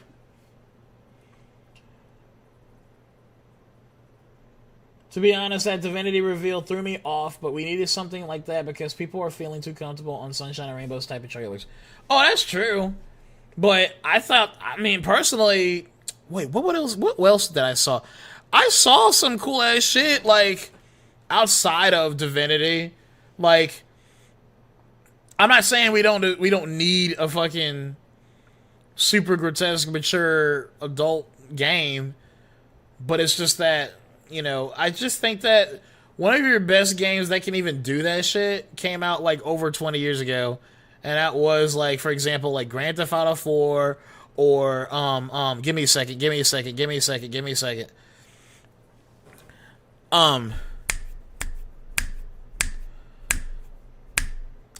Shit. Like, it just, you know, just make it have like a realistic, mature storytelling. Instead of it just being hyper-focused on, we just got to make this look as secular as possible, and that clearly, you know, I don't know. I guess I am being biased right now. I am being biased, but I'm just so ready to look at how fucked up this trailer could look after being completely thrown off, along with everybody else, that Divinity is whatever the fuck that game. I never heard of it, but the same people, though, that fucking made Baldur's Gate, I'm like, oh, that makes sense. Look at all the gay fucking secular sex you get to have, and I didn't even ask for it. You can't even fucking, like, disparage anybody in that game. Apparently, you can't disparage anybody in that game. With like half the choices you make, where it's like either you have sex with me, this alien creature, you fucking Paladin, you Crusader, you either have sex with me or you like me anyway. Anyway, all right, look, let's just keep watching before I get too carried away.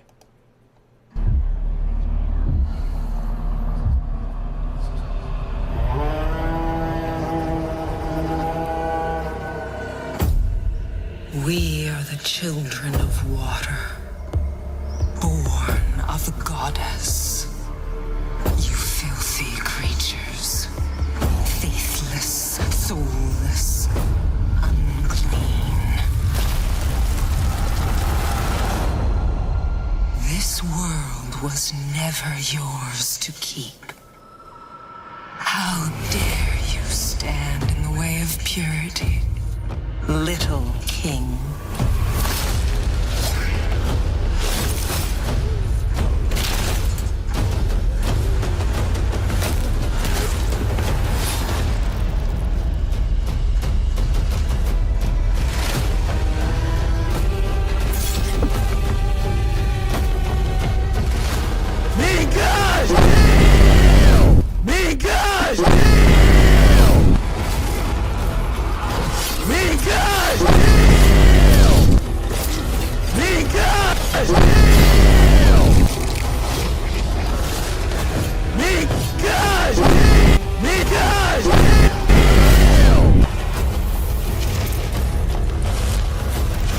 Hey, someone get the Cockman in this shit.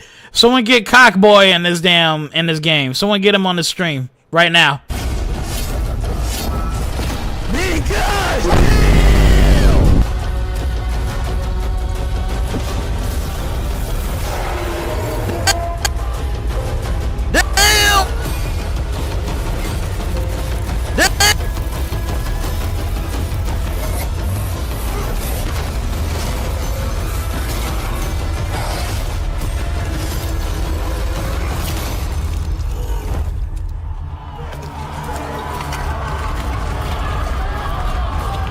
I like that strut. I do admit, I do like that strut. Ain't that right? Fucking big ass bird boy. Big gosh damn! Big gosh damn! Big gosh damn!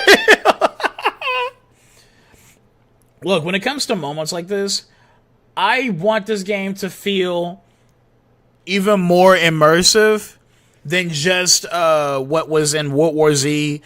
Wait, are these the same people who made World War Z and Warhammer Space Marine 2? Because they're really good at having this vast this vast landscape of all of these people you gotta kill, and every single one of them is actually like a character model that they do no shit like you can actually interact with. Someone told me best. I think that someone said it best that it wasn't here. There's someone I personally know. He said, I wouldn't mind seeing this, but when it comes to shooting like mass waves of zombies and creatures, what I want to see more of is that even when they die, the monsters, the creatures, the mass horde, their bodies should still have weight. Like when you shoot someone, or when you even like watch someone fall, stumble a little bit, and then they fall towards you, you still feel their weight hitting you. You still feel their motion, their kinetic motion, or whatever. Like, it's not comfortable getting knocked up against by someone, no matter whether they fell or not. But he said that he wants to feel more of how intense like a swarm of zombies running towards you should feel like.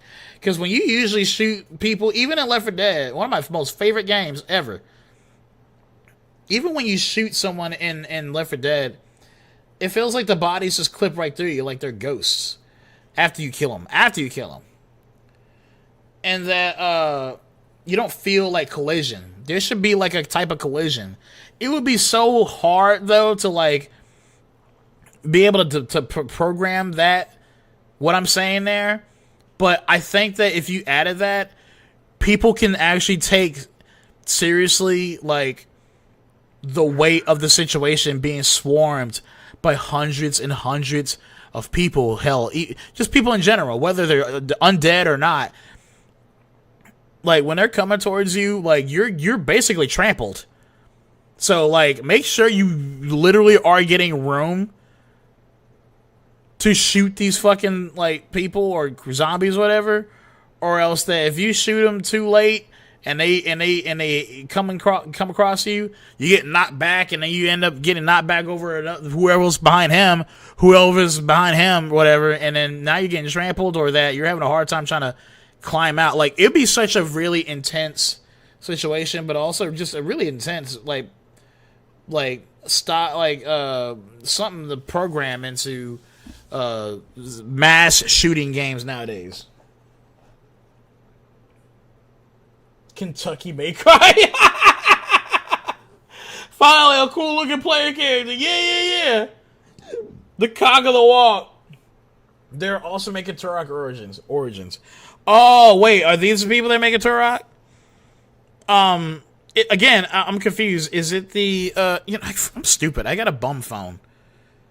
Crafton Studios. Again, are these the people that have made World War Z?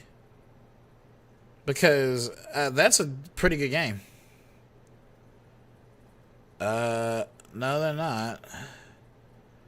They did. Wow, they didn't just make just games like this. They actually made Enzoy, the AI game that is The Sims. As the movie said, either have an escape route or just have cancer. Space Marine 2 and World War Z devs are making Turok Origins. Oh, okay. I see what you're saying. Okay. They're making Turok Origins, so they're not making this. But yeah, if you guys get what I'm talking about, though, I mean, I'm not trying to say anything bad about games that don't do what I'm saying. Because, again, like, Left 4 Dead is fantastic. You can still die, like, at such high settings if you have zero coordination or understanding what you're doing.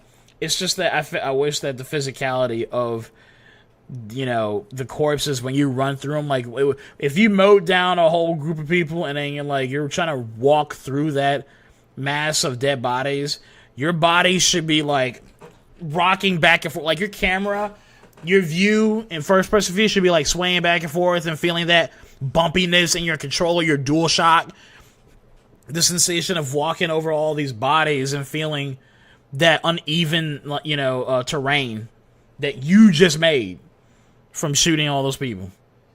Anyway.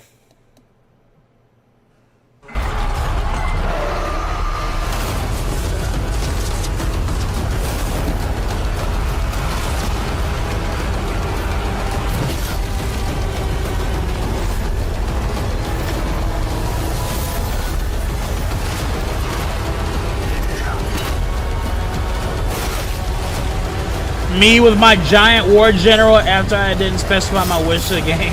Or to the genie.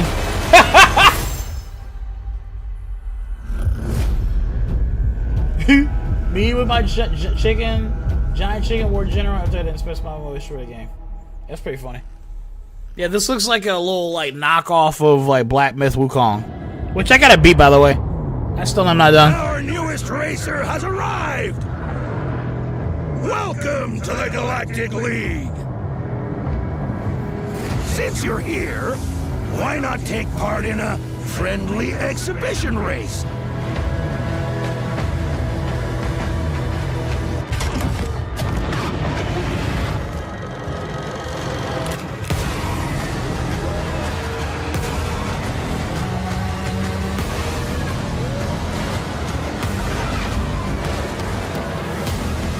Oh, wow, this was cool. What was that?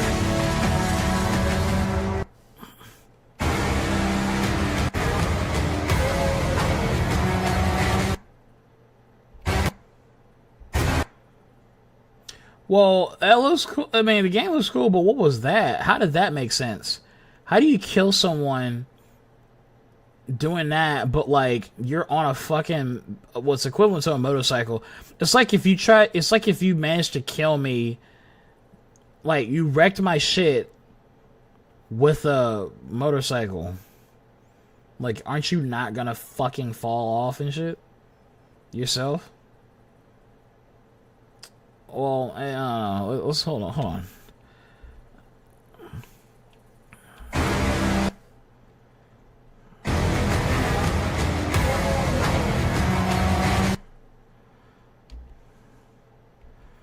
So he goes up to him.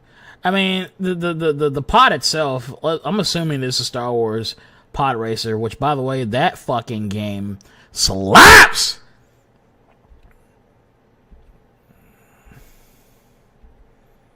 Okay, it looks like he's actually doing something. Maybe. Oh, he must have, like, did some type of, like, EMP, disabled it, and... You know, I bet one of the turbines hit the fucking ground for even in the slightest. And it going that fast, you know you're spiraling out of control like crazy. So he got his ass.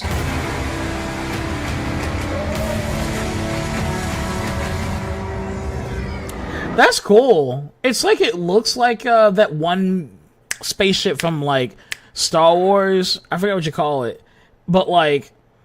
I like that they managed to turn that design mostly into a very flat yet palpable like type of pod or whatever you call this here. This is fun.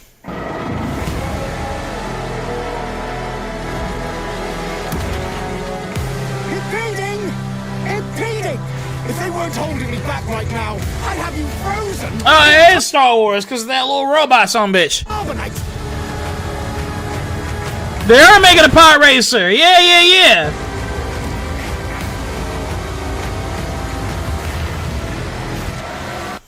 Wait, did I catch the studio making this? Because if it's Criterion Games, if it's the team that did Burnout, oh man, we're in for a treat.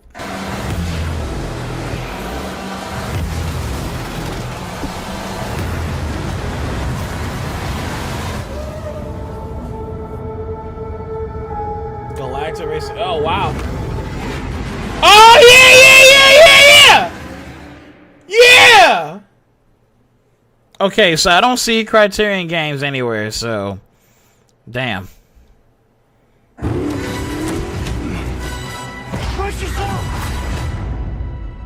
Oh, shit. Bond is immature and reckless. This game is, very 50-50 right now. I won't say no more. He's a bad influence on the other recruits who inexplicably fall victim to his charm. Look, I know where this is going. Do you mind telling me why I'm here? I would like you to join His Majesty's Secret Service. You what? I have to rewind this just to let you guys know that, once again, this is the year 2026. You have the PS5 Pro, you have the PS5, whatever the fuck, PS5 Slim. You have all these consoles, and you have the PCs that can now run, I'm talking some of the best AI slop that, you know, that AI is the reason why your RAM cards cost over $1,000 and some change, along with your life insurance, if you want to fucking get any more RAM sticks to upgrade from 8 to 16 gigs on your PC. But it's the year 2026, right? And you have the PS5. And we're talking like, this is supposed to be the current, you know, this is the current day caliber that your PS5 is going to push out right now. The Pro version, mind you. And you see this. Him to his charm. Look, I know where this is going. Do you mind telling me why I'm here? Does that look like a PS5 game? Corn throws a sheesh. Oh, that pod racing game. Only good James Bond game was GoldenEye 64 from the fucking 90s. I can hear you say that. You sound like you really emphasize the word fucking. I'm sorry to pause it so many times, guys, but this is a pause that's worth really thinking about. Does this look like a PS5 game? A PS5 Pro game? Does this make you want to spend... How much was the PS5 again? Like, what, $800? $700? Doesn't this want you to get like a console that's almost roughly $1,000? And, you know... You sit there and you're also you might have accidentally overlooked the fact that you got one without a disc tray, so you can't even get the luxury of fucking having a disc of a PS5 game in your PS5 console. But you got the PS5 though that can like just you paid about $100 less, but it's still near $1,000. But you paid $100 less just to fucking have a goddamn console that can't run a disc tray. And the moment your Wi-Fi goes out, why are you even playing? Why do you have that console right there? And this is what the graphics look like. I'm just like, let that sink in. I would like you to join His Majesty's Secret Service. You what? I know all about your exploits in Iceland. I strongly believe that there is a need for such heart and intuition in modern spycraft. That's the very reason I'm bringing back the double... All about your exploits. I'm rewinding for a sec, but I am going to pause. I want to say something right quick. Exploits in Iceland. I strongly believe that there is a need... Okay, so, you know, I've seen sweaty people, and yeah, sure, let's just try to say that they look like that.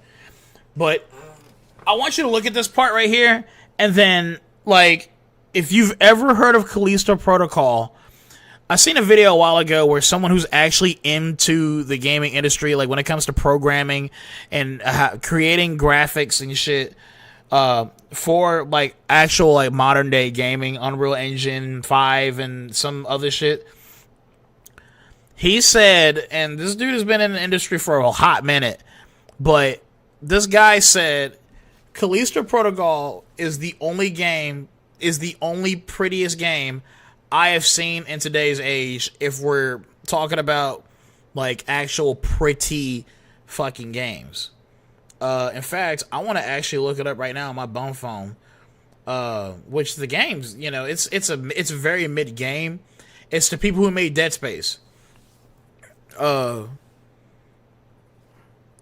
apparently this guy out of nowhere just shows up with this banger. Like, it's very informative, so it's not like fun or interesting. It's just that if you really have time to listen to the you know, all the very objective talking points and semantics in between and shit, this dude did such a good job talking about... Oh, that's what it was. So most modern Unreal Engine games are objectively ugly, and scientific data proves it. By the end of I'm like accidentally got my screen and my phone over the fucking video, and automatically plays it, and he's already cutting it in 6 seconds in. It's a 12-minute video. It's from a guy named Threat Interactive. Just look up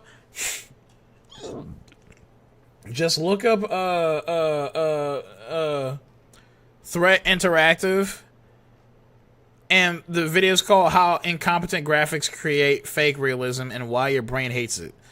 This dude went hard in explaining, because he's even calling out Hideo Kojima. He's even calling out the game that he's trying to make with that stupid fucking nigga, what's his name? Not Kevin Hart, damn it. One of the Key and Peele guys. Jordan Peele or something, or Key. But anyway, he's making that stupid ass game where like it's subversive bullshit again, but right next to it, the thumbnail is from a 2023 game. This game is 3 years old. In Callisto Protocol, and I have seen gameplay of it. That is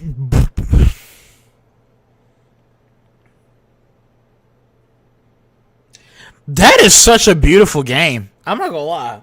Fuck it. You know what? Let's do it like this. Hold on. Give me just a second. No, wrong one. Yeah, it's so bum coded. All right, fine. I'll fucking look it up for you. That's so bum coded. I'm like, all right, you motherfucker.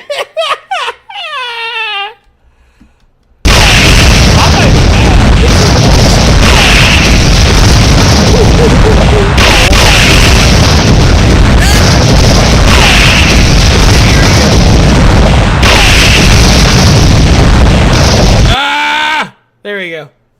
Alright. I just watched you. Just look at this video right here. This right here. Threat Interactive. But again, yeah, like he does such a good job talking about it for about 12 minutes. And that Callisto Protocol is one of the prettiest games that he's ever says.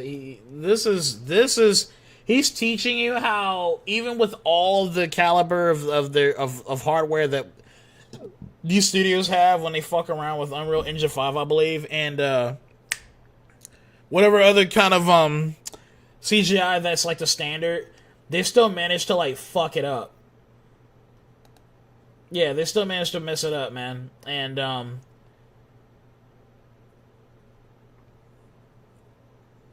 it's I don't know, like I have seen it. I genuinely have seen Callisto Protocol, like gameplay and cutscenes of it. It is super. It is pretty. It is very pretty. But anyway,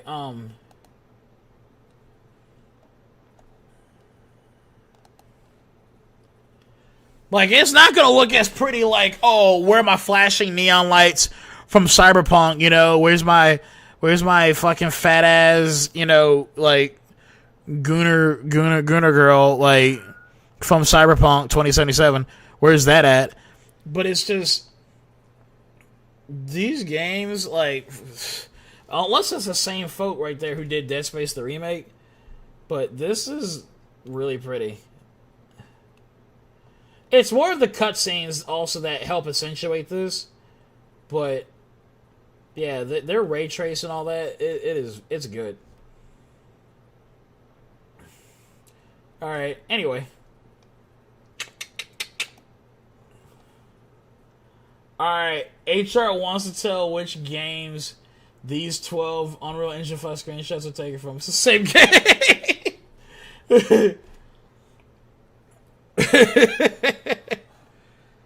And then there's this game. I'm just now registering how bad, like how ugly the game looks.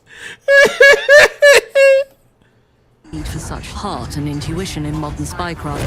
That's the very reason I'm bringing back the double O's.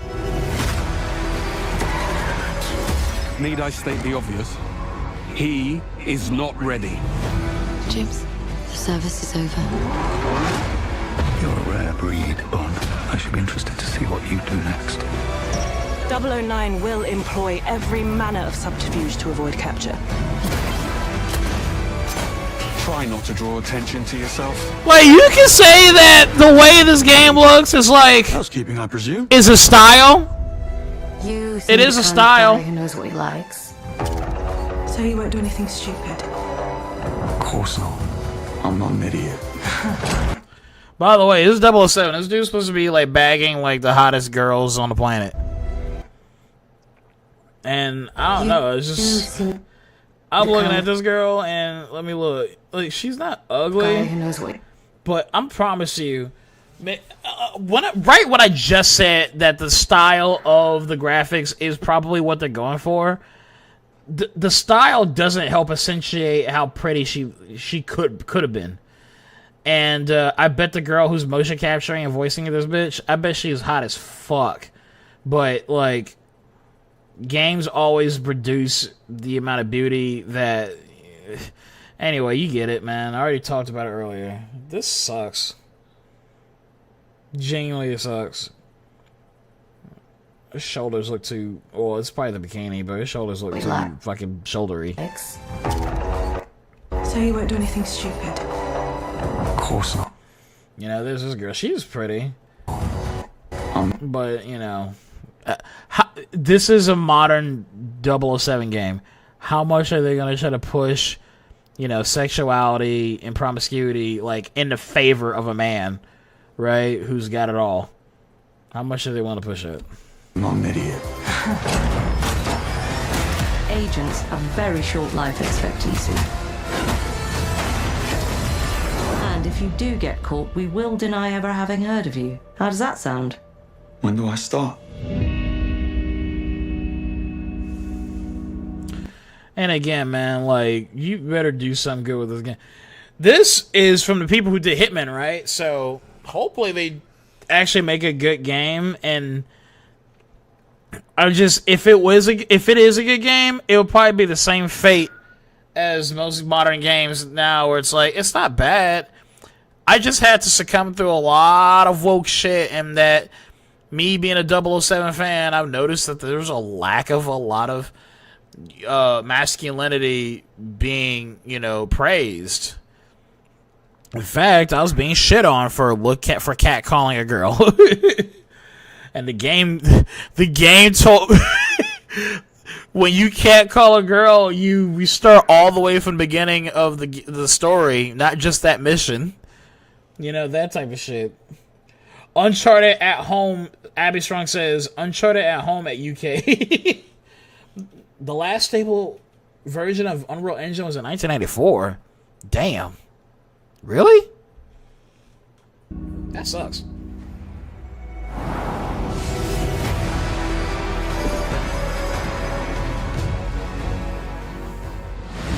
That shows how fucked, you know, Unreal Engine is.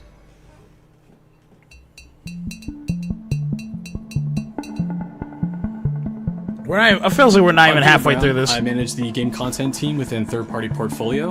We evaluate games coming from publishers all over the world, from indie to AAA. Those of us in the Third Party Portfolio team, Brown, I manage the game content team within Third Party Portfolio. We evaluate games coming from publishers all over. Game content, lead, global, Third Party Portfolio. Man, I'm so tired of hearing the word global, man. It's just it's such a spooky word. For the world, from indie to AAA. Everyone already knew and loved. I'm skipping this. This looks boring. Ah! Yeah, not so boring anymore now, is it?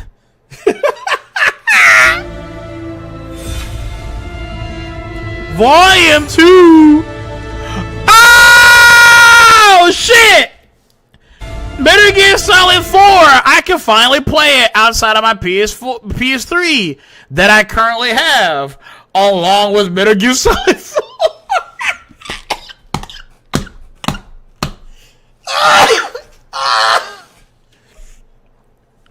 I can finally play Metal Gear Solid 4, even though I already got a PS3 and the copy of Metal Gear Solid 4 on the PS3. And I can emulate it. No one cares about fucking, was it Peace Walker? Dude, that is so late. That is so fucking late. How come they never... Can someone tell me? Like, I'm not that... I'm deceptive. I'm not that smart about shit. I wonder if Boss Theory knows. Why is it that it took them this long to say, let's just give you finally a remake, an HD remaster? Hell, let's just finally give you a re-release at all of Metal Gear Solid 4. What made them take so long? When did Metal Gear Solid 4 come out again? What, 8 or not? 2008, 2009? Metal Gear Solid 4. That game came out in 2008. June 12, 2008. Why did they take so long?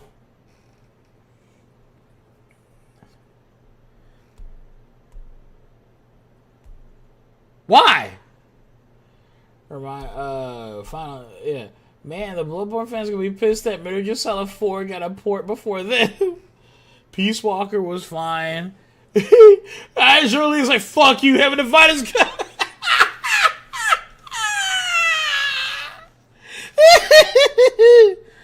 It is what it is. Look. It is what it is, man. I didn't mean to strike a nerve like that. Okay, I take that back. It wasn't that bad, but it's just I don't know. I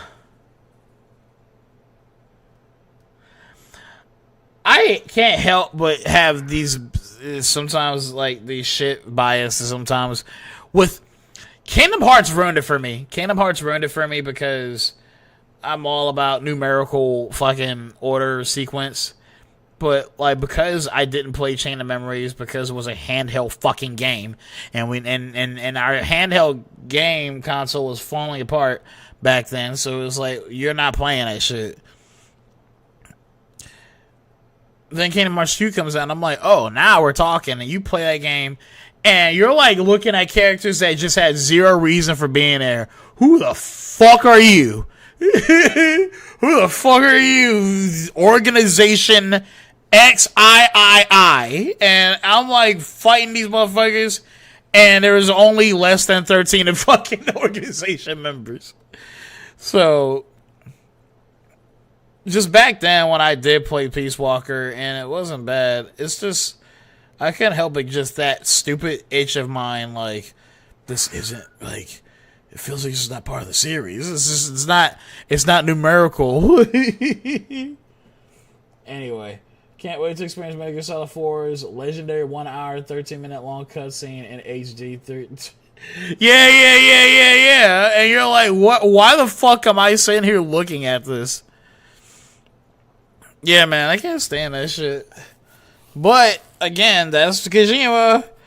And now that you're sitting here and you're watching him be free from Kojima, from Konami's voice of reason, or like their sense of reason, you're going to watch a movie. And you're going to forget that you're holding that PS5 controller in your hand. You're going to forget you're holding that PS5 controller in your hand. There's one more thing I must do. One last punishment I must endure. Outer Heaven.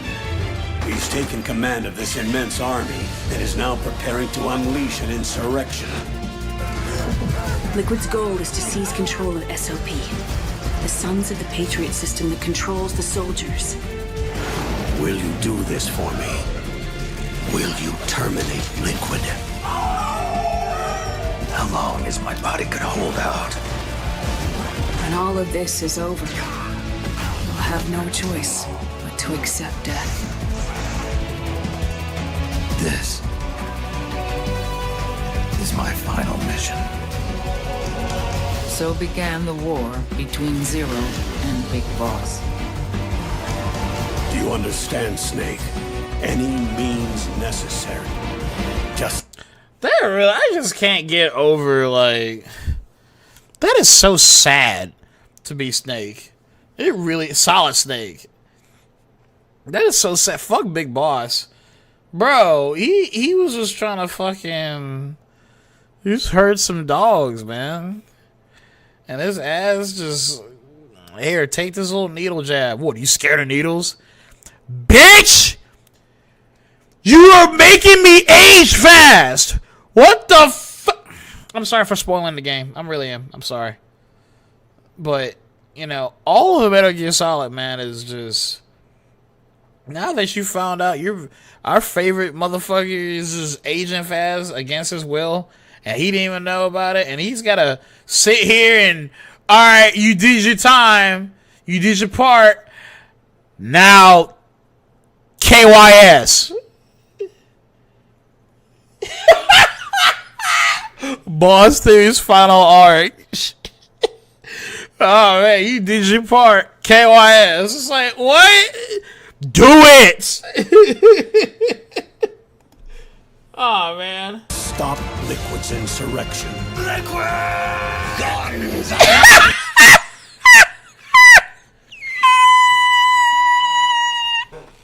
Liquid!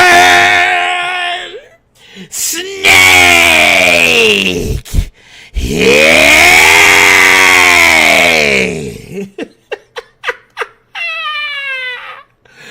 I love you, brother. Oh shit. Wait. Let me see if I can find it.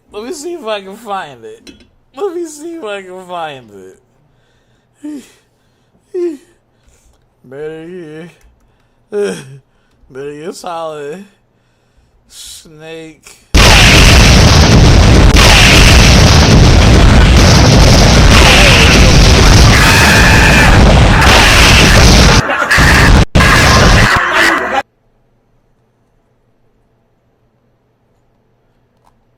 I want to see if I can find it. I gotta find. I probably can't find it. I won't find it. It was a green snake. And the green snake thought he was being threatened. And he bit at the balloon. It was a water balloon.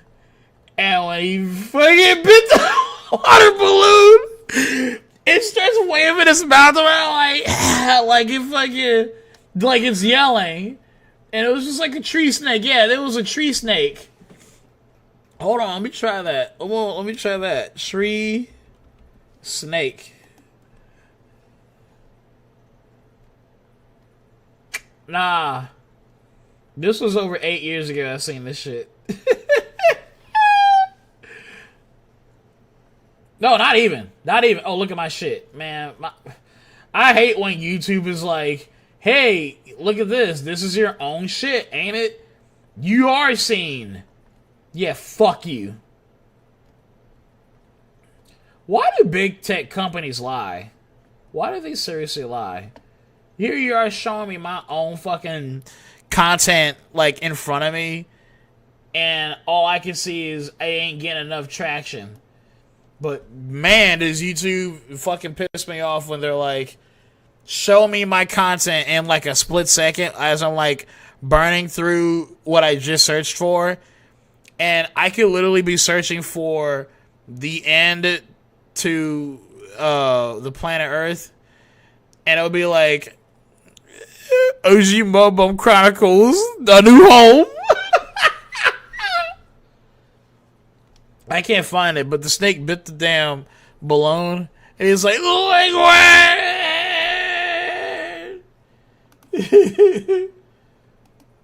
Hold on, I want to say, tree, snake.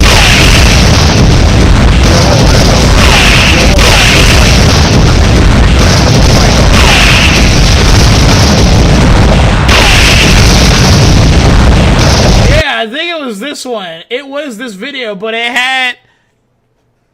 I thought it was green. Maybe I'm wrong.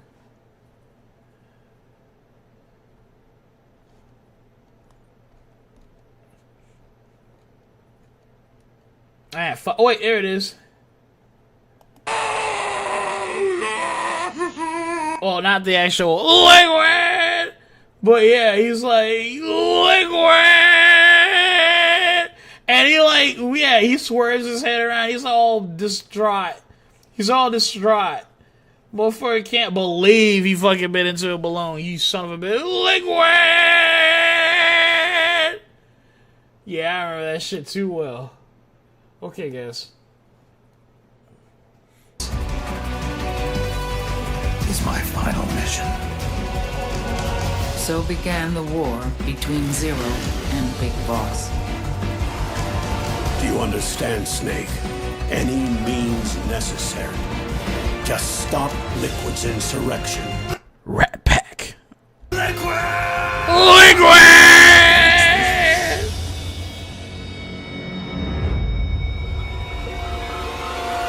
Because I knew where my loyalty belonged. I'm gonna tell you right now, you think I forgot about us supposed to fucking play Metal Gear Solid Online for Guns of the Patriots? You think I forgot about that? I went through all that work. Now my ass didn't think about how your PC couldn't run an emulator for the PS3. I really felt like I was the last guy to have a PC when everyone else did. And I thought all of you could run Xrd on your PC. I was wrong. Nukes. Holy shit! They're bringing nukes into Costa Rica. We are not allowed to bear arms. Please, you must drive them out of our defenseless country as our deterrent. I think it's so fucked. Not like in a bad way, but it's just like, it is so deceptive that I'm hearing, what's that guy's name? Stephen Bloom? Basically the guy who voices Spike from Cowboy Bebop. And then you hear David Hayter. Do you know how fucked it is to hear both those voices? It trips me up. I'm like, who's talking? Because you clearly know that it is Snake, but sometimes you don't. And then I suck at knowing, and then I'm just like, damn, they sound kind of alike, but one does sound like he's a chain smoker. Then you find out that, no shit, Hideo Kojima wanted fucking David Hayter to start smoking cigarettes to a point where his voice sounds the way it does, where it sounds like it's broken.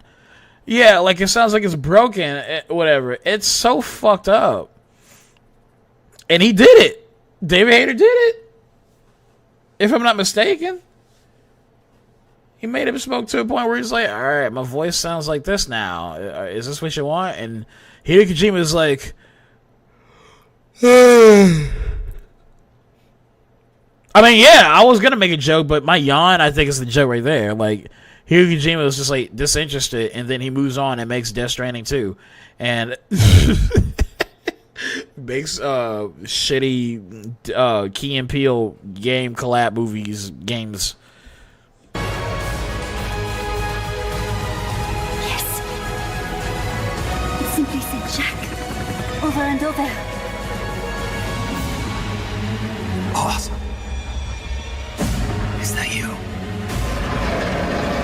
Answer me! Bahas!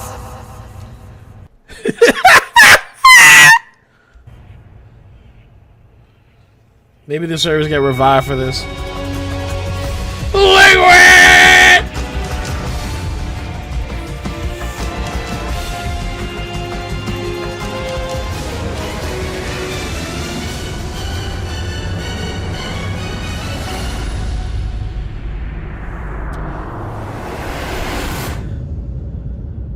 Remember, it will come out this year, but it's gonna come out real fucking late, just like third fucking Snake Eater.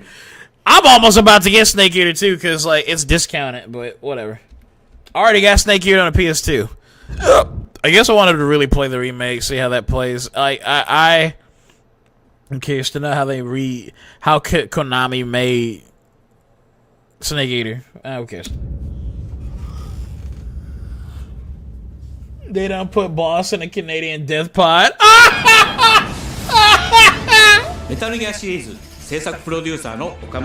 shit! It's the guy! It's the guy! Originally exclusive shit. It will finally be on PS5. Yeah, you get a PS5 to play a.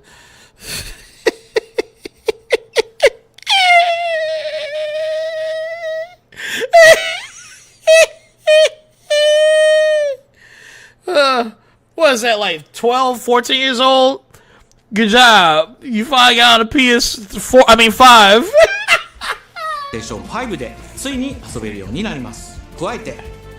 marks the second entry in my Master Collection. It also includes Peace Walker. Peace Walker finally looks like a PS3 game. I mean PS2 game.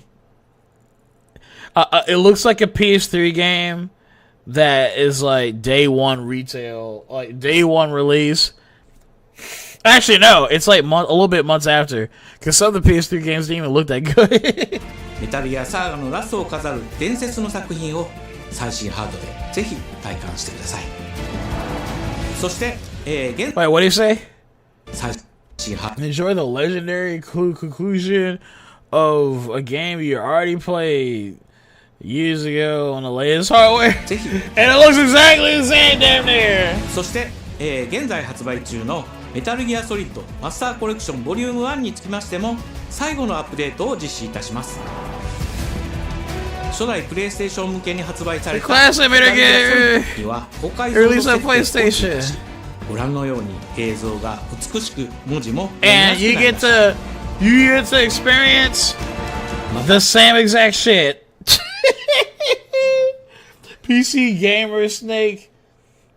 Wait, hold on. They turned boss into an AI and Snake cries out because she gets the rare prices hiked up. Yeah, she would. She fucking would. Boss would. The original boss would.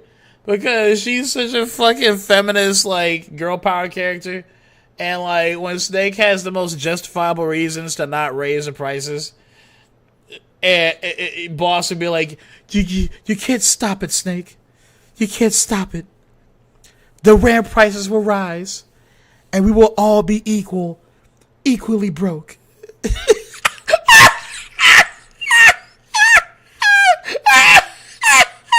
exactly what she said.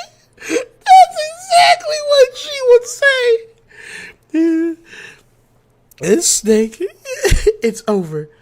Give up. The rare prices. I'll keep jacking the rare prices up. We will all be equally broke.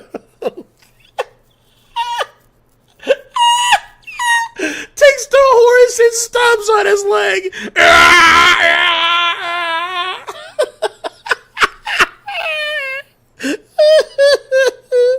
Hey, one of the fucking enemies you fight, the sorrow, the fury, it's called the debt.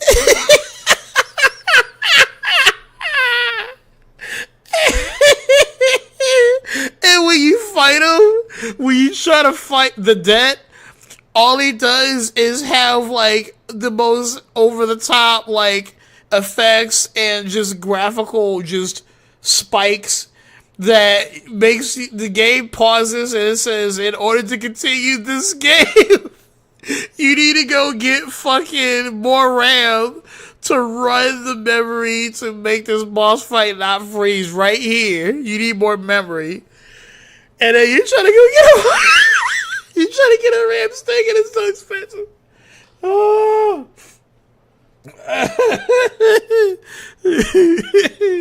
The fury, the sorrow, the end, whatever, the debt.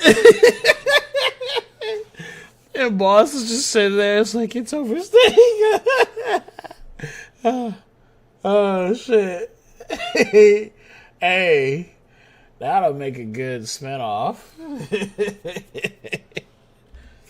メタルギアソリッド3スネークイーターについてもさらなる公開増加を実現しております。I can't stop thinking about it. 本日よりアップデート配信開始となりますので、この機会にぜひメタルギアソリッドマスターコレクションボリューム1も体験してみてください。さらに、今回の発表を記念いたしましてメタルギアシリーズの始まりの物語 Yeah, we're offering special sales, so you get to I really am hoping it's not as bad as it could get. It's not like I think it was bad from the start, but you do have to be careful because already what is bad though is that again, if you are, a fucking, I like to see I like to see a game that doesn't have censorship at all. Like if this was really what you meant to say, if this is what you meant to do in this game, I want to see it. And it's not like I need to see it as if like I agree or disagree. I think most art itself should be like, this is, whether you disagree with it or not, it should be in its rawest form. But just, out of the principle of,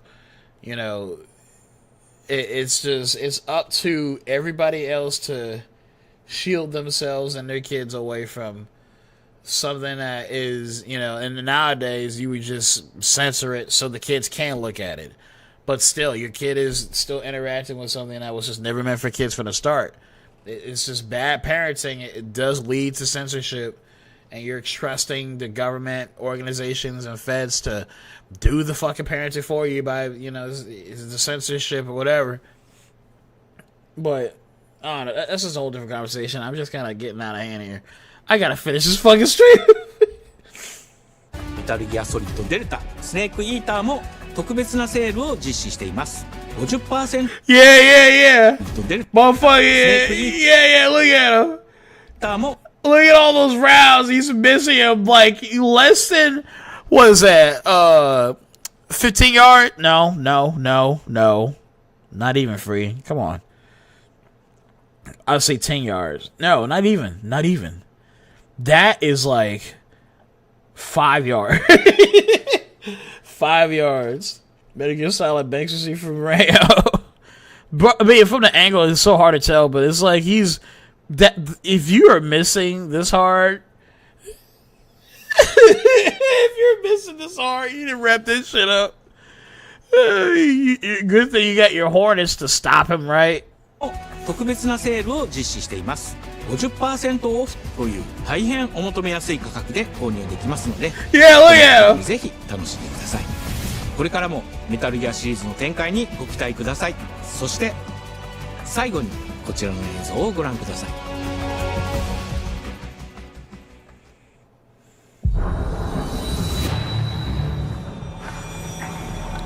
Oh, fun fact.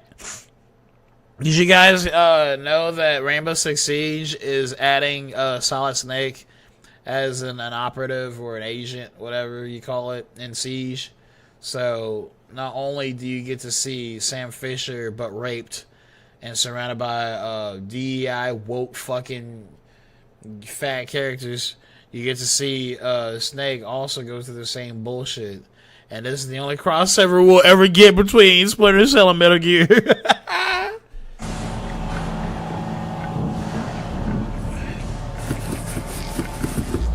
It's a goof. It's a goof.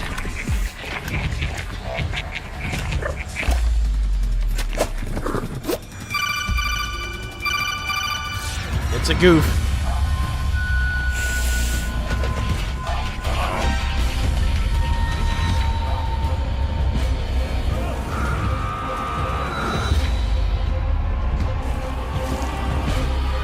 You just play as an octopus? I've never heard of Darwin's Paradox. I've heard of a game where, like, you're an octopus, but you're pretending to be human. And so, like, it's one of those fucking, what's it called? QWOP? It's a QWOP game. So, like, you're purposely just, you have shit controls, and that you're trying your best to not fuck up. Revealing to your family that you're an octopus. Like, is it that same guy, team, whatever? Snake standing next to the wheelchair operative in Rainbow Six Siege. Yeah. The pain. Speeds bees. Gets shot, yells. Pain, falls over, and with a delay, blows up. Yeah!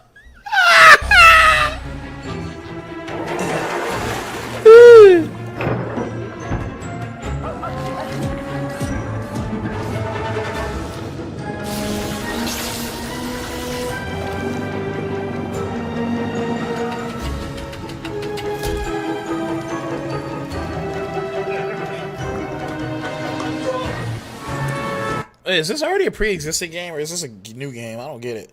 Either way, octopus are pretty cool. It's so hard to believe an octopus can look like that, and yet it has emotion and feelings and all this shit. Like, damn.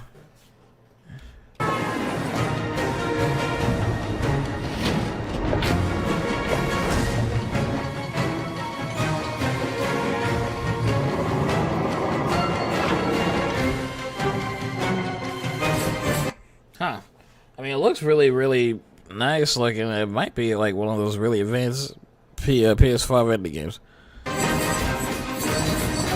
Oh man, that dude about to turn into calamari.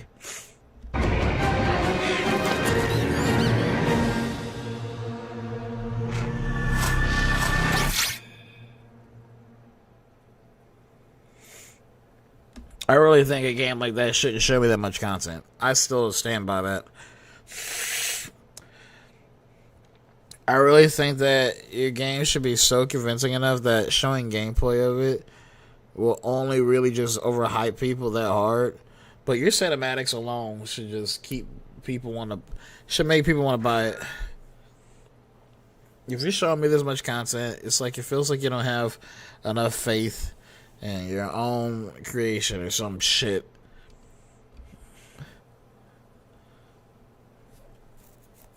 Oh.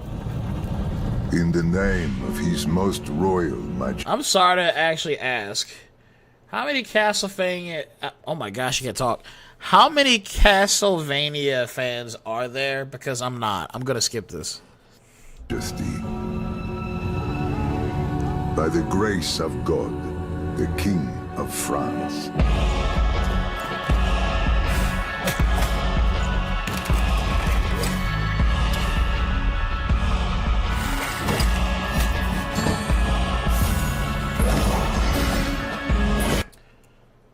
Yeah, like I'm not like I don't hate Castlevania. It's just I've never cared. I never cared. I don't even have much to say about it. I really don't. I've always heard about it and then just didn't care about it. And then the closest I've seen to Castlevania was me playing Smash Brothers Ultimate, where they added Simon and what's his name, Richter. See, I don't even know his name. The Belmonts.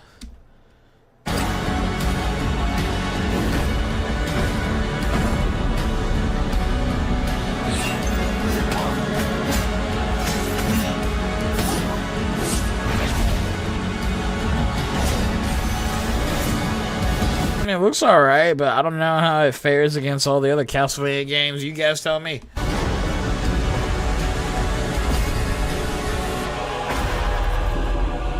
So now, we appeal to you, Trevor Belmont,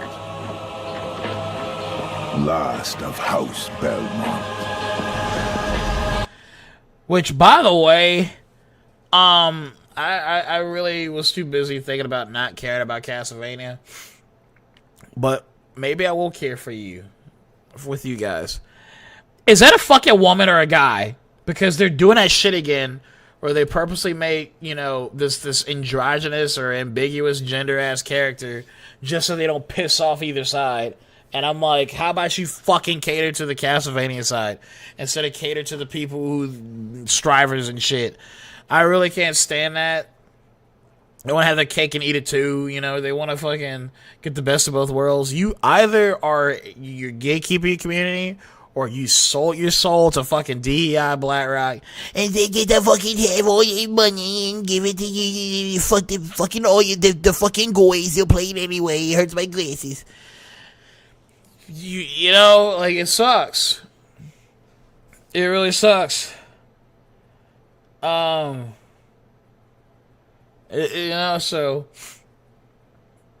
Corn Thirst looks like a new character. It's a dude, relax. Oh, okay. I'm so relaxed right now. I don't really think you understand, the weight of how much I said many times before that, it's not even, a paranoia anymore. It's literally reality.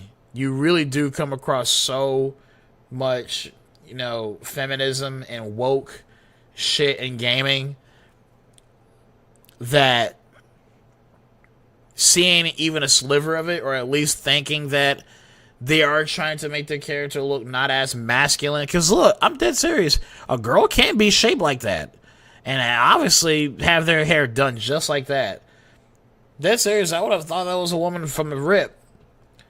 So with that being said, like, it's everywhere. It's almost like I feel like I'm right.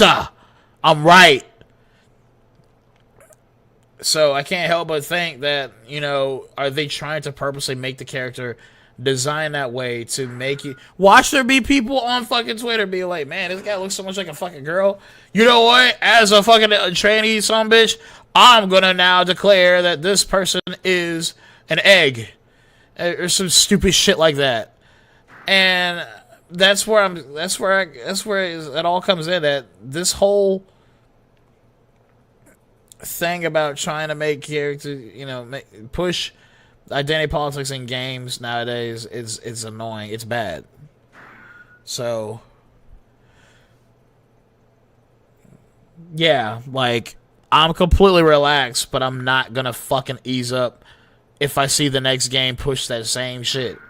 That's if it does. But I've told many people before that I'm overly sensitized to it.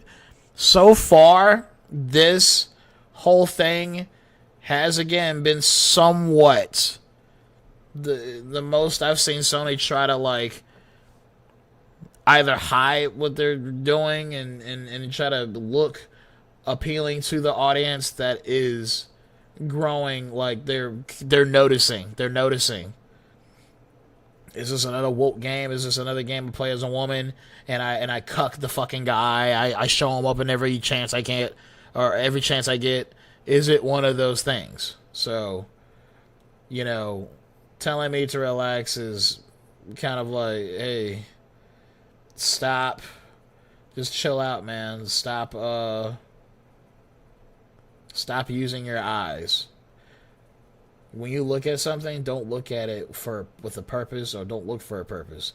Just look that direction, essentially, and just look. I don't know. Next. いただきありがとうございます。バニアベルモンドカースのあるように。 Anyway, I hope Castlevania is good, you know? As much as I shit on games for having a woman for the billionth time all up in your face, and she's cucking everyone and making you feel bad for being a white guy, I still think that whenever it's a brand new game, or if it's something that we're all hoping before it comes out, it gets changed, whatever, we all hope that it's a game that everyone likes. I'm not hoping things fail every time, because that would be... I'm tired of being proven right. I want to be proven wrong. I want to be proven wrong. I want to be proven that that I do need to relax. But until then, until I still see like a consistent upward trend of games actually just wanting to be palpable, fun games that ain't got some fucking pissed off, middle-aged, you know, fish-smelling, you know, cat-obsessed and promiscuous white woman in charge of these damn studios, or just kind of, you know, in between hourly and sourly type shit. Fucking, I just want to see a game be good wholeheartedly, without microtransactions, without season passes, with being a fully fleshed out game. And it was a very not woke game. And like I said, I'm not like super like Aryan. I'm a fucking nigga. I'm black. But I'm tired of saying that there, you know, isn't enough masculinity and shit, and that you or enough white guys and covers, and they're straight, and the woman is straight, and they have a happy family at the end of the game. Anyway, you guys get it. But I have to just kind of reiterate, I kind of don't like being told to not to relax, like I'm fucking unhinged over here, when it's like it's fucking everywhere. So I no longer have my fist balled up. They're unclenched, if that's what you're getting at. I'm black, couldn't tell.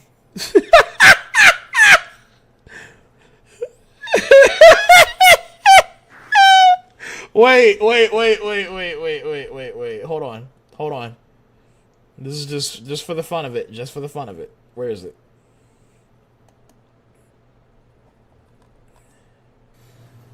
Right when I sent that last text about how short the stream is gonna be, this exploded and sounded like a genuine gunshot in my studio apartment.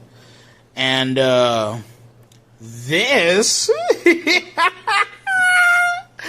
freaking exploded clean off of. I think that's all you need to see. You don't see any anymore in my fucking hand. That's it. You're black, could tell. Peace has been achieved in the junkyard. Yeah. Nigga, I really don't care. That if you've always said whatever you wanted to say to me because you thought I was white, then keep it going.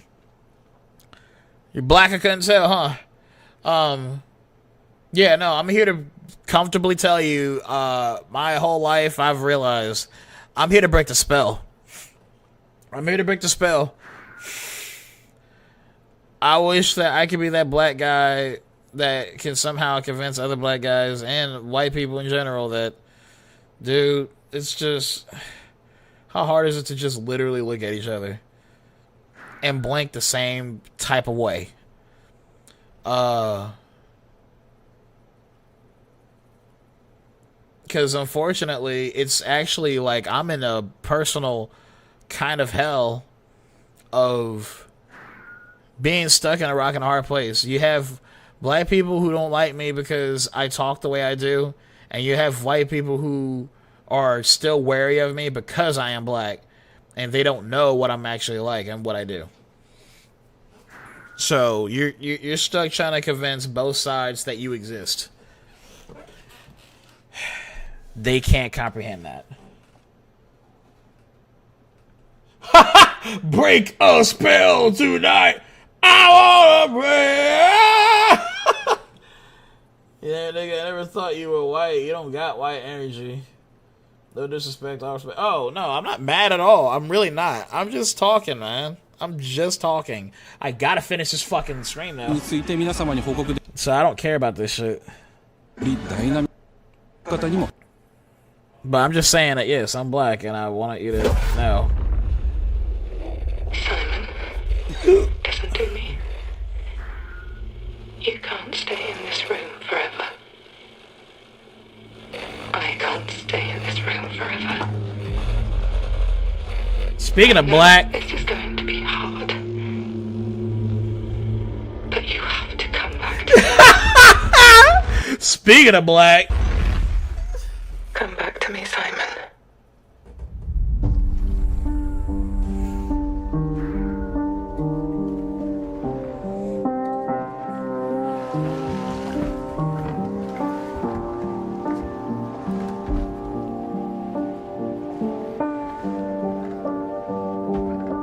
I woke up in the water again. But this time it's different.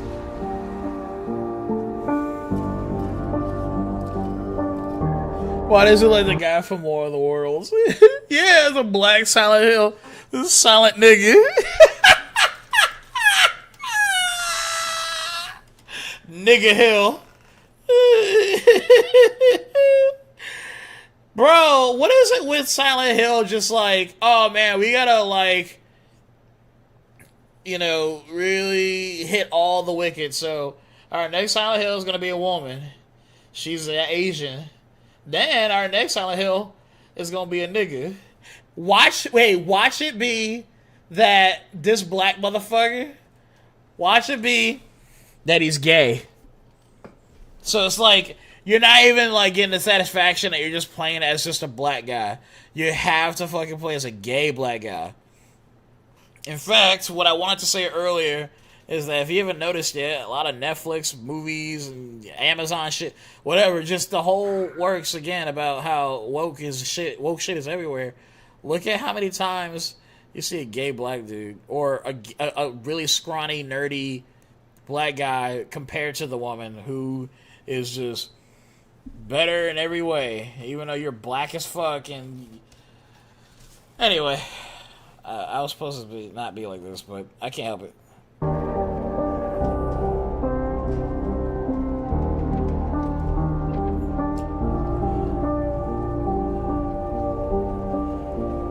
I keep trying to fix what happened. But no matter what I do, You can't fix it. It doesn't let us change things.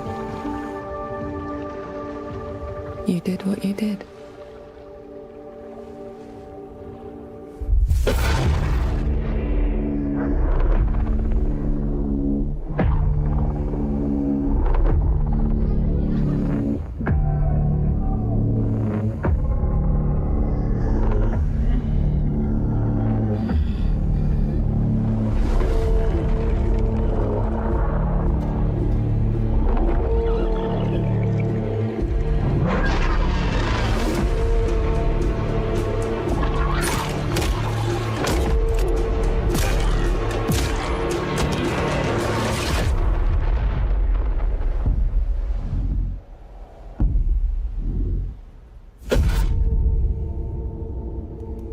You sure it's not coming out 2027?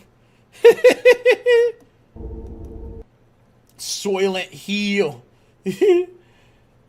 Reminder for that Japanese village Silent Hill. They said the most important part of Silent Hill was always the combat. Yeah, I've heard some pretty shit things about Silent Hill. The one where you're Japanese.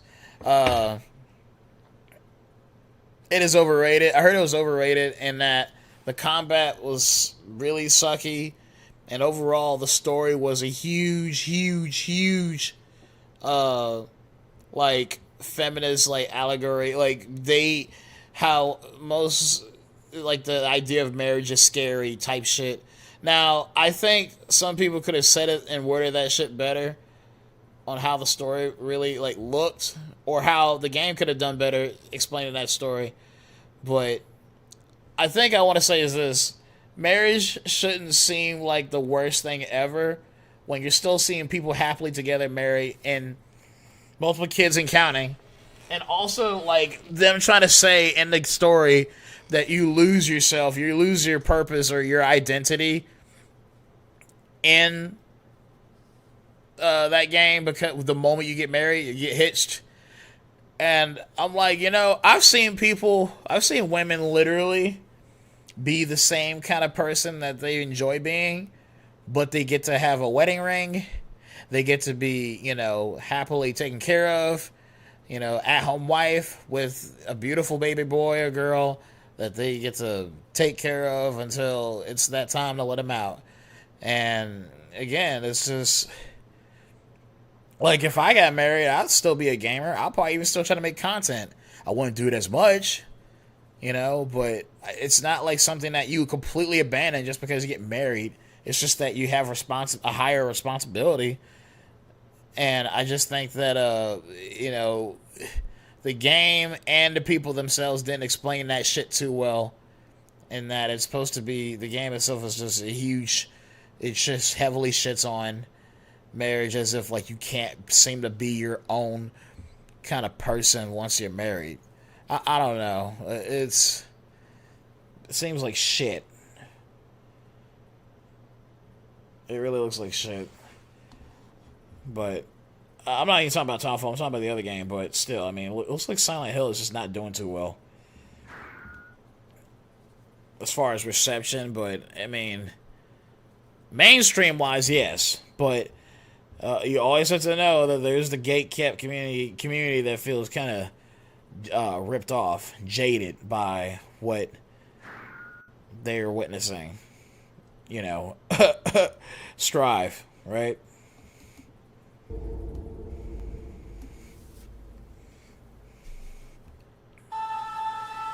A world shrouded by lightfall. Shining drops of light that bring death as they fall.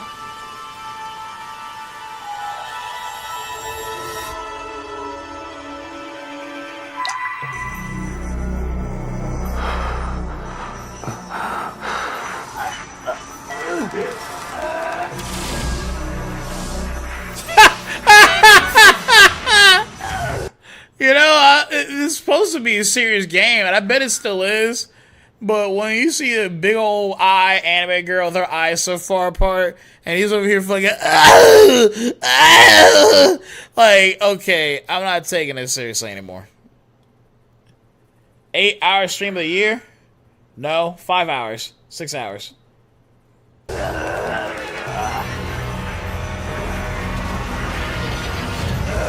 Was that Hatsune Miku? Damn, that was quite the fucking scream, big dude. Let's hear that again.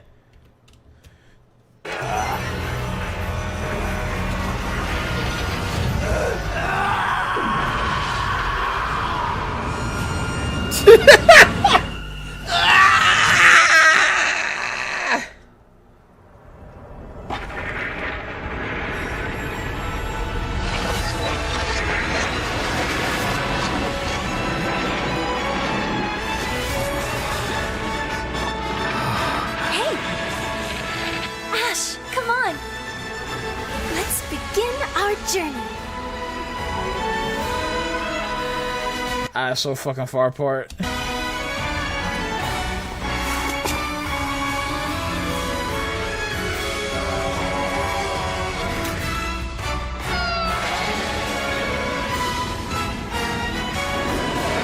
Those were Her Majesty's words. I'm going to defeat you here and stop the Lightfall.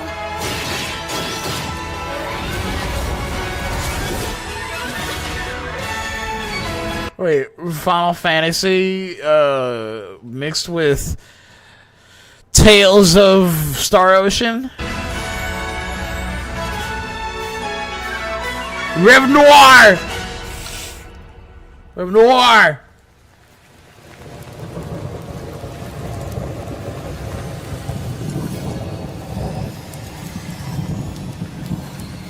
So literally, like, the concept of the timefall, except, you know, timefall sounds like a cooler idea, because you got the rain that's making you age where the raindrop hits your skin. This is just the Midas touch, but like it's rain. It's Midas rain. Midas rain. No! I'm turning into gold.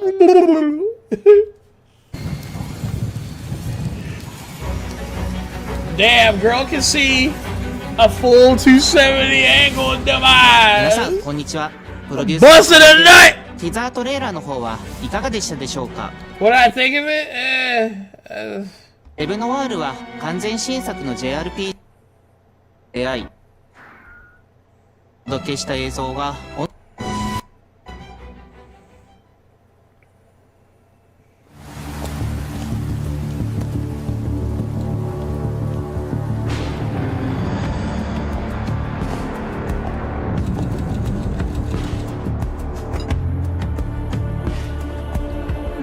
Field of view up to 300. Skill set must be able to move unconstrained, unrestricted.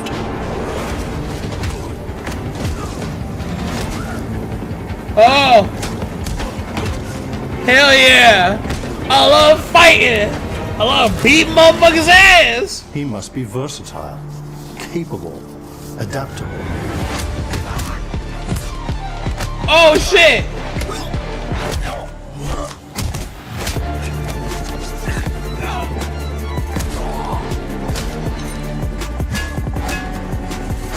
Damn! Damn! He must be grounded, stable, constant.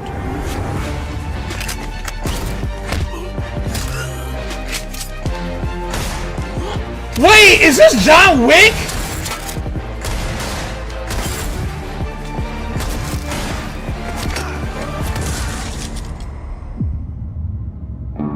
That is! I believe you are ready, sir. Well, look at you, John Wick! Look at you, Keanu Reeves! Look at you! Yeah. You know what I really hate? I genuinely hate that I thought of Moist Critical for a second. Because I don't like Moist Critical anymore. I want to fucking... Did I already unsubscribe from him? I think I did. I can't help but think of Moist Critical, like, as in... He's gonna show up and he's like, alright, well, I guess these pistols would do all the ass blasting for me. That's about it. See ya. Like, damn it. I hate that he did that for Keanu Reeves. Keanu Reeves, he should fucking sue him for what's it called? Defame for defaming him. Defamation. Yeah, defamation. This should be to play like Stranglehold or It's a Buzz. You wanted to play more than like Stranglehold. Stranglehold will only make the fucking game feel like arcadey and shit. I'm not saying Stranglehold's bad. I like Stranglehold. In fact, I'm probably, you and I are the only guys left right now, Abby Strong, that knows about its existence. But I think it should play like a mix of Stranglehold with Max Payne and a little bit of the combat being like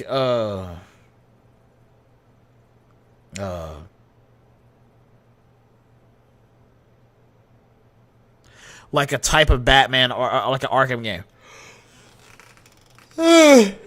Like I said, you know, the whole like the flow combat bullshit.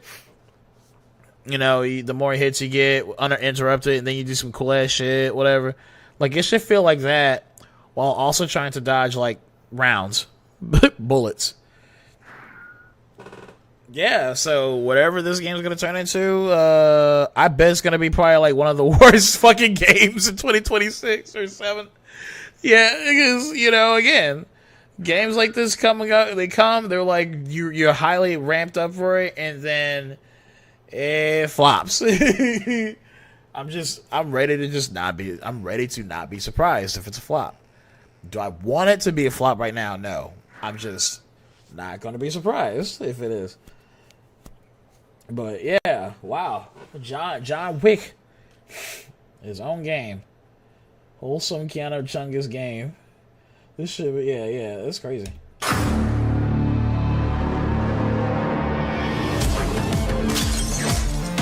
Oh shit! We are getting gameplay. Oh shit!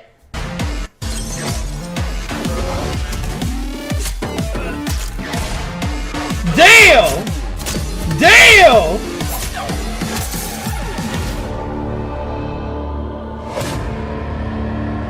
Saber. Lionsgate. You gotta be careful of that, I think. I think you have to be careful of that. Saber, Lionsgate. Saber. I'm looking up what Saber did. World War Z, Evil Dead the game. Okay, alright. So it's gonna be a mixed bag. I'm not gonna lie, it will be a mixed bag.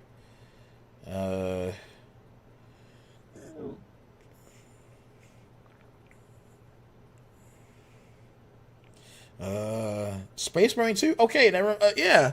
So actually, wait. That may be promising. That may actually be promising. Never mind. It might not be, but it might be a goodies bag, not a bag of shit. Wow, John Wick. Hello, ghosts. Show us a sign if you're real. What if I turn around and see Batman? And it's John Wick, and he just immediately just assassinates you. Like, he doesn't give you a chance to think. That's what makes John Wick such a crazy series still, is they do such a good job portraying, Keanu Reeves does a good job portraying like this guy who's just that quick to kill the fuck out of you. Not that quick, of course he has moments where he's like, hey look, you know, I'm just doing my job. But if you think that at all you 5 people are gonna attack this guy, he's going to find a way to kill all 5 of you. So you just hope that you get, like, at least, you know, a chance to be in some type of cognizance. Like, getting shot from the back of the head really would suck. You don't get to register what happened. You at least want to register what's happening right up until your death. But John Wick moves in such a way that he fucking makes sure that you can't comprehend what's happening. And then already you're getting fucked up. Oh, man. John Wick. Morning, New Cascadia. This is Joy, your community outreach liaison. It's a lovely day outside. Oh, look! It's we were talking about it earlier. Marathon. Woo! Extraction shooter. very quiet. Rainfall is expected to begin in the early afternoon and last until a long time. For those who did not wake, your restless dreams endure. So small among the stars. Breathe softly. Do not worry. Peace is upon you. And I am here to walk with you into its embrace. Mayday! Mayday!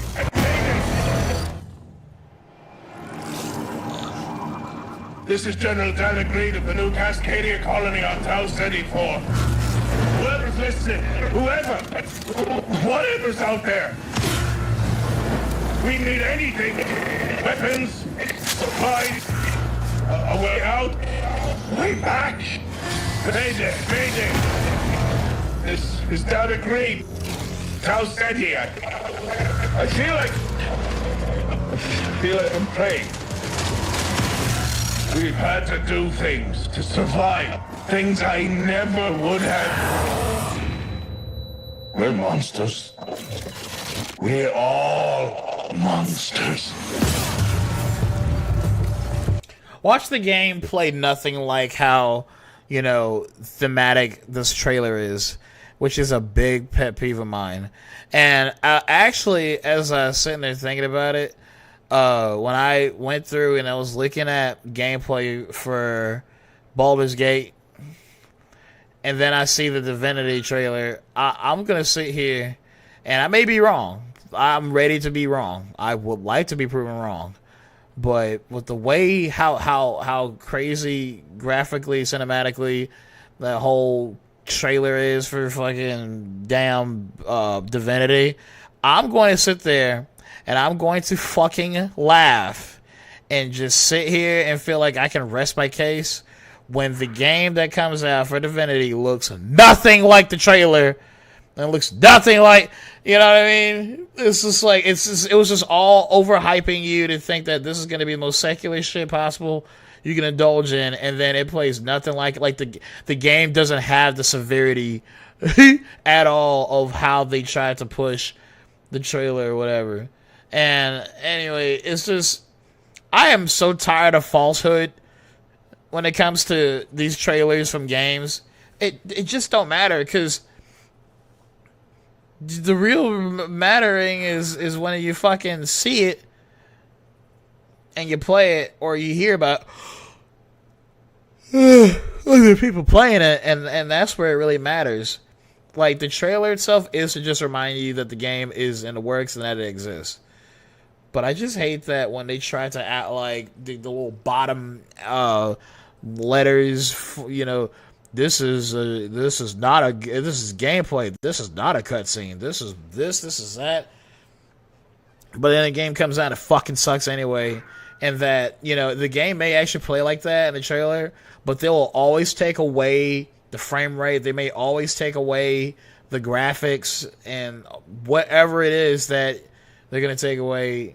And in comparison to what you saw at the State of Play, E3, the fucking Game Awards show, Summer Games Festival, you will always still fucking see somehow, you know, a watered down difference from what got you enticed in the first place. And that's what's annoying. This gameplay right here, I just don't believe is what it is. They're probably learning their lesson after seeing what happened with the fucking recent marathon beta test and shit, whatever. And also just, it's the same people who have moved on from Halo, and it's just, if it wasn't for Halo, hell, I will admit Destiny is also okay too. I'm not trying to say Destiny was ever bad, but it just feels jarring to see and be part of a game that Bungie finally made outside of Halo, and so I just want to treat it like it's a Halo game. Because it is, you know, in a way. Halo is their biggest magnum opus, Deus Ex, or whatever you fucking call it. It is just the ultimate, like, game. And when they try to finally do something different, it usually doesn't go as well compared to the making of Halo. Even Halo ODST is, like, an experience that you can still say you enjoyed having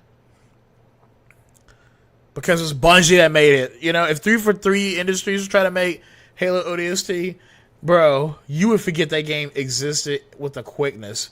Kind of like how it feels like we all forgot that Marvel vs. Capcom Infinite existed. Anyway, time to read the chat. Oh yeah, all this started because some dipshit gangster's son shot his late wife's puppy. Yeah, all he had to do was not do that. That's all he had to do. That's all he had to do, man. But no, he did it, and we're getting all these sequels. Marathon, they went silent. They got shot by everyone back. Yeah, that's what I was talking about. I saw your comment. By the way, that last Marathon the game came out in like '93. Bungie really just can't. Bungie really just made a cash grab out of an old IP.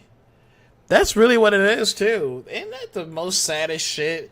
Like, no, you're not coming back and making a Halo. I know you're gonna fuck this up, which you can't because it's Halo. This is truly your game that got you going. But if I would not be surprised if they fucked it up and ended up just, it's all a cash grab. It's like Bungie is trying to do something here, but all I'm seeing them do is take my money and run. They didn't take my money and try to make it something, you know, mean anything. Bungie's magnum opus was Halo 1. A new Marathon be their magnum opus. Embrace.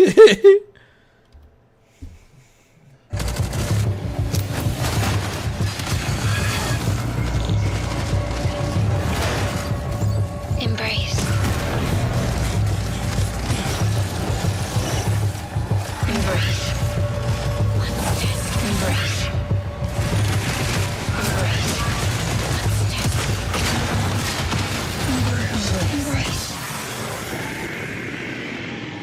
Here's the question, like, you know, because it was already a game, marathon game before, was it always as trippy? Was it always trying to play this whole stupid, subversive, you know, like, abstract art, like Maria Abramovich, like, type of style of art theme to this game? It's just so stupid, man. I feel like I'm like in a future, like I overdosed on a lot of drugs that make me just forget spatially and like time wise, like where the fuck I'm at. But you know where I'm guaranteed I'm at? I'm at a French fucking, what do you call that shit? The catwalk or the show walk.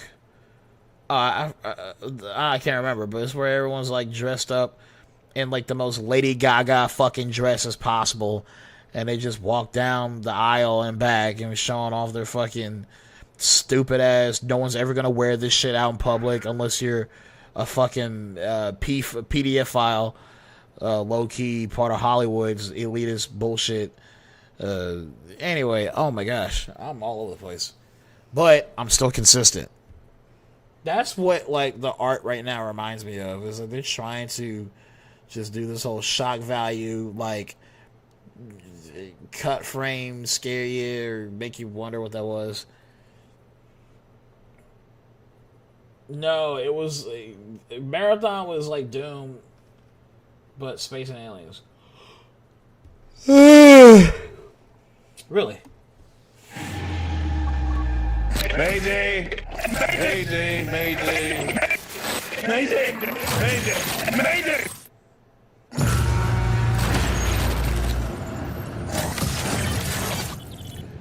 Server Slam! You hear that, folks?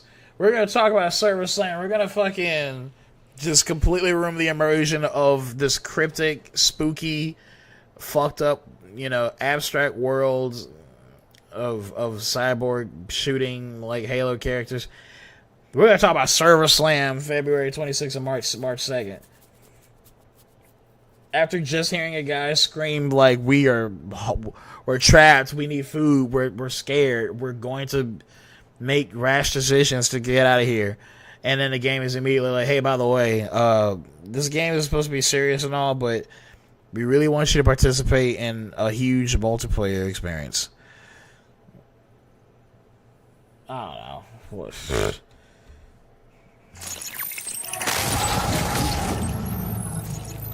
Oh, it comes out March 5th. I hope you got your shit figured out.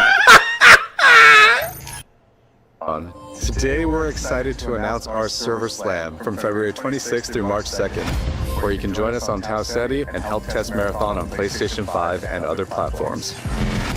Our Server Slam features an introduction to the survival gameplay of Marathon, giving you a chance to explore the dangerous world of Tau Ceti and unlock rewards for the full release on Thursday, March 5th. For all PlayStation Plus players, we're also excited to share a collection of unique weapon charms that pay homage to some of our favorite PlayStation games, including Helldivers 2, Death Stranding 2, and Ghost of Yotei. I'm trying my best not to say anything about this. I do want to quickly say, as fast, as good as possible, I fucking hate collabs. I hate crossovers so fucking much. I really, really do. Unless you're making Marvel vs. Capcom 2, unless you're doing fucking Capcom vs. SNK, unless you're doing Smash Brothers, unless you're doing, any of that, can you please, for the love of God, stop milking the idea of crossovers amongst all these games?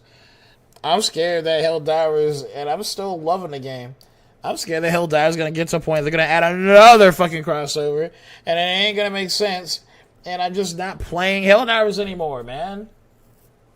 I'm just playing some game that you go around, you shooting creatures or bots or aliens, and you're just seeing the people mix matching fucking Killzone Halo armor, wearing the cape of a fucking the Deep Rock Galactic gnomes. Rockenstone. Like, I'm tired of it. Please just stick to your own realm. If you're already showing off how bad you want your fucking game to have all these crossover emblems and shit, then that shows you have no confidence in this game succeeding. That's all it sounds like to me, man. Why the fuck you got a fucking charm? And even though the game looks like it makes zero sense, and it still don't. For what I have seen earlier before, and just seen now, it's very dystopic, and it seems like people are struggling to survive. And struggling to survive on a planet that has all this fucked upness, and an alien entity type SCP shit that we don't know what's going on. Like, I seen that video, the earlier trailer where someone threw up in their fucking astronaut helmet. And then all that shit. That was some trippy ass shit. Marathon has potential to be a trippy ass game, more trippier than Control. Why are they fucking sitting there and just making some stupid ass extraction shooter and talking about already here's some DLC pre-order, here's the slam. Check out this fucking charm you can get because you played Helldivers. You played Death Stranding. It's like, dude, fuck off, man. You're not even out yet, and you're already talking about... This feels like I'm hearing just right now. Pre-order now, you get whatever charm you want of your fucking rifle. Starting from Helldivers to Death Stranding 2 to Halo. And it's like Halo's not even a fucking PS4 game. Power to the players. Rated M for mature. Like, dude, I fucking hate it. I really do. This is such a joke. I want to look at this game and think that, damn, this is interesting, but, bro, they're already quick to try to... And this is Bungie, too. This is painful. I can't believe Bungie. Because I actually didn't play a whole lot of Destiny like that. I have played it, but I didn't play like all of it. It's just wild to witness these fucking people look like they are causing one of my 3 gaming sins that I talk about. It's just a cash grab. And the other 2 gaming sins is if the game is broken or if it's super woke. So excited to share. Pre-order now, get the Reznov challenge. Yes! That's what I'm talking about. Pre-order now, get the Reznov challenger pack. You know what I mean? All must die. Vladimir Vushnik Marathon. All must die. Favorite PS game? Go see your taste. Something isn't right, Chief. Collection of unique weapon charms that pay homage to some of our favorite PlayStation games, including Helldivers 2, Death Stranding 2, and Ghost of Yotei, all available at... Wait, and I also forgot to mention, Helldivers are already like a multi-platform cross-play game. So by the time you're like, hey, yo, we get this Helldivers logo, you want to put on your charm or whatever, right? And I can fucking be like, man, fuck Marathon, and go to fucking play Helldivers on the Xbox Series X. Launch. From everyone here at Bungie, thank you for joining us on this journey. We'll see you on Tau Ceti starting February 26th. We'll see you on Tau Ceti starting February 26th.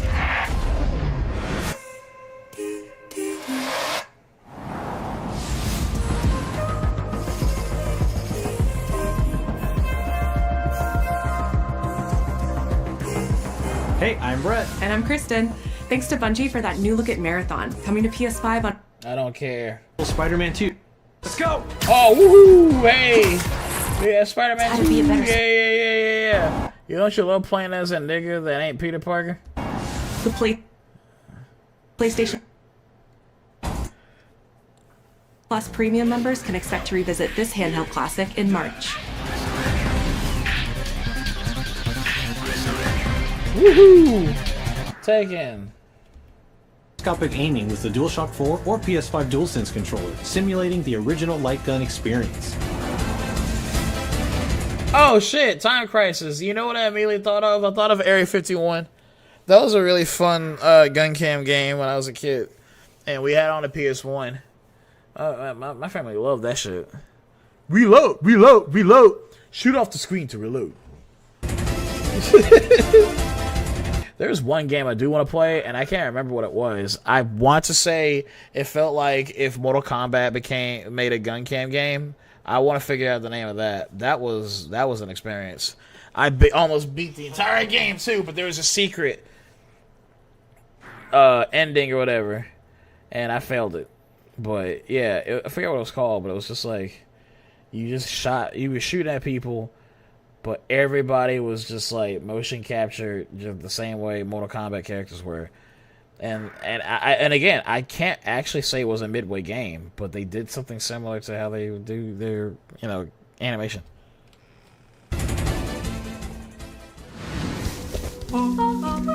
I'm so confused when you say Tekken Brian. All I can think of is Are you talking about that one? Or are you talking about the way he be looking at the fucking camera?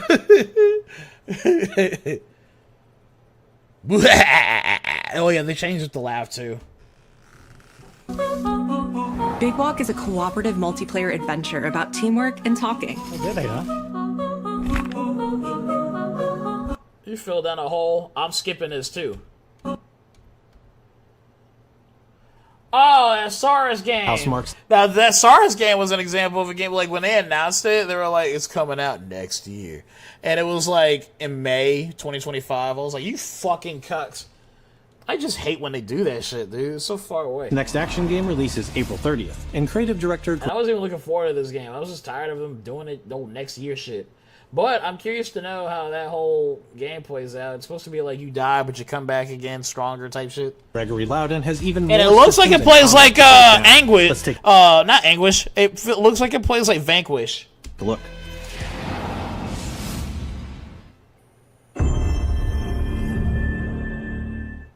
What is that for you, Arjun? Finishing the mission. Keeping people safe. Oh, Arjun. I know you better than that. The one with his finishing animation with different camera angles. Oh, you talking about? I know what you're talking about now. He's sitting there beating the fuck out of that damn opponent. You win, and he's like, oh, he ain't dead yet. And he's just fucking rocking their heads in, literally. Fucking. And he's like, the game's like, you win. And he's just beating their asses to oblivion. Just fucking, just pound grounding them. Ground pounding them. Hey everyone, I'm Gregory Loudon, Creative Director at Housemarque. Today we're excited to show off our Comeback Stronger features and Eclipse gameplay running on PlayStation 5. In Saros, you step into the shoes of Arjun Devraj, performed by the brilliant Rahul Kohli, who is discovering the hostile shape-shifting planet of Carcosa. Like, this is cool and all. I really do think so. But yeah, it does look like it's just one of those it's like if you're looking for high fidelity animations and shit, that's not there. It looks like a genuine video game. As you encounter a variety of ever more brutal hostiles, death is inevitable. But in Saros, death only means that you will come back stronger. Welcome to the passage. You are not on your own. Interacting with the survivors of Echelon 4 will help you understand the mysteries of Carcosa. I can't believe so many are gone. They didn't all die. Some of them changed. This is Primary, the voice of Soltari. Here you can engage with our permanent progression systems to upgrade your armor's attributes. Yeah, I'm about to say, look, I mean, it may seem like an interesting idea, but it depends on how they go about really doing it. Like, I think it's just more badass to, like, not die at all. You know? That's why when I'm sitting there looking at how I actually never played it after a certain stream. But God of War, when they did a DLC where you basically go to, what's that stupid shit called? Where they like die and they go to not Asgard, but basically they go to the afterlife and it's supposed to be the greatest thing ever. You fight all day, you fuck all day. I don't know. What's the name of that shit? But you know what I'm talking about, guys, right? They go to Kratos goes to the afterlife, or is going to like test his self, whatever. But yeah, when you die, you end up meeting Freya, and Freya is surrounded by a bunch of women. They're Valkyries. They're all scolding you like women will always do, for doing something that they think is brash and arrogant. And they're like, you can't do this without our help. Bro, I love the idea that Kratos would just do shit by himself. He literally forced open the fucking doors to go into... What is that shit called? Valhalla! Thank you. Yeah, but they, he prized open this door to go to Valhalla with sheer strength, and that to me was cool. Even Mimir's like sitting on his ass cheek like, oh, what that just bloody happen? You know, like, it's still Joss Whedon writing, but it felt so badass for the time being that Kratos, you know, just did the one thing that no one else couldn't be able to do. He's fucking strong. Like, I didn't hear about Thor trying to open that shit.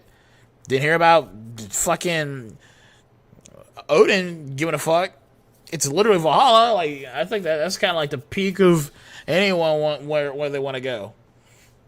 But he cared about that mask. But anyway, when you die in Valhalla, though, you get scolded by a bunch of women, even though you're a grown-ass man that has killed damn near...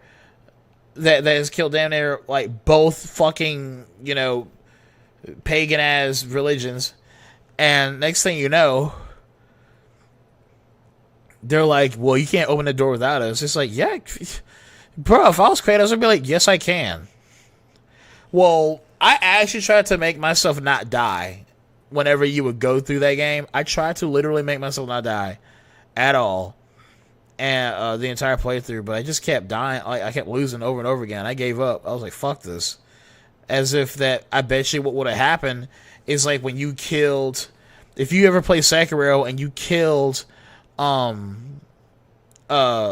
first guy, like your nemesis, the game, when he kills you, it defaults into the guarantee, okay, yeah, you died, you lost. But when you beat him, he's like, damn it, I'm mad. And then he literally has to go get some sorry ass Ambu, like crazy ass like orangutan looking motherfucker. I forgot what you call it. The guys that go whoo from a parachute or from a kite, and yeah, one of them throws a shuriken at you and that cuts your arm off, and then, or no, he distracts you with that shuriken and then cuts your arm off. Like, I love getting the alternate endings to whatever moment you're supposed to die in. That always makes me happy to know, like, you're sitting there putting in all this work and the game is telling you to lose and you're like, no, fuck you.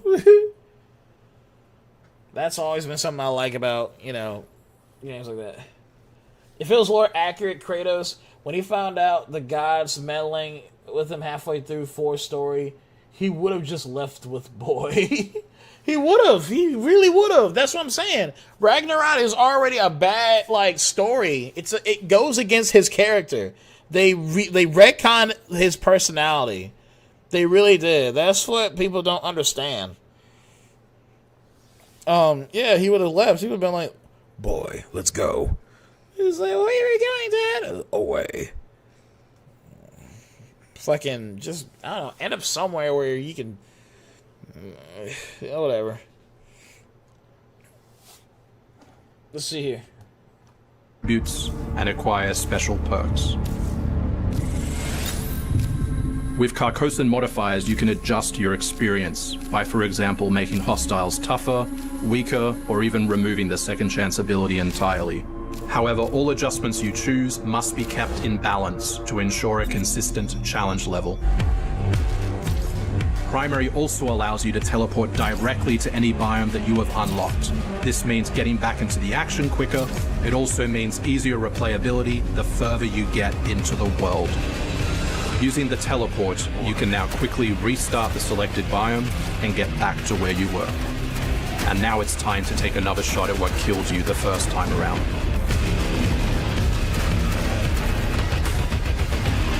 Again, this game, better push the idea that you can just play without dying at all, and it makes you feel more badass. Eventually, you come across an alien device.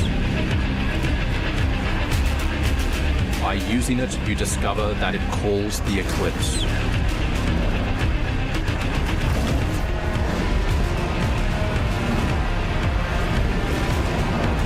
The Eclipse corrupts the world. It's a complete escalation of our gameplay, our audio, and our visuals on Carcosa. Hostiles now shoot corrupted projectiles, which reduce your maximum armor integrity, but you can restore it by using your power weapon. Weapons and artifacts also become corrupted, which alters them in both positive and negative ways, which ramps up the challenge. We can't wait for you to play Saros when we launch on April 30, 2026.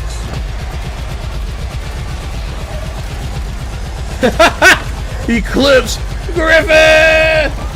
And I only know about that whole Griffin shit because of my buddy Fingerlicker. He's a huge Berserk fan.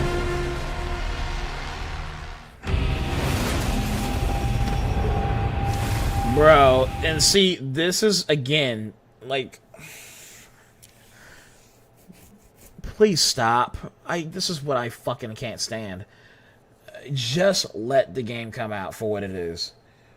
Why are you trying so hard to get me to pre-order a digital deluxe edition of a game that ain't even out yet? I don't know what the fuck I'm looking at. I don't know if the game actually feels good. It might feel like shit, but at least I got 4 pieces of skin that, like... Oh gosh, I can't stand this shit.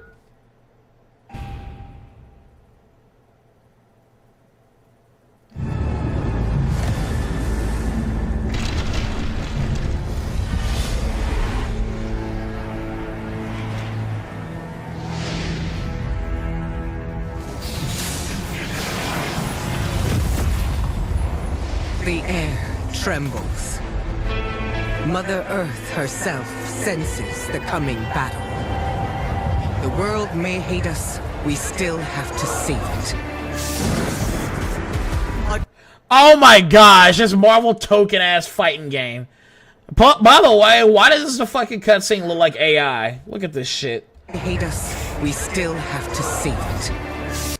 There is no way that I believe any effort was put into that very moment.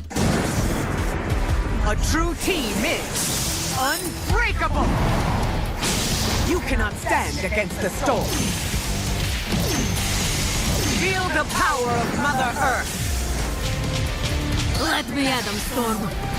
By the way, I can't wait for this game to probably suck just as much as the reception recently of 2XKO. Like, that game is dog ass, I heard. Or not dog ass, but I heard, because of how easy it is, which I predicted it, people are gonna hate this game for being how easy it is. I want to say that I predict it in a way that this is just the standard of gaming, that someone's gonna win with the easy, easy mode bullshit, which it is the game itself. It's just easy. And next thing you know, I find out a fucking, a preteen or a child won a fucking tournament, big tournament, playing 2XKO. So watch this game be the same exact bullshit. Or at least it wants to act like it has any type of flair or flavor to it. I heard that the game doesn't actually have flair or flavor. It, you can do combos, but everyone is just very restricted into doing, you have to do that one combo. You can't do, your own kind of combo optimally. Anyway, let's be done with this shit. Oh, that's not even actually it. I heard that it was Riot Games that laid off a bunch of people because they don't know what the fuck they're doing. Cornthor says, speaking of token, the problem with the combos is simple. They got the MVC launch only to do 2 attacks. Yeah, exactly. And again, I heard that they don't think outside, of making attacks unique or just making a flowchart change out of nowhere. Hence why, I think that, again, having only a certain number of Gatlings that everybody universally has is in Strive. Alright, I'll shut up, Strive. I promise. Now, who is this? Who's this? Himbo is waiting. Magic. I'm starving for your soul. Time to end this. I've got this one. Hey, we finally got Wolverine after how many years of not having him? Show you how the X-Men get it done. And I'm over here acting like Marvel's Capcom is the same as Arcs is. Watch them make Wolverine either dog shit or whatever. Who knows? It's their own game. You're not gonna see anything similar whatsoever. Steve Blum. Okay. Wait, yeah, that's the guy I was talking about. Who voices the one guy from Metal Gear Solid Peace Walker. You're cooked, Bob. And by the way, I'm sorry for pausing so much, but can you just you know what I really can't stand? I can't stand that when you see characters that look like they could have been part of the game just hanging out in the background. I thought I saw Rogue or Rouge. Colossus! Initiating attack.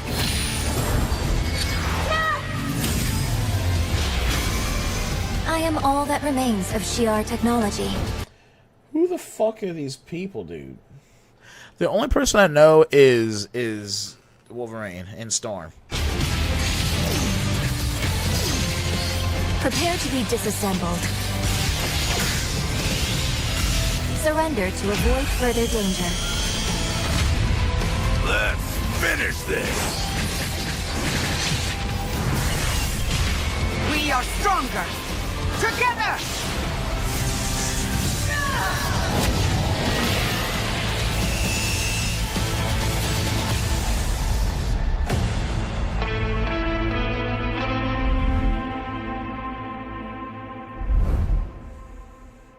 Dude, just watch this game fly. マーベル闘魂ファイティングソウルズ最新のトレーラーお楽しみいただけましたでしょうか。 Fucking fag. Oh. Oops, I said the one word. I didn't. Oh man, I'm a producer and I'm the guy who does the development, man. I'm getting tired, by the way. 本当にお待たせしてしまいましたけども、こうして一番初めに X-Men のチームトレーラー Think of Wolverine as an unstoppable savage tank. Some of his claw swipes have armor on them, so he's literally going to be able to shred through opponents' attacks. Wow, they're literally redesigning him completely. So he's not the fast berserker moving character. They're just making him have super armor. I've never heard of him have super armor. I've heard of him moving faster. So, oh boy.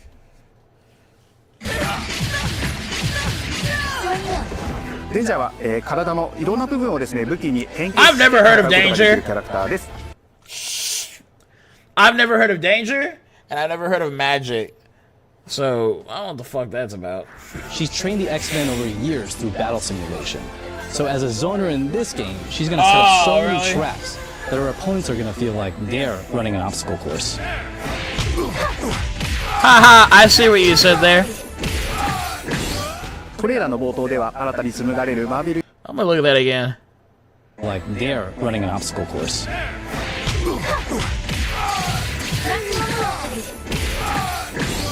トレーラーの冒頭では新たに紡がれるマーベルユニバース闘魂 I bet you that is the most formulated combo you could do. Takes no like skill to really do. It's just you just know you only have 3 attack buttons or 4 or some shit, but I bet it's really only just the 3. And then you just repeat around that. オリジナルストーリーの映像を含めさせていただきました。 Huge jacked man. Storm and Wolverine I recognize. Who the fuck is the other two? I don't know. People said Danger is shown in X-Men Children of Adam, but I'm not sure how real it is though. All I know is from X-Men Children of Adam is that's where Sentinel shows up, Spiral, Colossus. I want to say Shima-Gorath, but I don't know. マーベル闘魂ファイティングソウルズ20キャラクターのプ Damn, レ I'm イヤ getting ブルを実 tired. 装しまして We're almost there, folks. 2026年8月6日に発売いたします。 Pre-orders open next week, so please check out. Wait, you didn't explain who Magic was. It's an unstoppable. しながらテレポーテーションで裏回りしたりだ。 Oh, I skipped over her because that's how bored I was. 本当に I'm sorry. してしまいましたけども、こうして一番初めに X-Men のチームトレーラーを発表できたこと、本当に嬉しく思っています。 We're super stoked to introduce the mutants as the newly formed unbreakable X-Men into the world of Marvel Tokon. マジックは中間距離を Magic wields her massive sword and do damage in battle. Okay, no shit, but who is she? 多彩なトリッキーな動きをすることができます。 Think of Wolverine as an Bro, they didn't say shit. They just talk about, oh, here she got a big ass sword and she can teleport. Ooh. Like, I haven't heard that before. But why is she fucking turning into a demon? What's her story? Why does she look so generic if I don't know anything about fucking Marvel? unstoppable savage. I don't care. Alright, well, whatever. Marvel Token Fighters, folks. See you August 6th, 2026. You know? By then, you'll be already playing Invincible Versus. And that'll be another game, too, that is like... We can't tell if it's going to be a flop or not. But I feel like You have to be, again, get careful with these type of games, man. Most games always do that light, medium, heavy bullshit route instead of having unique, like, button properties, like punch, kick, slash, heavy slash, or 6 buttons, right? Light, medium, heavy punch, light, medium, heavy kick, or even when you play King of Fighters and you only have the 4 buttons, but like certain macros make you do interesting stuff. I don't know. I'm just saying that this fucking... I just want more games to have variations of how they want to go about their combat. People say that dangerous oh, I read that. Stand ready for my command grab. Worm. Yeah. You were given time. You were given leeway compared to most, yet I find you not command grabbed. This whole thing was my fault. And all I want to do is DP you as hard as I can. Good.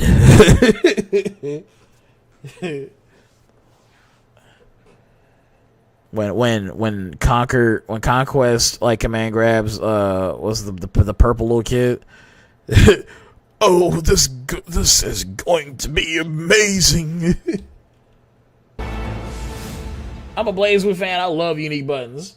That's exactly right, ass fucker. That's exactly what I'm talking about, man. I want there to be just more fucking just shit. Uniqueness. Oh. Oh. Oh, I already see it. Oh, no.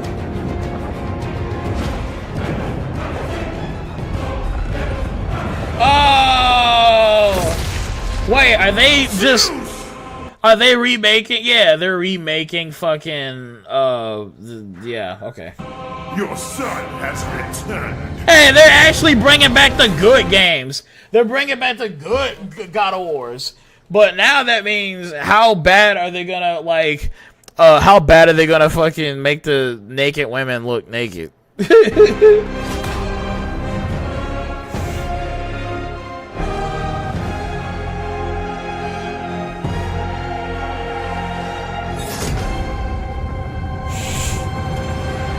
I'm not gonna lie, quite the nerve for them to even bring back the trilogy, right? Because seriously, you know, it's God of War 4 and Ragnarok were so sanitized, and I just feel like it wouldn't. Santa Monica Studios would be like acting like that. This is like their worst history. Oh, so much depravity, so much degeneracy and sex, and just Kratos was just so angry. I like God of War 4 better. Ragnarok, he really found his true inner peace of being a father, and I'm like, bro, why are you being so gay? Why seriously couldn't they make God of War 4 and Ragnarok to be the game that's like, you know, it's the same song and dance, but at least Kratos has a better grip of his anger, or that, you know, his sacrifice, like what we thought was gonna happen in 4, his sacrifice will cause Atreus to crash out.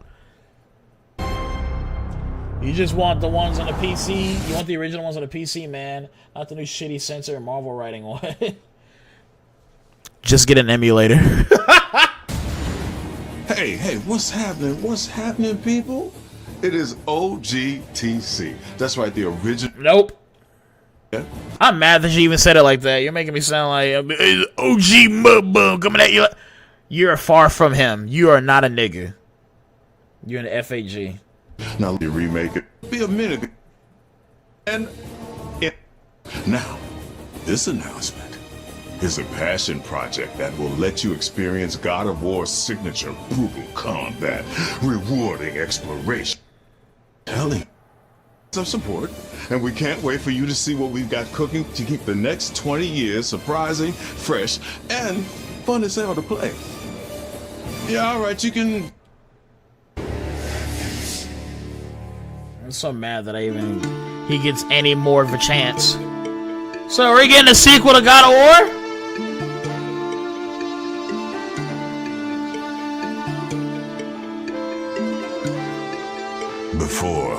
was a father. Before, I was a god. I was a Spartan.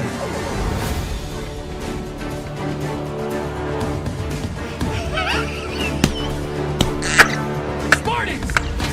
Our duty is Spartans. Here is a reality. Courage is a decision.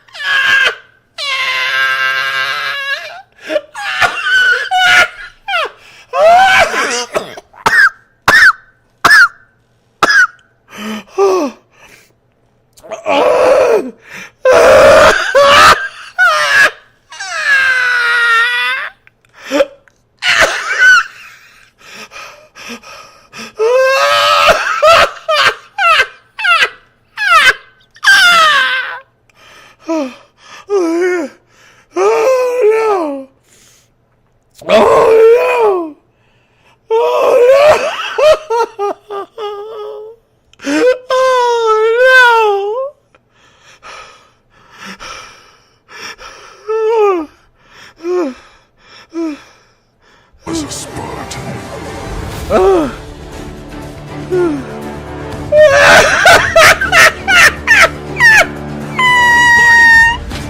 Our duty is to Sparta. Here is a reaction. Courage is a decision. Press your attack! Vigilant! Never on our backs! Never left behind!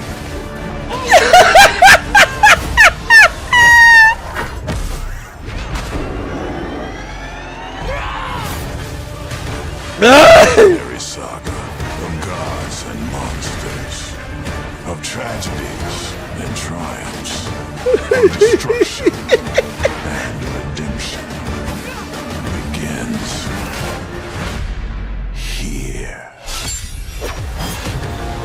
Heroes, be ready for Sparta!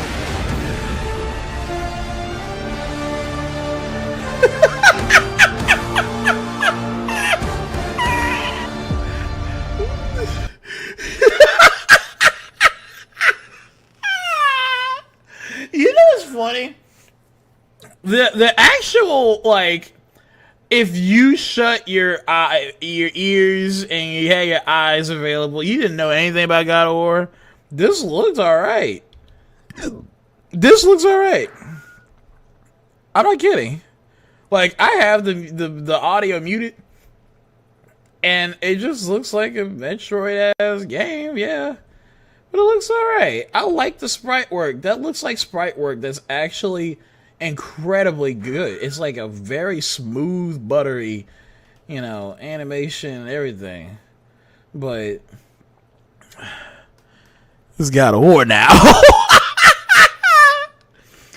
It's God of War now. This is the biggest reveal that fucking stupid ass black son of a bitch, who's not even the original voice actor of Kratos, and I think he's gay.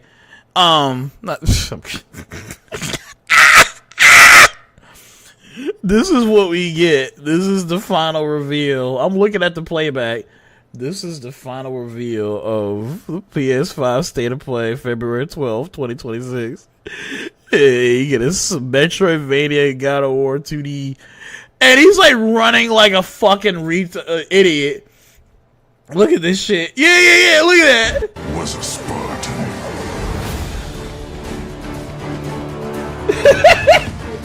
Like, bro, you gotta be kidding me, man.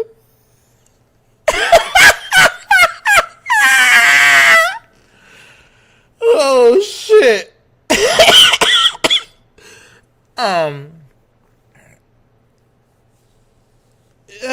don't even know what to say, man. You could have made this like look like at least like a, because even though God of War is pretty graphically fidelis in the older PS2, PS3 games, you could at least match the graphics to that and then released it like that. Just give me a shit ass story about him and Deimos, whatever. But dude, unbelievable. They made God of War the Sons of Sparta. They made a side scroller, dude. Oh man. Let me read some of this chat here. You would be angry too if you went through what Greek Kratos did. Exactly. Wait, did I say something? Did I say something contrary? But dude, seriously, Kratos, everything he done is like warranted. Kratos, like, if I remember the story, like even at birth, but this is why I'm so glad I'm Christian. You know, this is why I try to be Christian. You sitting there believing in all these different ass deities and shit. Yeah, I just feel like the most accurate depiction of these motherfuckers is God of War. Because they're sitting there just... Bro, imagine literally being a woman, just minding your fucking business, and then the nearby cattle, or a cattle that just shows up out of nowhere and starts, like, literally, like, raping you. And you find out it was the god of gods. You know? Like, they're king of kings. Zeus sitting there raping you just because. Do you see what I'm saying? Like, their depiction, their stories and bullshit, it is such a fucking joke that, you know what, it would have taken a fucking pissed off ass Spartan. He's sitting there growing up, right? Just like in the story, like he's sitting there growing up, just being dealt with all this bullshit back and forth by these immortals. And he's over here just like mad as fuck. He can't get a break.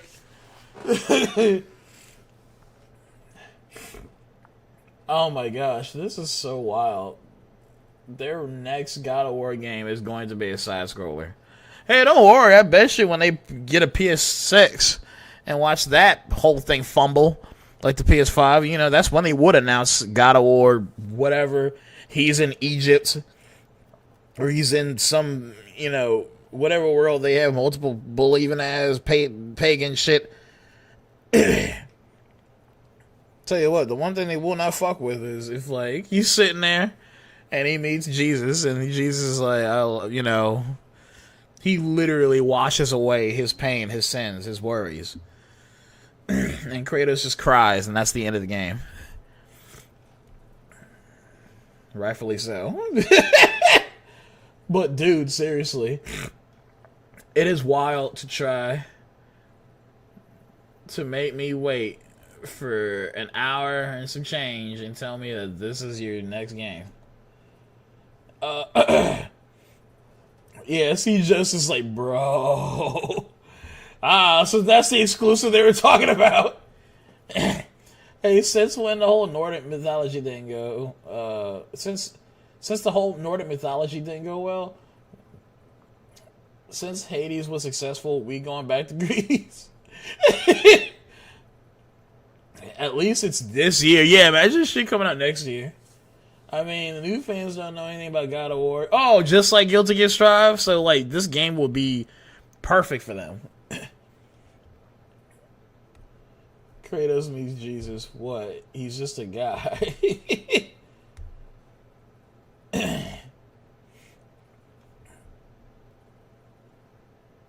The last the last words Kratos was spoken. The last words Kratos spoke before Jesus Christ converted him, and Kratos is now named potatoes. I'm trying to think of something like the same thing as when Saul became Paul, right? And Paul went out and he spread the word of the Lord all throughout Am I saying it right? Mediterranean? But basically, you know, Romans, the Greeks, everything. He lit them a new one. He showed them about Christ. Crocia. Yeah, he be caught Crocia. He be called Crocia. I mean, seriously, you know, that would have... You know how, like, surprisingly subversive, yet, like, awesome that be is you find out like it's just like very long-winded way of showing that Christ is awesome, because he is. And then like you thought you were playing a game where you're about to kill just all these different gods and stuff, but you don't. You end up serving the realest God. Yes, sir. Why is this muted? Oh, I muted it because I was trying to show how, like, you wouldn't even know that was God of War.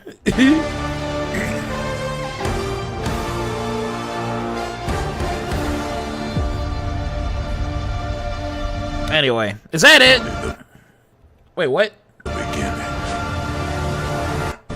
This is only the beginning. Yeah, it's a cool, hey, check this out. You get the side scroller, and then you play the PSP game, or you play the PS3 games and crap, and then you find out what happens, and all the more reason to literally justify Kratos being pissed.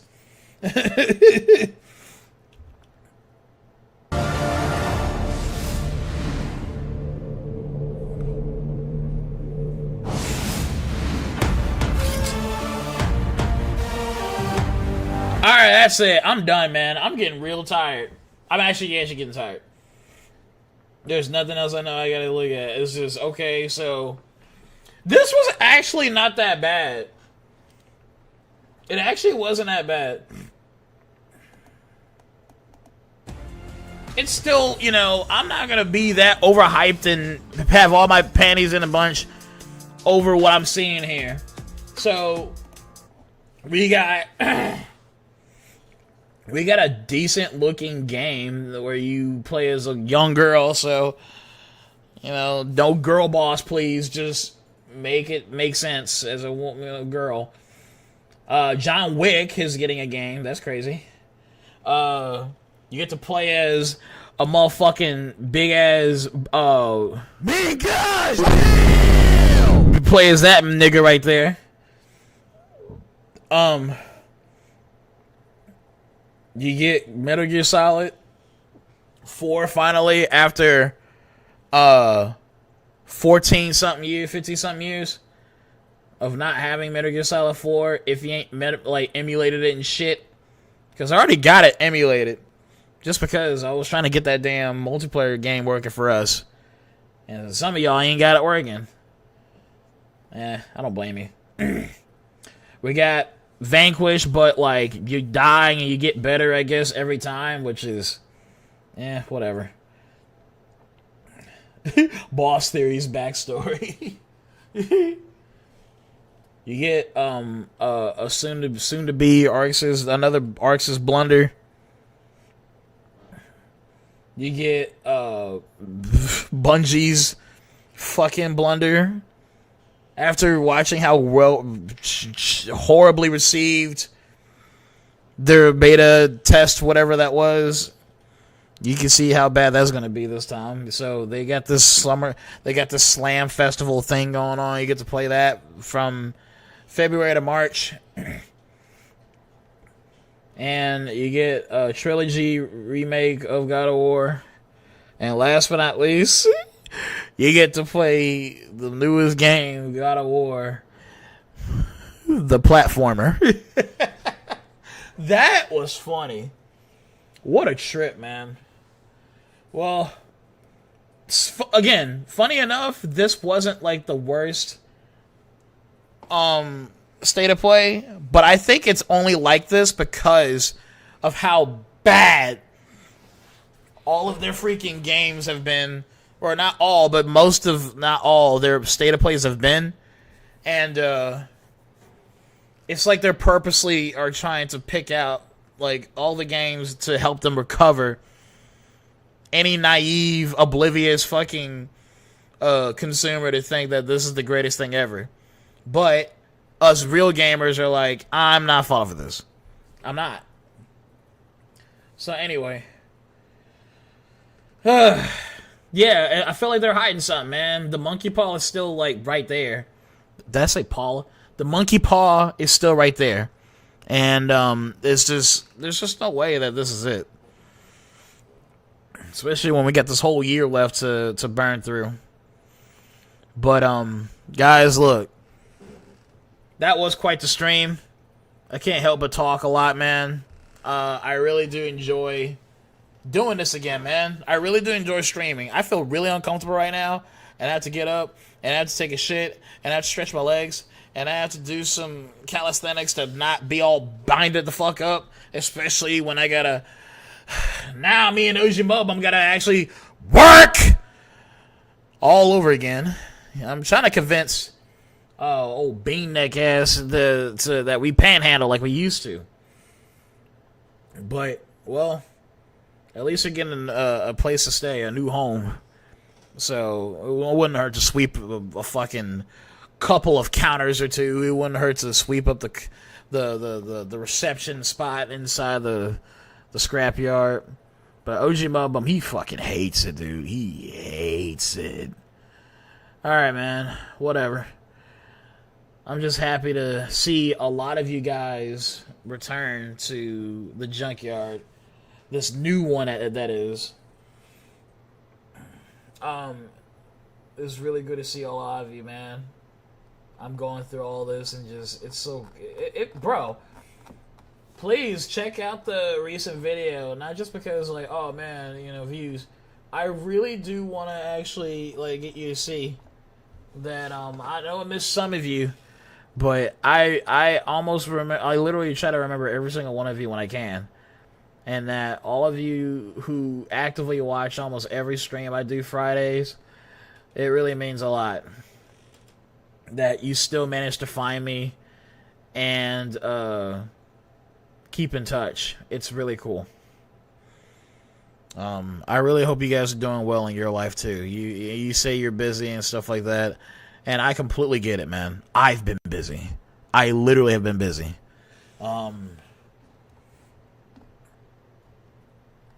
So with that being said, like, it is completely understandable that you ain't got the time, man, to be able to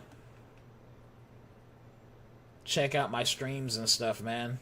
But, you know, what I like to say is this. Don't forget me, at least. Don't forget me. Keep in touch. And please, please, please, just know that, oh man, I'm supposed to be done. Look, I know I already did this, but I can't, dude. I want to get up so bad. I've been sitting at this chair for over, like, 20 hours consecutively, and I barely take any breaks just to try to get that video finished. I was so behind on doing shit. So, please, I just gotta get up and move around, man. Oh, shit, see, we even got Dentitius. Damn, he just now showed up. 24-hour stream, lock in. Okay, 24 hours minus, I can't even math right now. Minus the time I'm gonna leave you this shit right here.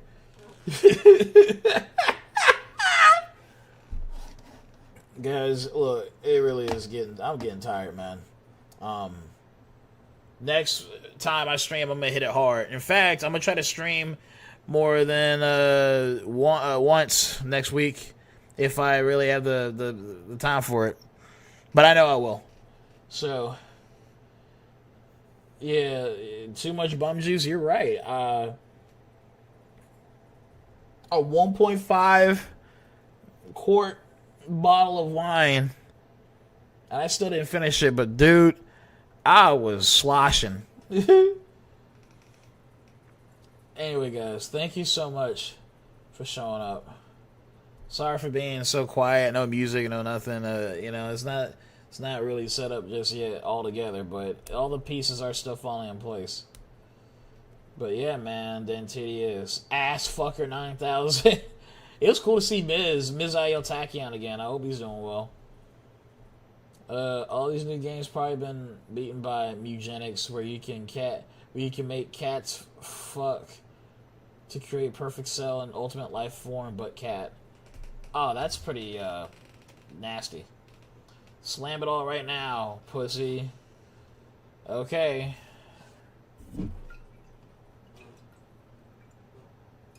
Here we go.